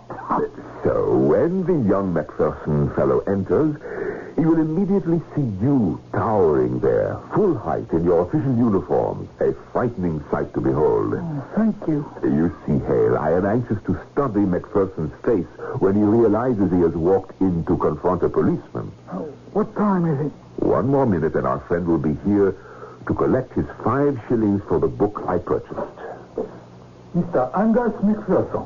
Show him in, Jean-Pierre. Hale, stand quite still in that light. Excellent.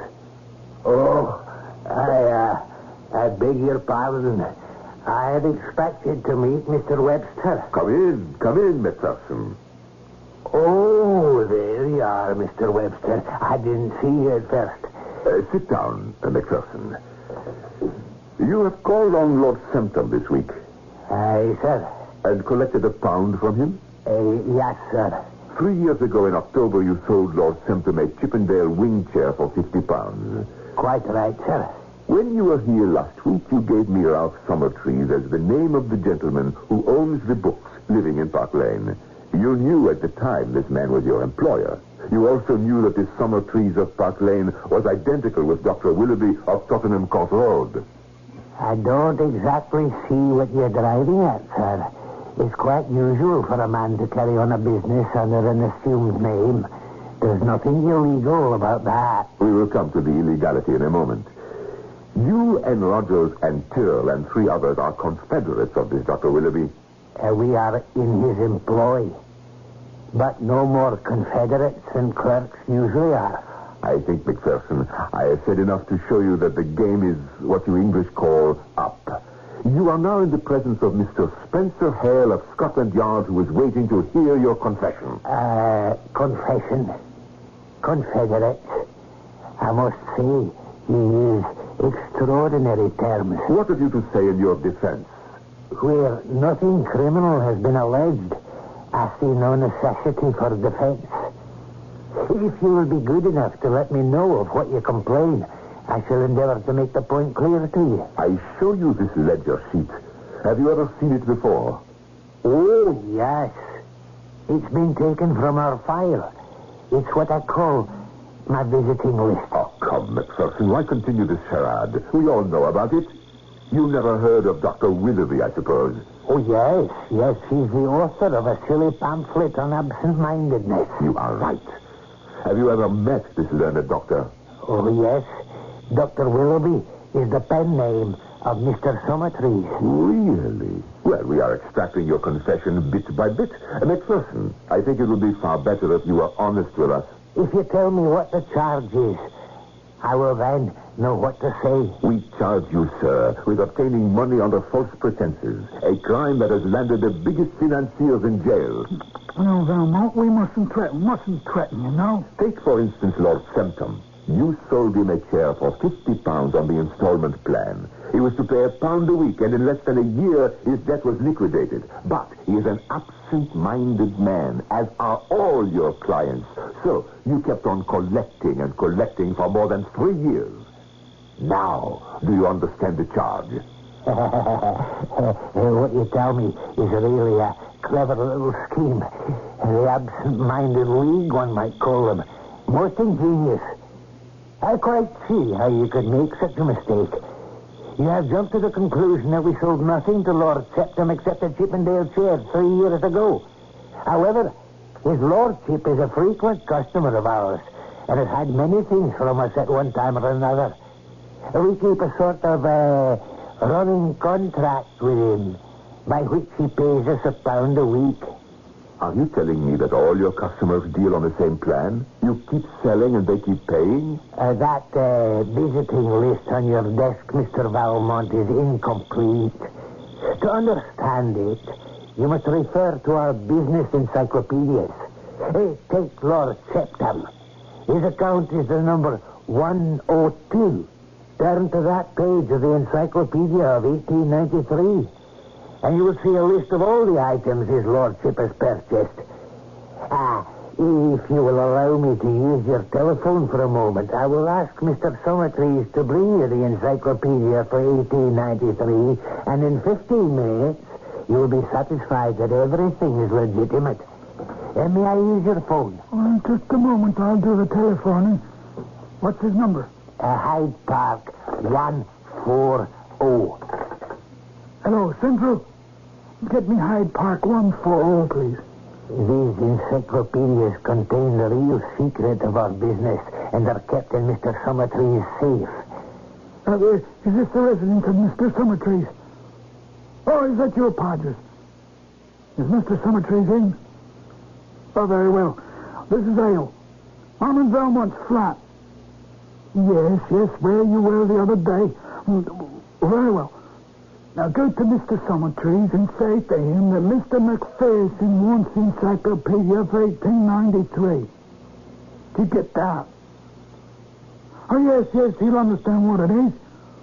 Mr. McPherson wants it. Right. No, don't mention my name at all. Just say that Mr. McPherson wants it and that you're to bring it. You get into a cab and come here as quickly as possible. We're waiting. Of course, Inspector Hale, you know your business best. But if your man arrests Summertrees, he'll make you the laughing stock of London. Now, while we're waiting, Monsieur Valmont, may I remind you owe me 5 shillings this week's installment. Of course. Here you are. Are you connected with Scotland Yard, Monsieur Valmont? No, not at all. Well, I can't think of anything else to say to pass the time. I suppose we shall just have to sit back and wait.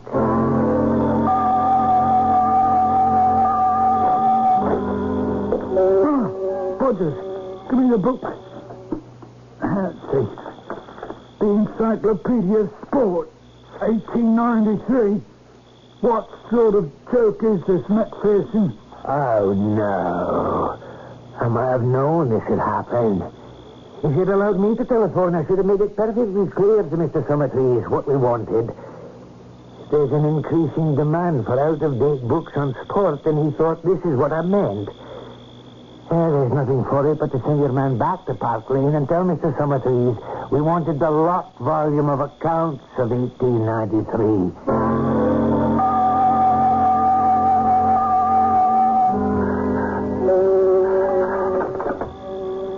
Hello? Oh, yes. Yes, this is Monsieur Valmont present. Oh, yes, Mr. McPherson's here. What? I can't hear you. Out of print. The encyclopedia for 1893 is out of print. What? Wait, who is this speaking? Dr. Willoughby? Hello? Hello? Oh, he's run off. Hey, stop him. Stop it, Johnson. What's he done? He took that sheet from the ledger and threw it into the fire. He's destroyed evidence. McPherson, how dare you burn that sheet? Because, my dear Monsieur Valmont, it did not belong to you. Because you stole it. Because you had no right to it.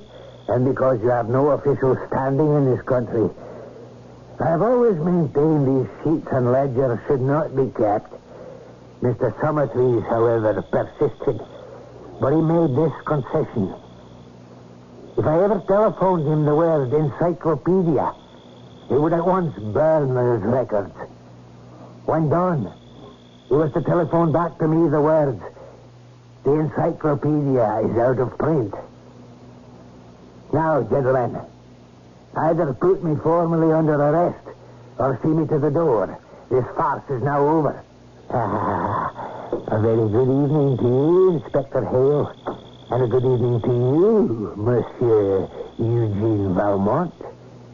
I shall give myself the pleasure of calling next Wednesday at 6 for my 5 shillings.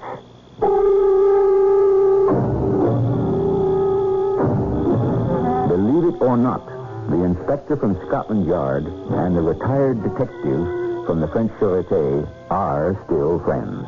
However, there is one certain case they never talk about. Nor do the words absent-mindedness or counterfeiting ever come into their conversation. And if one of them happens to say, every cloud has a silver lining, the other turns pale. I shall be back shortly.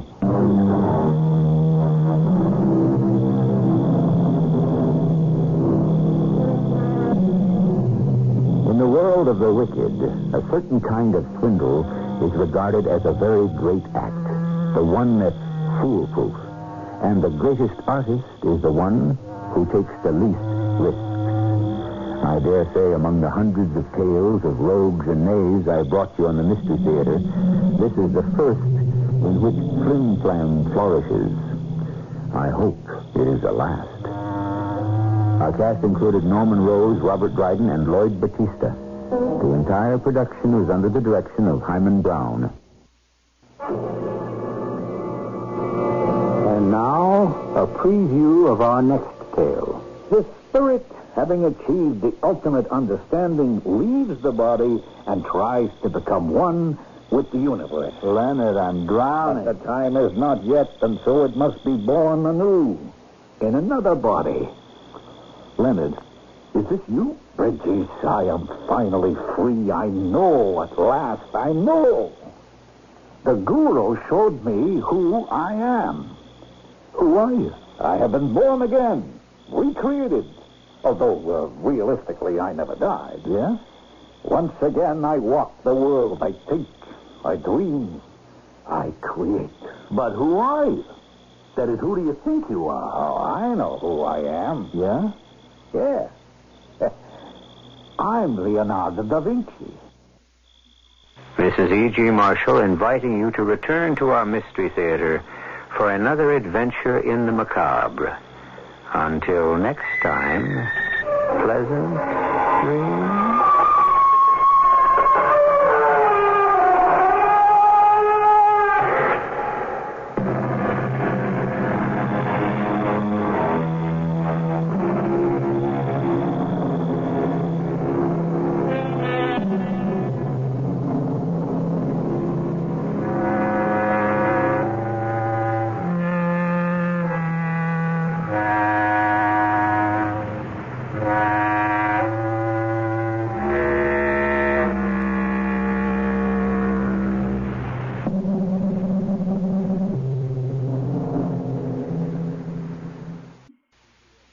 The CBS Radio Mystery Theater presents...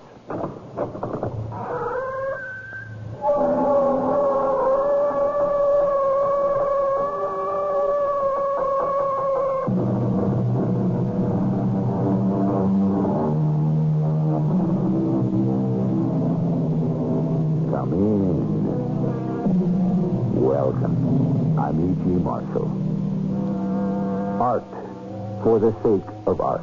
Yes, we've heard that said. Art for the sheer beauty of it, for the ecstatic thrill of that inspired moment of creation. Art for the refreshment of the soul, and the enrichment of the spirit. Hold on. Did somebody just say enrichment? Now, this thing is taking a practical direction. But you know something? Anytime you take art and mix it with money, look out. Somebody is setting somebody up for a hustle, a swindle, or even a murder. He's gone. Don't you understand? He's gone. Sure, he's gone, but he can be found. You know where he went, don't you? Oh, yes, but I don't know how you can go after him. You just tell me where he went. He went back into the 16th century.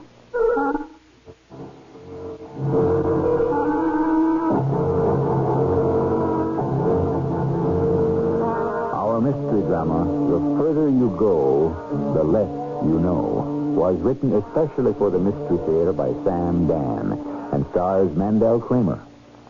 It is sponsored in part by Buick Motor Division and True Value Hardware Stores. I'll be back shortly with Act One.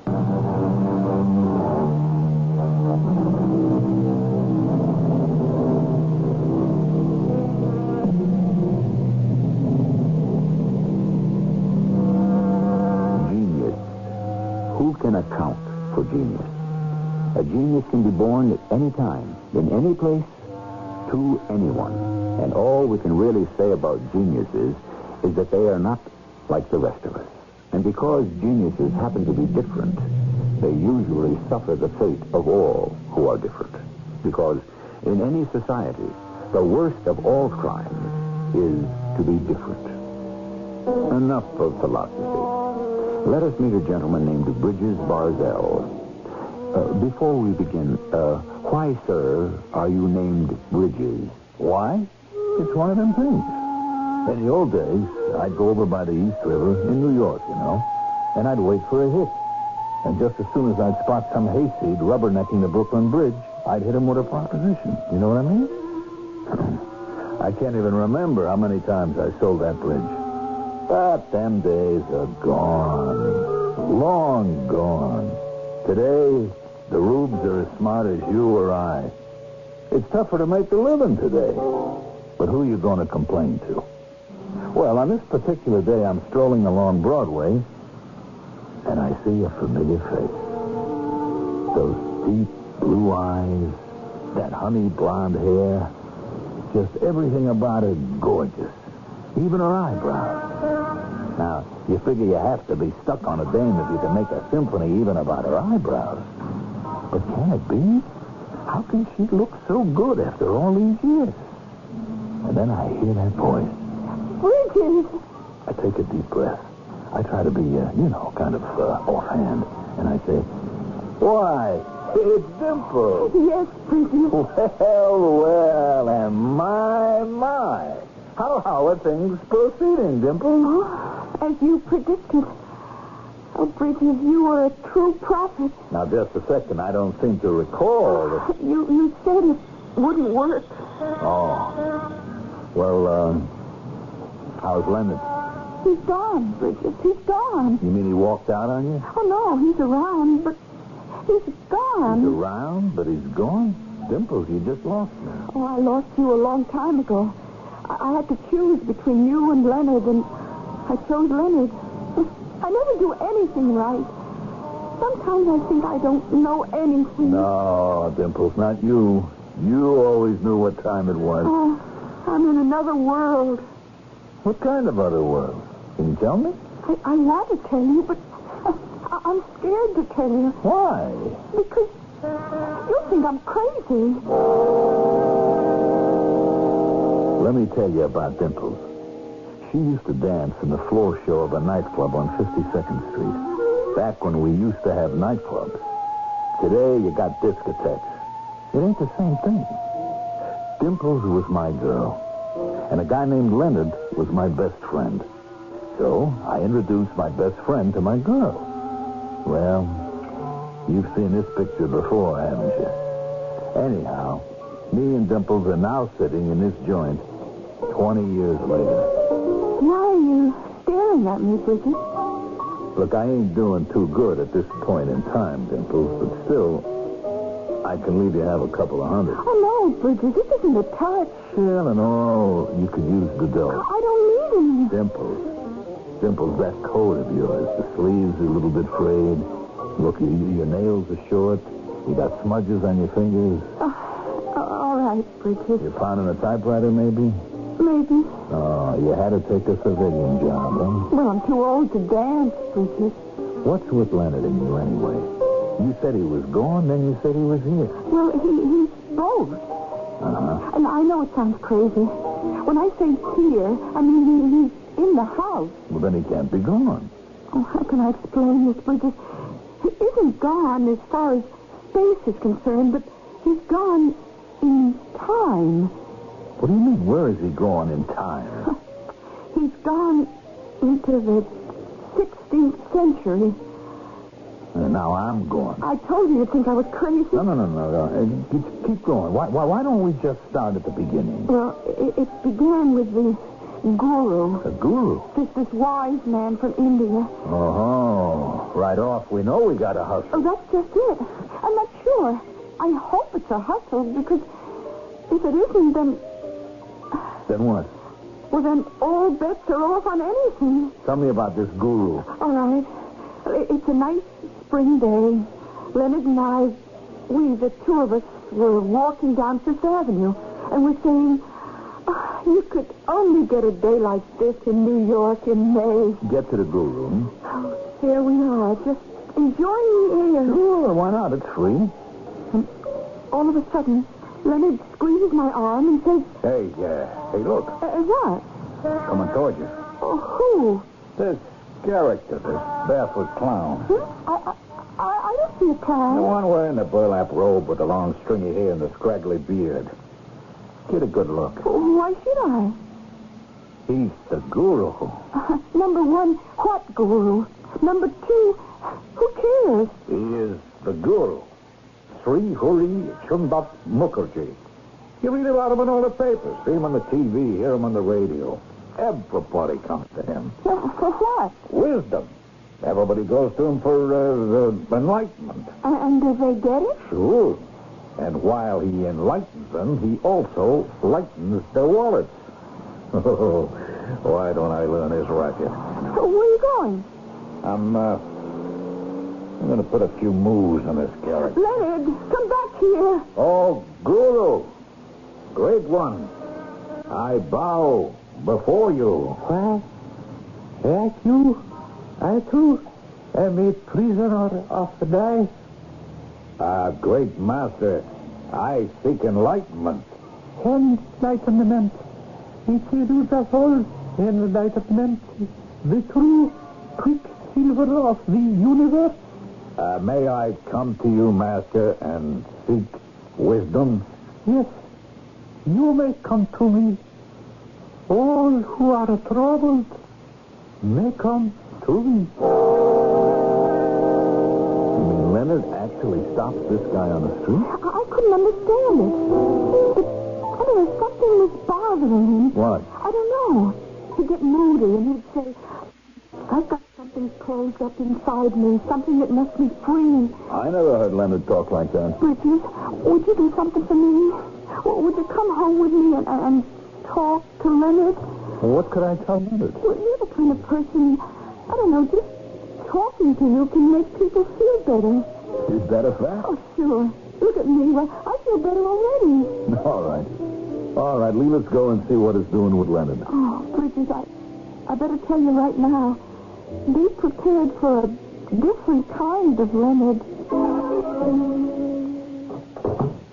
Leonard, I'm home. Just be prepared for anything. Anything? Like what? I don't even know. Oh, Leonard, we have a guest. Luca. Buongiorno. We are well met. There is much to be done. The lawsuit... Leonard? How are you? What did you call me? Huh? Oh, hey, it's you, Bridges. After all these years. Hey, great to see you. No hard feelings, I hope. Well, there's hard feelings, but we got to learn to live with them. Hey, still up to your old tricks, huh? Well, you know what they say about old dogs. Yeah. Hey, Dimples, why don't you make us some coffee, huh? All right. I know you boys want to chat. Well, how's tricks, Leonard? Oh, I have a few political problems, Luca. But you know about those. Now, wait a minute. Why do you call me Luca? Huh? Oh, yeah. Why do I? Yeah, I think they keep going back and forth. You just have to disregard a great many things I say. Now, what is this Dimples is telling me? You giving her a hard time? Well, how much did she tell you? Well, nothing I could really hold on to.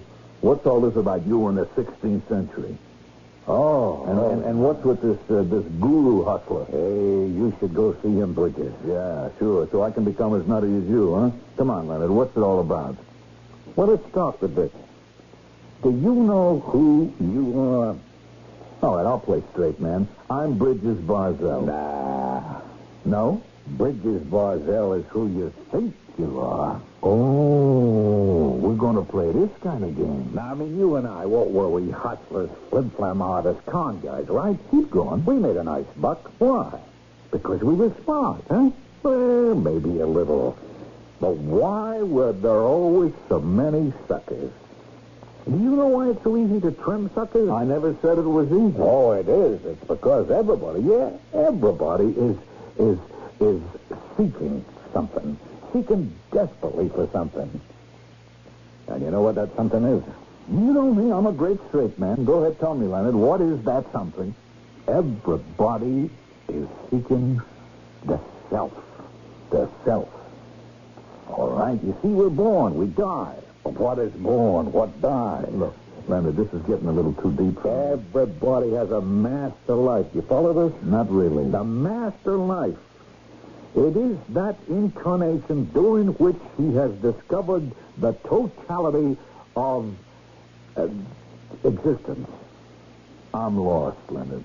Lost. The spirit, having achieved the ultimate understanding, leaves the body and tries to become one with the universe. Leonard, I'm drowning. But the time is not yet, and so it must be born anew in another body. To wait. Yeah. And there's supposed to be forgetfulness. But it is never complete.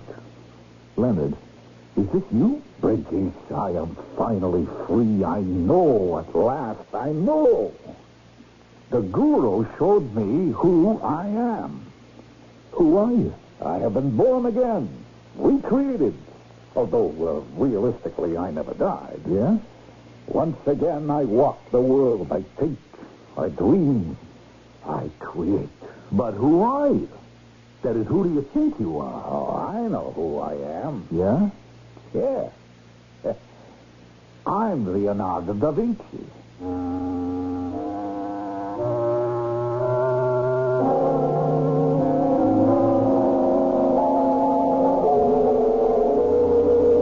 right, it's a free country. And the most elementary of all the rights we enjoy here is that of free speech. A man who wants to say he's Leonardo da Vinci, we certainly have to defend his right to say it. However, we also have the right to ask for proof, evidence, facts. And we shall do that in Act 2 when I return shortly.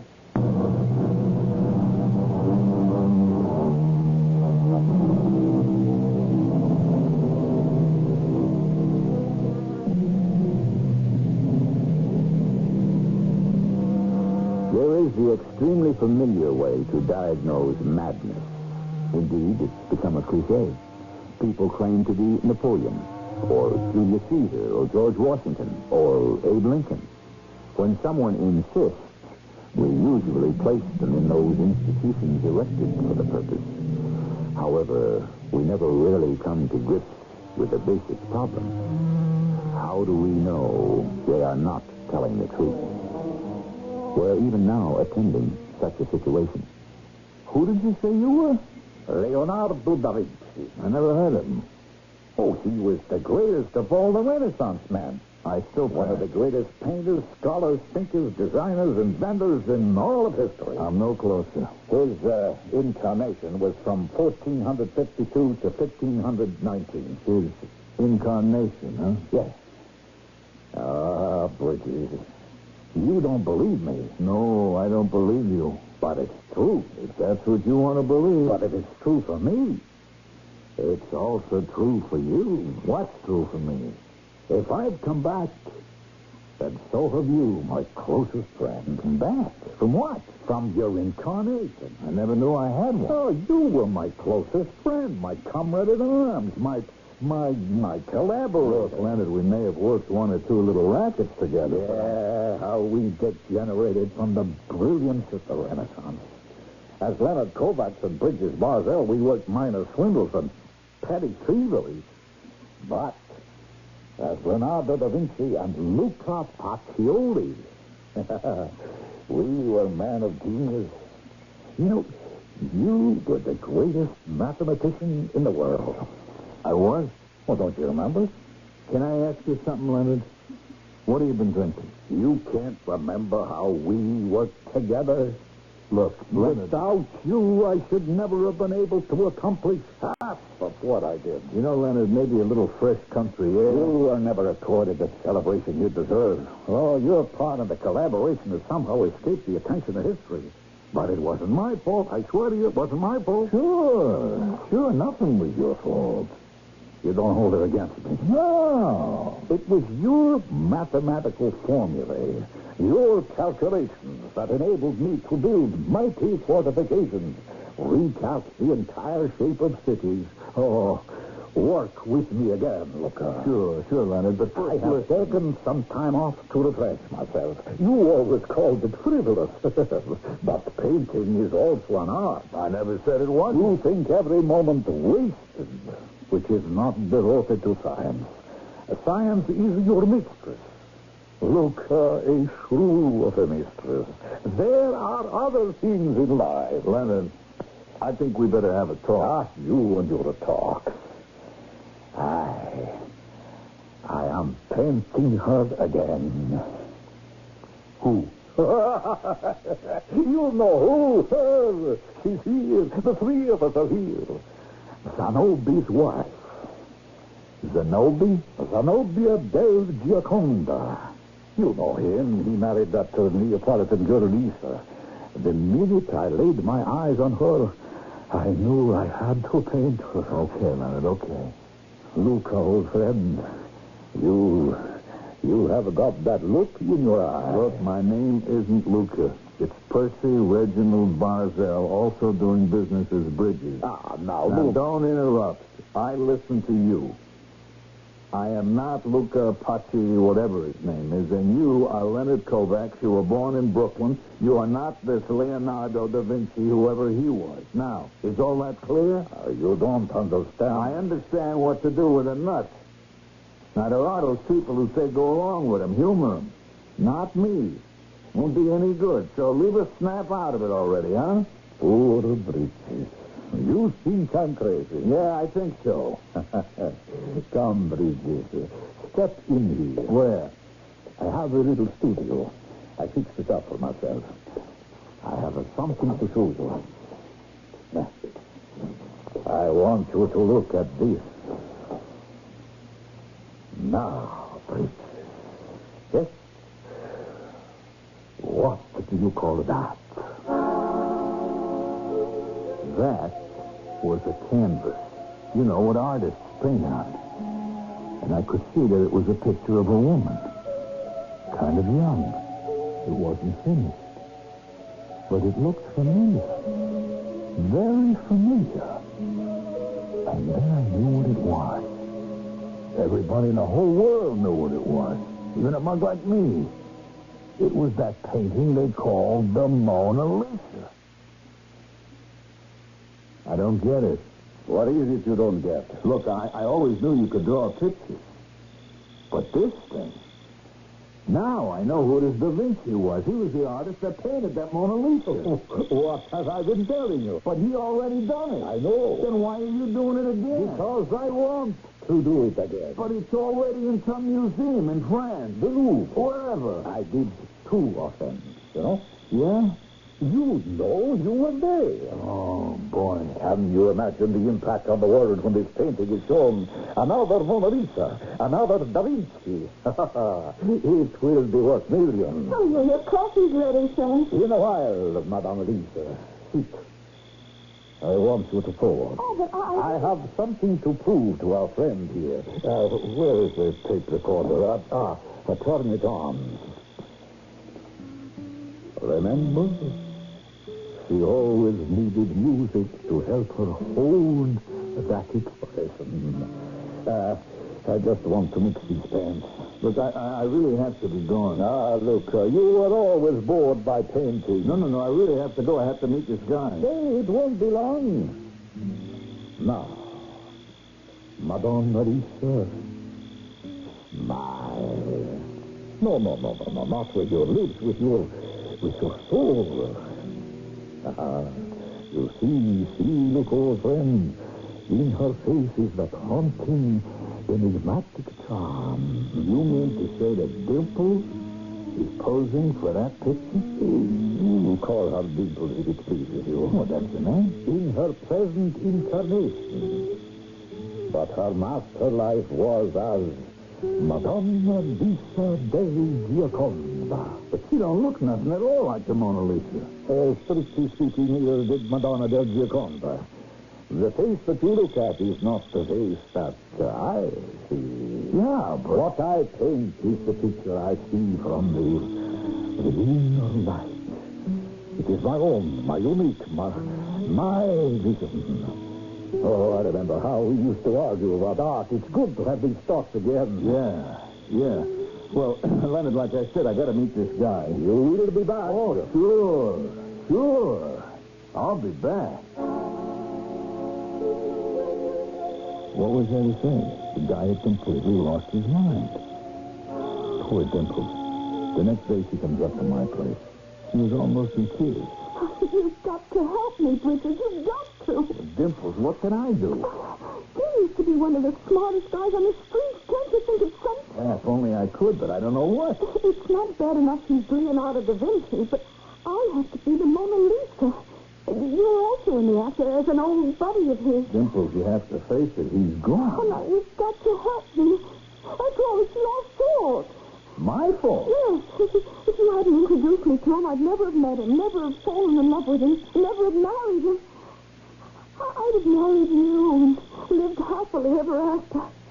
You've got to make up for it. You owe it to me. I don't know if you ever win any arguments with dames, but I knew I had to do something. So I decided to get at the roots of the problem. Now, the whole thing started with this guru. Maybe that was the answer. So I tracked him down. He had this temple, you know? Well, not really a temple. It was more like a great big hall. Everybody sat around, and they cooked beans, and they meditated. Also, there were some people who were standing on their heads. Finally, I got to see the old boy himself. He was behind a big curtain. Yes. Oh, Mr. Guru, if that's your name. What is the name? We listen to it and we do not hear it. We touch and do not find it. It is the vague and the elusive. And eat it, and you will not see its head. Follow it, and you shall not see its back. What did I get myself into? You seek enlightenment. Yeah. What have you done to my boy? The words are spoken. They fly like swallows. Yesterday's rain clouds were in the west. Leonard Kovacs. And I want the truth. True words are not beautiful. Beautiful words are not true. You could slice it up any way you like. Ask this not of me. Speak rather with Luca Pacioli. Oh, no. I've been through that bit. You may have convinced him he's Leonardo da Vinci. But let me tell you this out front. I know that I am not Luca Pacioli. A wise man does not know. He who knows is not a wise man. You know something, Guru? We could keep this up all day.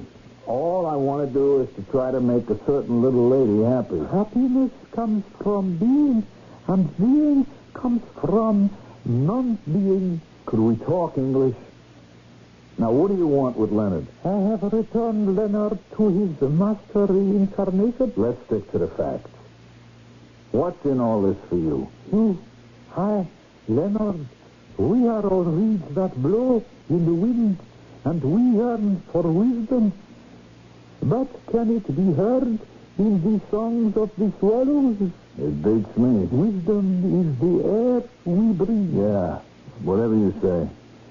One thing I can't figure out. What's in it for you?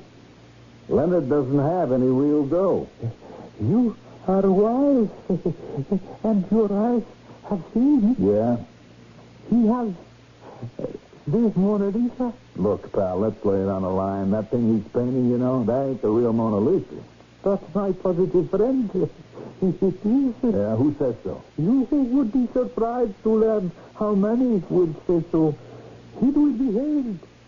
There are those who will clamor to own it. To own it? In other words, to buy it? The exchange of gold for inspiration is the way the rich support the gifted. Bingo. And big casino. Just say that one shiny word and it all falls into place. Gold. Mr. Guru, I bow to one of the master hustlers of all time.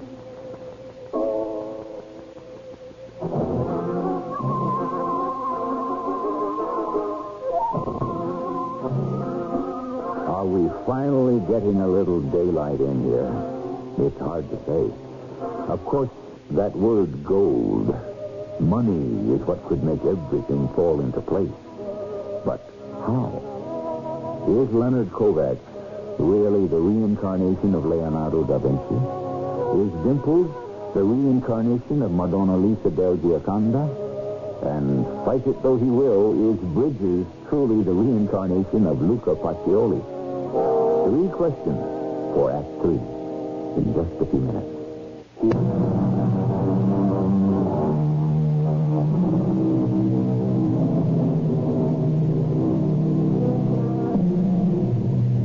Everyone who ever lived and is alive today managed to be born once. So that's no great accomplishment. The real trick is to be born twice. Well, we have the Guru Sri Huri Chundat Mukherjee working on it. And so far, he seems to be doing a pretty good job on Leonard Kovacs. The Mona Lisa. So that's the gimmick. Is Mona Lisa by Leonardo da Vinci? Let's concentrate, Guru. You can convince my boy Leonard that he is the incarnation of Leonardo da Vinci. He knows how to draw and paint. He always did, and he's good. So maybe you can convince him that he's painting the Mona Lisa. The wise man listens and sleeps. But before that happens, just answer me this. How are you going to convince everybody else? The nightingale warbled in the courtyard of the temple. A passing stranger has a stone in his shoe. In other words, you're not talking, huh? He who knows does not speak. He who speaks does not know. But I know you're setting up a swindle. Friendship is the celestial manifestation of the eternal dove. Now, what are you driving at? Luca Pacioli. These words are for thee. Oh, no. You dialed the wrong number there, chum. I am not Luca Pacioli. Who is Luca Pacioli? We look in the mirror, we see his shadow, and the foolish man points and says, behold, 'tis I. Yeah. Well, it's been good talking to you, Guru. You are Luca Pacioli, to the incarnation of Leonardo da Vinci. If he believes you to be Luca, then this is the shadow he sees in the mirror. Tell me something, Brother Guru. There's one hustler to another. Why is it so important for me to be this guy, Luca Pacioli? Luca Pacioli is the alter ego of Leonardo, and thus all men are two. Yeah, okay, I'm hanging in there. Not by much, but I'm in there. And I certainly hope you bring it off. And that everyone makes a buck. Obviously, the scheme called for this thing to be painted, and then to be sold as a genuine Mona Lisa. Okay, there could be millions in it. But how would you get it past the experts? Well, I knew an expert, and I decided to ask her. Now, hold the phone. I know what you're thinking. Where would I come off knowing an art expert, huh? Well, you see, one time a picture got stolen from this big gallery, and the punk that did it was in over his head.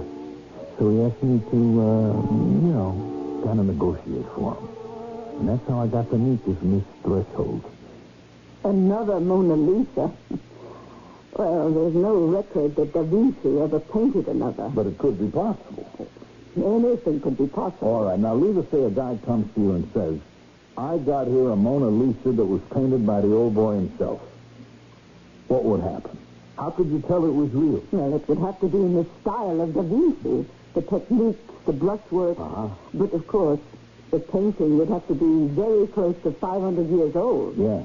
And therefore, the canvas, the pigments, the oils would all have to show their great age. And there are scientific dating methods. Well, is there a way that you could counterfeit that? No. Well, perhaps. To try to palm something off as an authentic Da Vinci is just too difficult. I see. Why, Bridget? Are you thinking of doing it? I went into an art store and I bought me a very good reproduction of the Mona Lisa by Da Vinci. And I studied it. Then I went back to Leonard's place. And there he was hard at work with dimples posing. I studied what he was doing. It wasn't finished yet. But I could tell it was going to look just like the real thing. And I was starting to get just a little bit scared. I mean, maybe I didn't know all the answers. Ah, look, old friend. So you have come by to see the work, yeah? It goes. Yeah, it looks pretty good. I have made a believer of you at last. You no longer come to chide me for wasting my time with the palette and brush. Well, look, Leonard, I hope it turns out okay. We need the money, Luca. The Medicis was not as generous as I'd hoped. Well, he kind of rambled on, and I started feeling very bad. Because I got a nose for swindles. And I didn't see just how this one could ever come off. And yet, what did the guru have up his sleeve? What did he know that I didn't? I asked Dimples. I don't know, Bridget. It beats me. Is Leonard being set up? I don't know. And if he is, why? No wonder I'm scared. I mean, I can't figure it. I'm sorry I got you into all this. Look, I guess I should be rooting for him to fall flat on his face. Maybe even go to jail. That way he'd be out of the picture. Oh, you don't mean that, Bridget. I do, but... Look, what more can I do? I don't know. We just have to hope for the best. She looked up at me and she said it with those big blue eyes. And I said to myself, what's the use? I'll give it another shot. So I went back to see the guru, and he was in great form as usual. Heaven and earth, not human. We regard those things as straw dogs. Yeah, I remember. I was saying that very thing myself, Guru, just the other day. And so, my son, do you come again for enlightenment? No, this time I don't come for it. I have come to give a little bit of it. He who knows others is wise, but he who knows himself is enlightened. Now, leave me enlighten you on this little swindle of yours. What it's all leading up to is the sale of this picture of Leonard's, right? But even if you could kid people into thinking it looks just like Da Vinci's work, the mechanics of the thing are against you. You so? How are you going to make the paint and the canvas look as if it was 500 years old? The softest things in the world overcome the hardest things in the world. All of which means what? The gazelle races along the mountain slope. The tortoise splashes through the mud. Skip it. Which means he had figured out that angle of it also. How was he going to pull off a swindle like this? Every day I went to the studio and I looked at the pictures. It was coming along. I mean, I'm no critic, but even I could tell it was good. No, it was great. I kept comparing it to my copy of the original. And I had to admit you couldn't tell the difference. I couldn't guess what would happen once the professionals took a crack at it. Then I got a call from my friend, Miss Threshold. She wanted to see me. What's happening, Bridges? With what? Some time ago, we had an idle conversation, or so I thought. There's talk of another Mona Lisa. Oh? Is another swindle about to be perpetrated upon the art world, Bridges? I don't know. You don't know? What I mean is, I don't know if it's a swindle.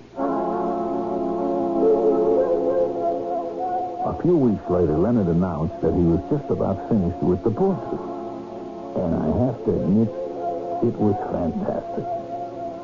I was at Leonard's place when the news broke on the radio. And now for a sensation that is sure to rock the world of art. A new painting by Leonardo da Vinci. It has been discovered by the famous guru, Sir Huri Sundar Mukherjee. This morning, your reporter was at a special press conference called by the guru. Yes. It is the Mona Lisa. But, Guru, it cannot be the Mona Lisa. The Mona Lisa is hanging in the Louvre in Paris. Paris? The Louvre? What are they?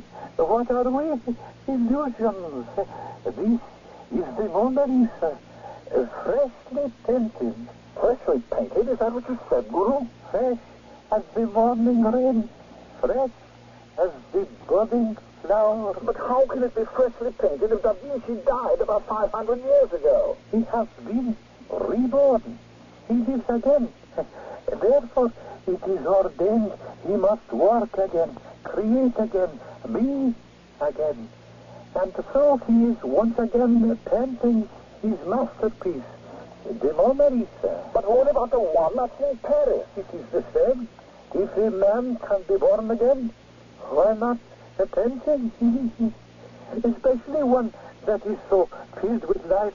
Is it not written? The end of the world is the beginning of the world. When is everyone going to see this Mona Lisa? We shall wait 1 week till the 2nd day of May, on which day in the year 1519 Leonardo left this world. What you're saying is, he's back now? We go in order that we may return.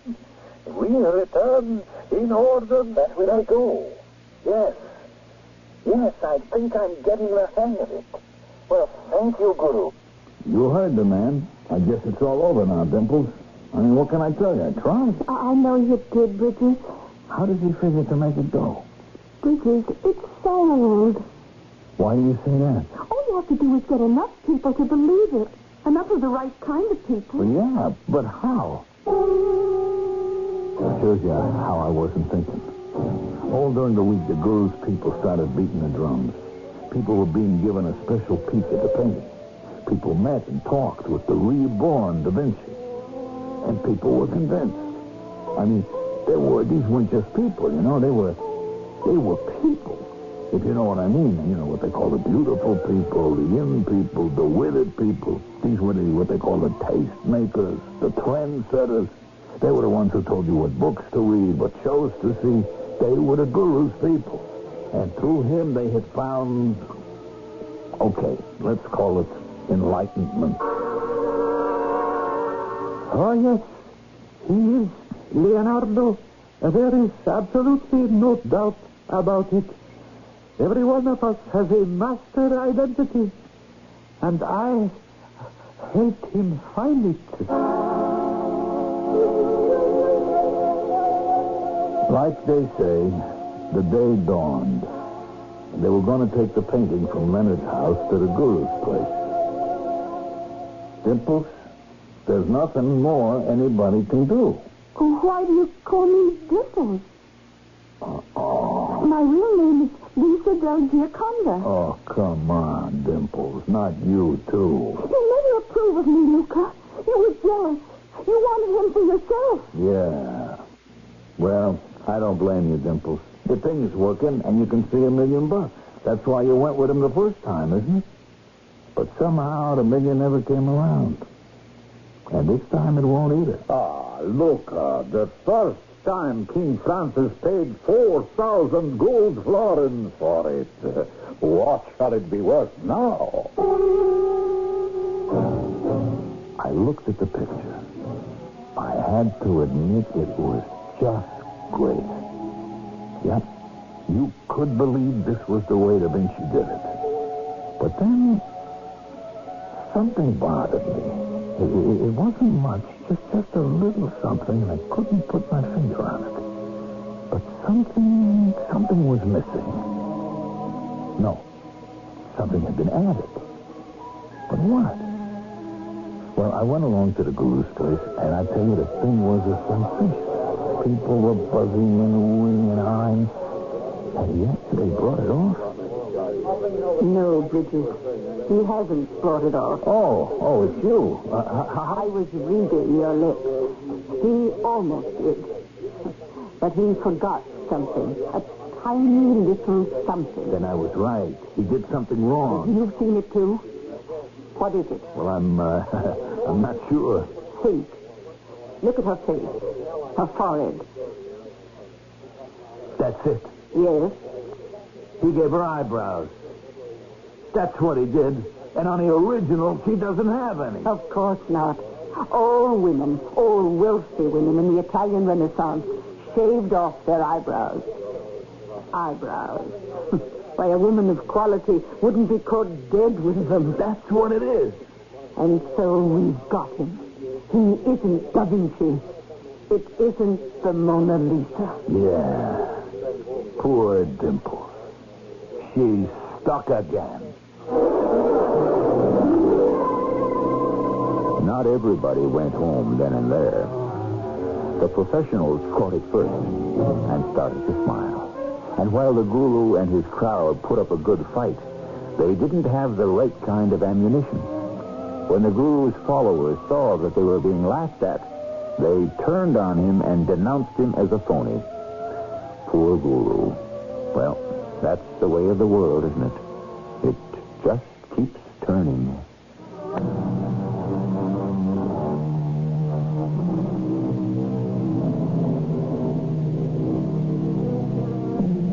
This has been the story of a Renaissance genius, or at least a swindle. Or was it a swindle? Based on his work, or was it his actual work?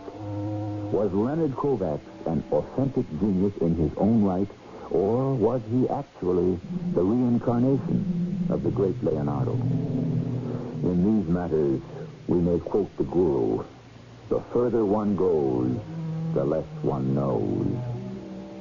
Our cast included Mandel Kramer, Ian Martin, and Bryna Rayburn. The entire production was under the direction of Hyman Brown. Radio Mystery Theater was sponsored in part by True Value Hardware Stores and Buick Motor Division. This is E.G. Marshall inviting you to return to our Mystery Theater for another adventure in the macabre. Until next time, pleasant dreams.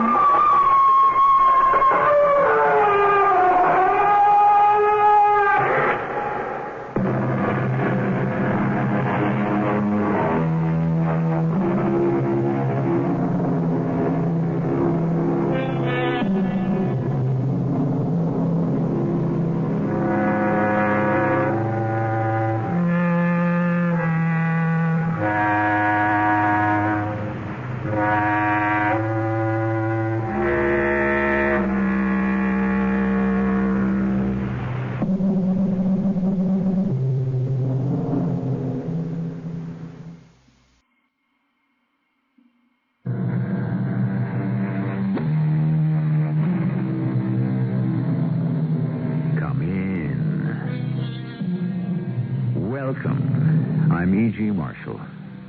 You never know quite what to expect when you enter our shadow world. This time it's the world where Henry James brought alive his very special ghosts. Ghosts of the mind, which he considered more frightening than anything in a white sheet. He wrote his ghostly tales in the 19th century, but this story is about a family that lived just prior to the American Revolution. Rosalind Wingate stares at her sister and then says, Arthur Lloyd asked for your hand in marriage. Your hand. Yes, Rosalind. And Mother has given us her blessing. It was either you or I. It cannot be you. I give the marriage a year. Then Mr. Lloyd will awaken, and I shall be waiting to comfort him in his bereavement.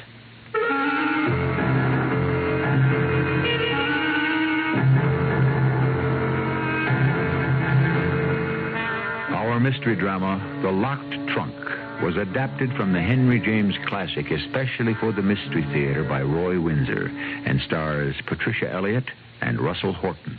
It is sponsored in part by True Value Hardware Stores and Buick Motor Division. I'll be back shortly with Act One.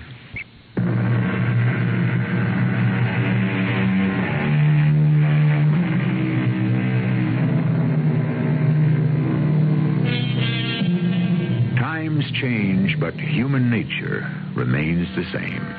That's a commonplace truth. A man and a woman attracted to each other today feel exactly what was felt at all times in human history. Cambridge and Boston are the settings for this story of two sisters, one strikingly beautiful and willful, the other with the unusual name of Perdita, lovely but not striking. Mrs. Wingate, their mother, proudly reflects on them to her son Bernard, recently returned from studies at Oxford. Arthur Lloyd seems immensely fond of both your sisters. I am too, Mother. They're a marvelous pair. Beautiful, accomplished, and for young women, well educated. Very different in spirit, of course. Very. Perdita's like me. Rosalind takes after your dear father's side of the family. Mercurial. Remember how he enjoyed thundering Shakespeare at us? Oh, and the Bible, too. You do like him, Mother? Very much. He's become a great friend. With your approval, I suspect he'll become even closer. Ah, it's in the air, I think, Bernard. My regret is that one of the girls would be greatly disappointed. He's been discreet and fair in his attentions. He's a gentleman. Has he confided in you? Not Arthur. He realizes the delicacy of the situation. I wouldn't speculate about it, Mother. It's a matter of the heart. How very true. All the same, I don't want to see Roz or Perdita hurt. Roz has never been. No, that's true. She's always been at the top of everything and indulged because of it. You really think that Arthur is interested? Well, if I had to place a wager... Oh, here's Perdita now. Bernard, what a pleasant surprise. October's so lovely in Cambridge, I decided to come out for the weekend. Arthur will be along later today or early tomorrow. Yes. Yes. You're very pretty when you blush, Perdita. But I'll take the groceries to the kitchen. You must not raise her hopes unfairly, or her sisters. You're right. If you'll excuse me, Mother, I'll go upstairs and change into something comfortable. Of course. You might take a nap until tea time. Here's Roz, Mother. Riding, I believe, dear. May I talk with you? Confidentially? Of course. I'm frightened, Mother. Frightened? My goodness, of what? Rosalind. You're frightened of your sister? You know her, Mother. She can become violent when she doesn't get her way. What in heaven's name are you talking about, child?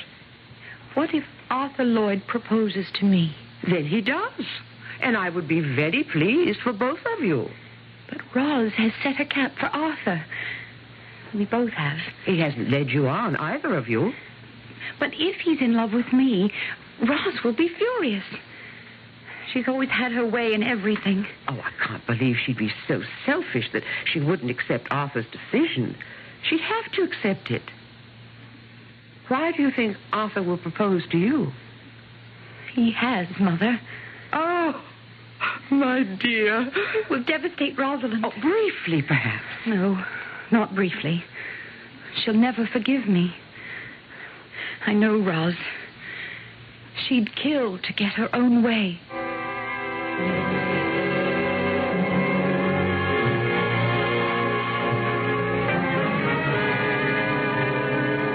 I think it's only fair, Rosalind, to tell you how much it's meant to me to have been accepted during the past few months by your family. You're Bernard's best friend, Arthur. He's introduced me to a family I truly love. Thank you. It must be evident that we return the feeling. Well, I know that, and well, that's what makes this so difficult. Rather than cause any one of you pain, I'd almost rather remain a friend only. Have I misled either of you? Either? I or Perdita? In what way? Well, perhaps I'm being presumptuous, but I have felt that my relationship with you two sisters might hopefully go beyond friendship. With both of us, that's very ambitious, but it might be awkward, Arthur. What is it, or shall I say it for you? No, please. I have asked your mother for Perdita's hand in marriage. And Perdita? Has accepted me. Then there's nothing more to be said, is there? Well, I do want you to understand. Please. If I misled you, Rosalind... You have been a model of propriety. Thank you. Well, then, shall we go in to tea? Please, make my excuses. My mother will understand. But I don't like to leave you like this, Roz. Your jaw set, hate in your eye. I'll be better after I ride my horse. You have given me remarkable news. I wish you well. You don't really, do you? I don't take disappointment lightly. I'm sorry. It's I who am sorry for you, Arthur. You have made a mistake. My feelings... Do you really know them? Are you afraid to admit them? Just what do you mean by that? Are you afraid of a woman who is mentally as strong as you are? Do you really prefer one who is obedient, who will always bend to your wishes? A woman... Not always, dear Arthur. Strong women already have made history, and they will as time unfolds. The measure of a man is the woman he chooses. I have chosen the woman I love. You were destined for me, Arthur Lloyd. For now, go your way. I can wait. You look a little shaken, Arthur. I am a little. I've just spoken to Rosalind. Oh. She said to excuse her from tea. She's gone for a horseback ride. Was she understanding? No, of course not. That was a foolish question. I feel as if I'd done something wrong. Why? You and Perdita love each other. That's all that matters. Don't fret about Rosalind. Leave her to me. She's always been perverse. Exhilarated one day, depressed another. I knew it wouldn't be easy to tell Rosalind my decision. She was very angry. Pride, Arthur. She has seldom known disappointment and vanity. Her father adored her, and we indulged her. But on to happier talk. An early wedding. Yes, I think that's advisable. Because you might have second thoughts? Oh, indeed, no. For Perdita's sake, and for her safety. You can't think that Perdita is in any danger.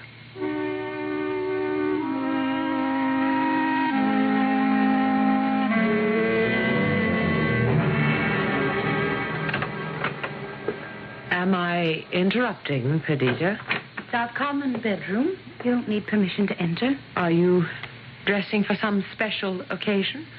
I'm dining at the Arms with Arthur. Oh. May I ask why? Have you nothing more to say to me, Roz? I said what I had to say to Mr. Lloyd. Which was? Ask him. Roz, ever since Bernard brought Arthur Lloyd to visit several months ago, we've been in love with him and he with us. The decision to propose to one of us was his. Can you deny that? What was the special magic you used to place him under a spell? Apparently there's no point discussing the subject. If he had chosen you, I'd have wished you happiness. Can't you do the same for me? Not readily. I know you're heartbroken. Don't presume, Perdita. A more carefully chosen word would be frustrated. But that's a temporary condition. I had some grand plans for Mr. Lloyd and me with his riches. Why do you say temporary? I don't take an insult lightly. In heaven's name, you haven't been insulted because he is marrying me. Are you threatening to be the ghost at the wedding feast? Never fear, I'll conduct myself properly. But in your black, selfish heart... Don't insult me, Perdita. I'm stating the truth. You wish us unhappiness. You are determined to cast a pall over my wedding. Because for once I, plain Perdita, have achieved something at your expense. Not willfully, but as determined by God. He was dozing. You ought to be ashamed of yourself. Your threats don't frighten me.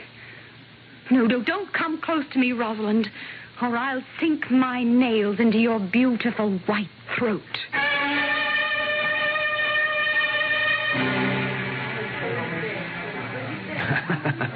A kiss for the bride. Congratulations, dearest Perdita. And to you, too, Arthur. Bernard, have you ever seen a lovelier bride? I'm supremely happy, Arthur, dear. As I am, my dearest. After the reception, you ride into the country? My old Uncle Josh has made his house available to us as long as we want to stay. Bernard, have Mother and Roz gone on ahead? Oh, that was the arrangement. Perhaps my concern about Rosalind was ill-founded. I know she's happy for both of you. She looked splendid as your bridesmaid. I'll leave you now. Don't delay too long. Our guests will be expecting you. Look at me, Perdita. Oh, I love you. And I shall always love you until we are no more.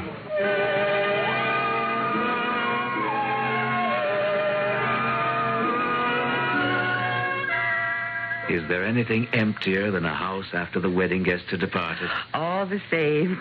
It's a relief, Bernard. The weeks of preparation, the sewing, gifts, and the wedding itself. I'm so happy for Perdita. Arthur's a fine young man. And well-to-do and successful. The bright and shiny world lies at their feet. And Rosalind? Don't look for trouble, Mother. The hurt goes deep with her, my son. Your returning to Boston, perhaps I'll suggest that we visit my sister in New York. It's a hard journey by stagecoach. Why not sail from Boston? You could stay overnight with me or in a hotel, and I'd see you all. Well, let me think about it. Where is Roz now, do you know? When your father was alive and concerned about a problem, he'd walk for hours through Harvard Yard and sometimes halfway to Lexington. Roz clears her mind by riding horseback halfway to Boston and back. But I do believe... Yes, she's coming in now. Rosalind? We're in the sitting room, Roz. Come join us. Has the joyous couple departed? Long ago. I hoped that your long ride might have cleared away your bitterness. Roz, dear, accept the fact. Never. Arthur Lloyd has been deceived. I'll remind you, Rosalind, that you're speaking of your sister. I cannot rid myself of my feelings by willing them away, Mother. Then you'll consume yourself with your rage. Not before I've had my revenge. Revenge? Against your sister? You speak like a madwoman. I am. A little. The marriage is doomed. You sound possessed. Pray to God for forgiveness. I'm not the one to be forgiven. Arthur Lloyd will beg for me. And I'll accept him. As I have said, the ghosts of Henry James are ghosts of the mind. Not all that much was known about psychoanalysis in the late 19th century, but Henry James had heard about Freud and his early experiences in treating those who suffered from hysteria and neurosis. This undoubtedly influenced James when he wrote his kind of ghost stories, the ghost in the mind, possessed by a conviction of injustice and a determination to overturn it. The person so possessed is Rosalind Wingate. More when I return shortly with Act 2.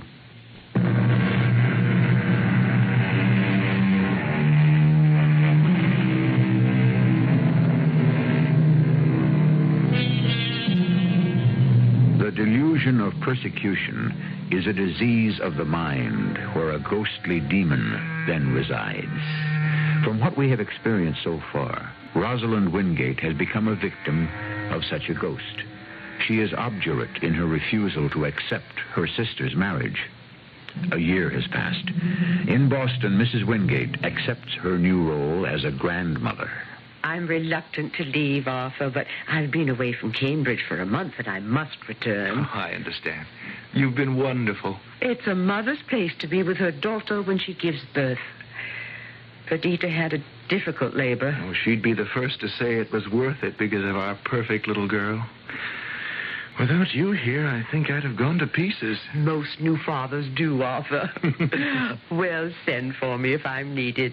Perhaps Rosalind and I will come down in the spring, with Perdita's approval, of course. Oh, she'd approve, but what about Roz? I did bring you her congratulations. Oh, so you did. Has her anger subsided? I hope so. At least it's no longer apparent. She keeps busy. She'll never forgive me. That's a cross she alone must bear.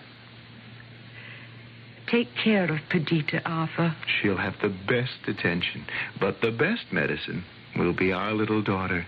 Perdita isn't all that strong, and she's gone through an ordeal. Normally, by now, she should have been up and around. I don't like her color at all. She'll come round. Don't you worry. I'll try not to.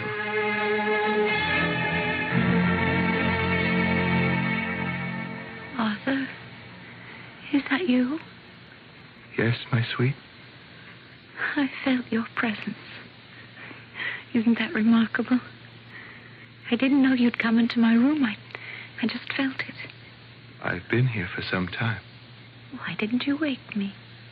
Rest is cure, and I want you up and around and well, smiling and happy. I'm very happy.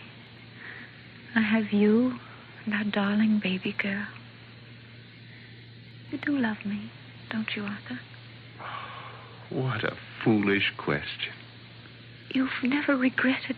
Don't even think it. I've tried to be a good wife to you. You have been. This is morbid talk, Perdita. I wish you'd stop. It makes me uncomfortable.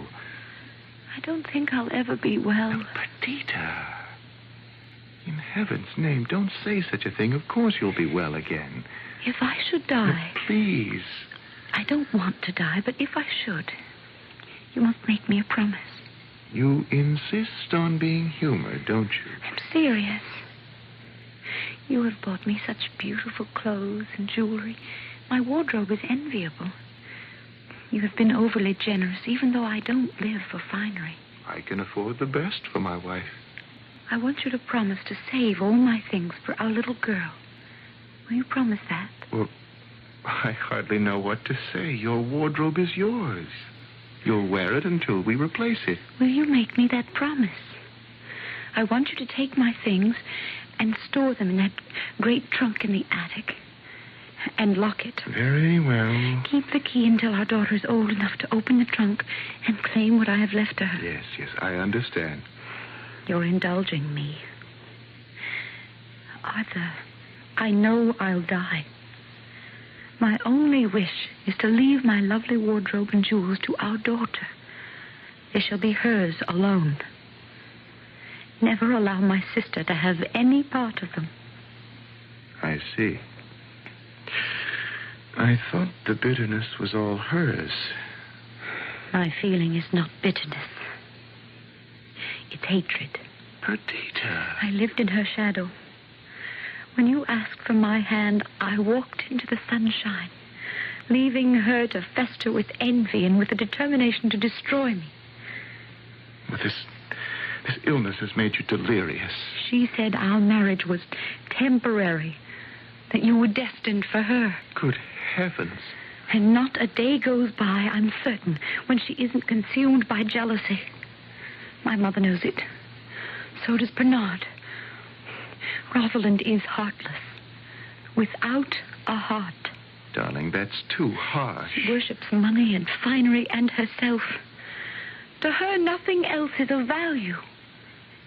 I won't allow her to have my fine clothes, I understand. You swear to keep that promise. I do. Warn her for me. Well, against what, my dear? If your promise should be broken, if somehow she should obtain entry to the locked trunk, I'll avenge myself from the grave.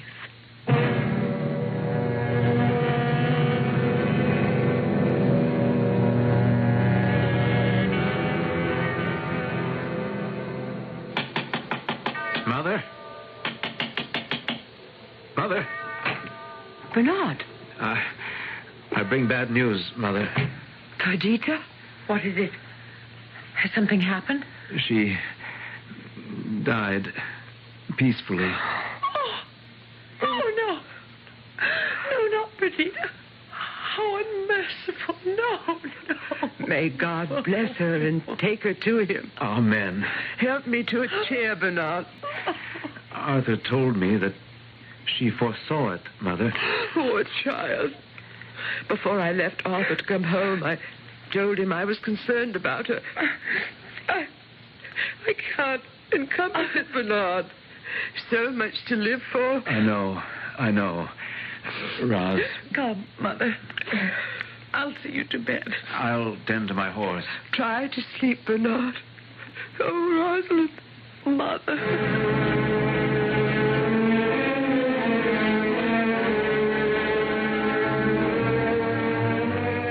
I am so very sorry, Arthur. I'm sorry for all of us. So young, so wonderful. And now she is no more. Nor am I. She's at rest. Whether we will it or not, our fleeting lives unfold until we are no more. Arthur, I haven't words to... Excuse me. Oh, may God forgive my trespasses against Perdita. I cannot forgive myself. I took her for granted as my little sister. I didn't know until death how much I loved her. Forgive me. Forgive me. Excuse me, Arthur. I'll go to her. Mother? Are you all right? Yes, it's Rosalind. Arthur, what happened? Roz is overcome with grief. You're holding up well? Oh, I'm numb. The shock was so great I still feel nothing. The funeral was a dumb show. The minister's words meant nothing to me. I stare with vacant eyes. I'll ride back to Boston with you in the morning.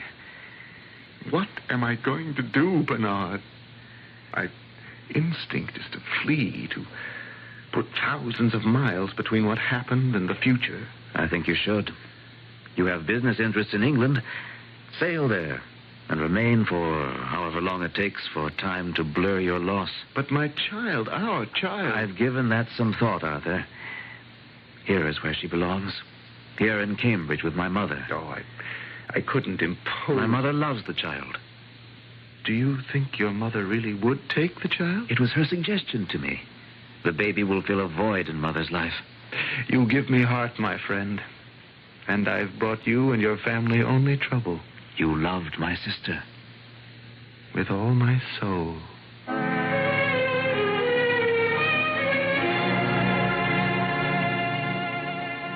Why should I be the last to know? I was the first. You're the second, Rosalind. I don't know that the news is all over Cambridge.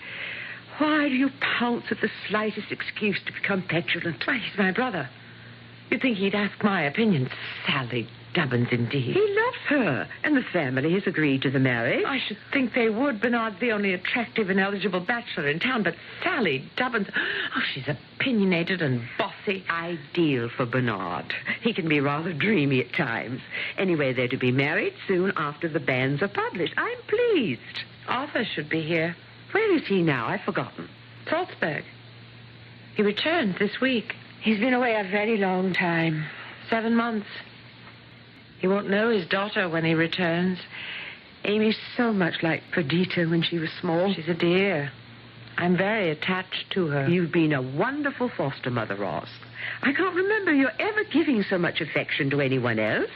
You've got little Amy twined around your finger. She's a darling. I wish she were mine. You'll miss her when Arthur returns. She may not want to let me go. Amy will have no choice. She belongs with her father. Well, until she becomes adjusted to a new home, I might have to live with her. In Arthur's house? You? An unmarried woman? That would be in extremely bad taste, Rosalind. That wouldn't bother me. Arthur would have more sense. That remains to be seen. Just what do you have in mind, Rosalind? Amy Lloyd is my talisman. And what is that? A charm, a good luck piece. I knew she would be soon after the funeral. Am I to understand that you intend to use the child's affection for you to forward a claim on Arthur? If I so choose, yes. You have deliberately charmed the child for that purpose? I am genuinely fond of her, Mother. But your scheme is reprehensible. He loved Perdita, not you. He's a young man. He will love another. Why not me? Do you love him? Oh, yes.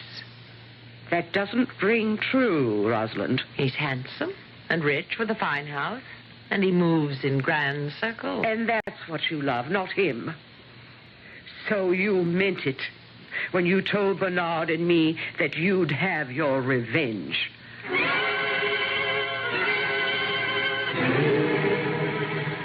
Roz, what am I going to do? It meant so much to her. If you leave her, I don't know what might happen. She'll be miserably unhappy. You cannot leave. I must, Arthur. Mother was very angry about my taking up residence here for even these few weeks. I could not stay on. It would not be discreet. That must be Bernard. Will you help me with my portmanteau? Roz, Happy wedding day, Bernard. Thank you, Roz.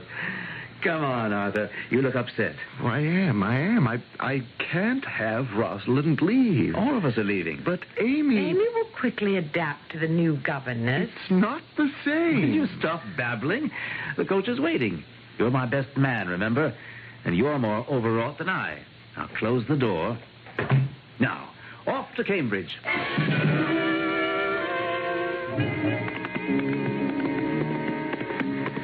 Pull up. Pull up. Have I run you into the ground? You do ride well, Roz. In fact, you do everything well. That's very sweet of you to say. What am I going to do about you, Roz? Is there something you want to do? Have you plans? Thoughts for the future? None. You said something long ago that may have come true. You said, for now, go your way, I can wait. Do you remember saying that? Yes. And you asked if I were afraid of a woman as mentally strong as you are? Are you? A little, perhaps, but fear is outweighed by many other considerations. Which are? You're a beautiful, fiery, intelligent, and desirable woman. All of that, I think. And arrogant. Indeed. Roz, will you marry me? It was a foregone conclusion.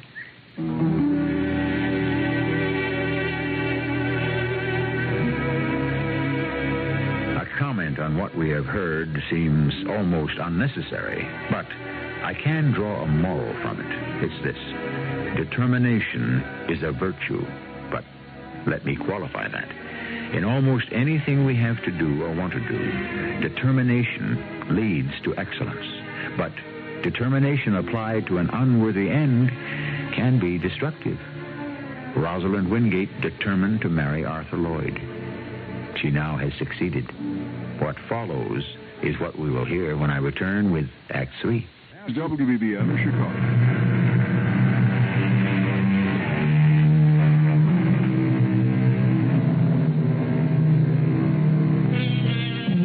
If you look back on your own life, you'll remember how hard you persisted to accomplish a certain thing. Take marriage. It may be made in heaven, but who can deny the persistence of either the man or the woman in persuading the other to stroll down the aisle? I suspect that, except in a few instances, one person's love for another is a few degrees stronger. Am I wrong?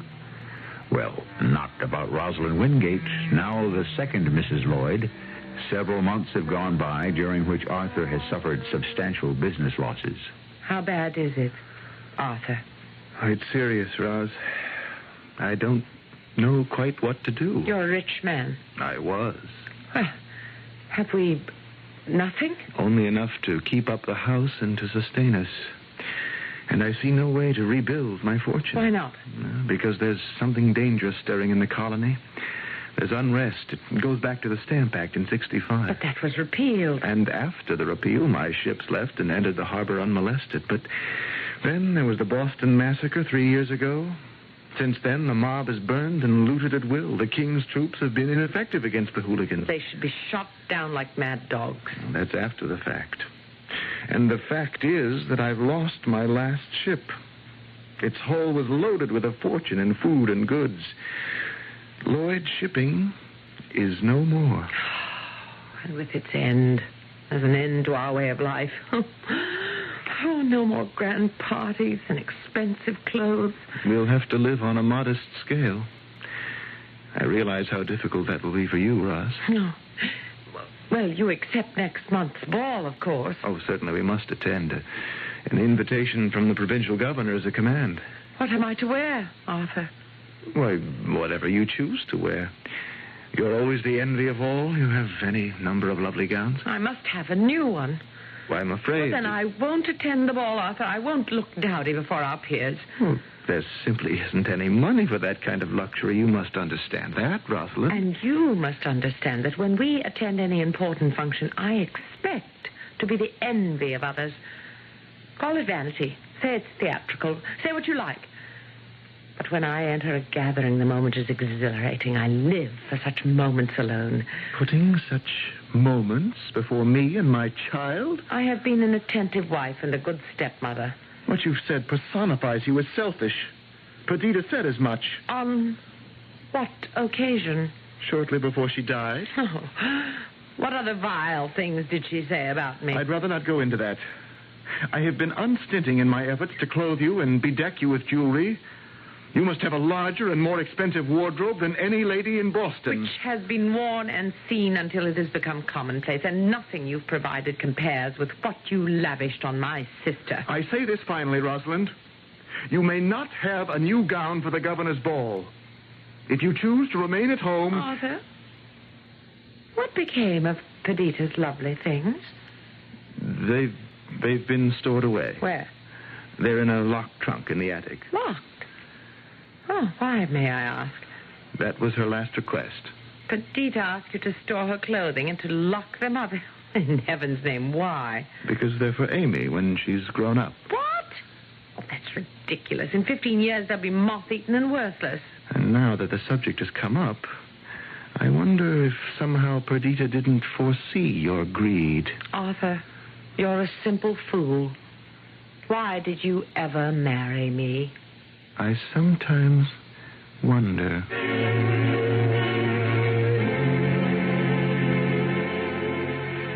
Hello, Mother. My dear Bernard, I'm very glad to see you. I knew where to find you, Mother. Sitting in your garden. I do enjoy the colors and the fragrance of the flowers. How is Sally? Splendid. And soon a mother-to-be. Oh, I hope it's a boy just like his father. What's the other news from Boston? At the moment, calm on the political front. Not so calm at the Lloyds. I'm sorry to hear that. It's Rosalind, kicking up a fuss, as usual. The ties of marriage have come undone. Arthur's shipping business is founded. Not his fault. There's a band of so-called patriots that roams Boston and commits acts of vandalism. Arthur's lost his small fleet. Is he impoverished? No. But he hasn't the money anymore to indulge his expensive wife. He told me about it the other day. I offered to lend him money, but he refused me. And Rosalind refuses to accept their changed condition. Yes. Will you come to Boston and talk with Roz? I've talked to her all her life, Bernard. Well, this time No, it would come out sounding melodramatic. Let me be the judge of that. Roz now neglects Amy. She adores Amy. So it seemed when they lived with you, Mother. I think Roz used the appearance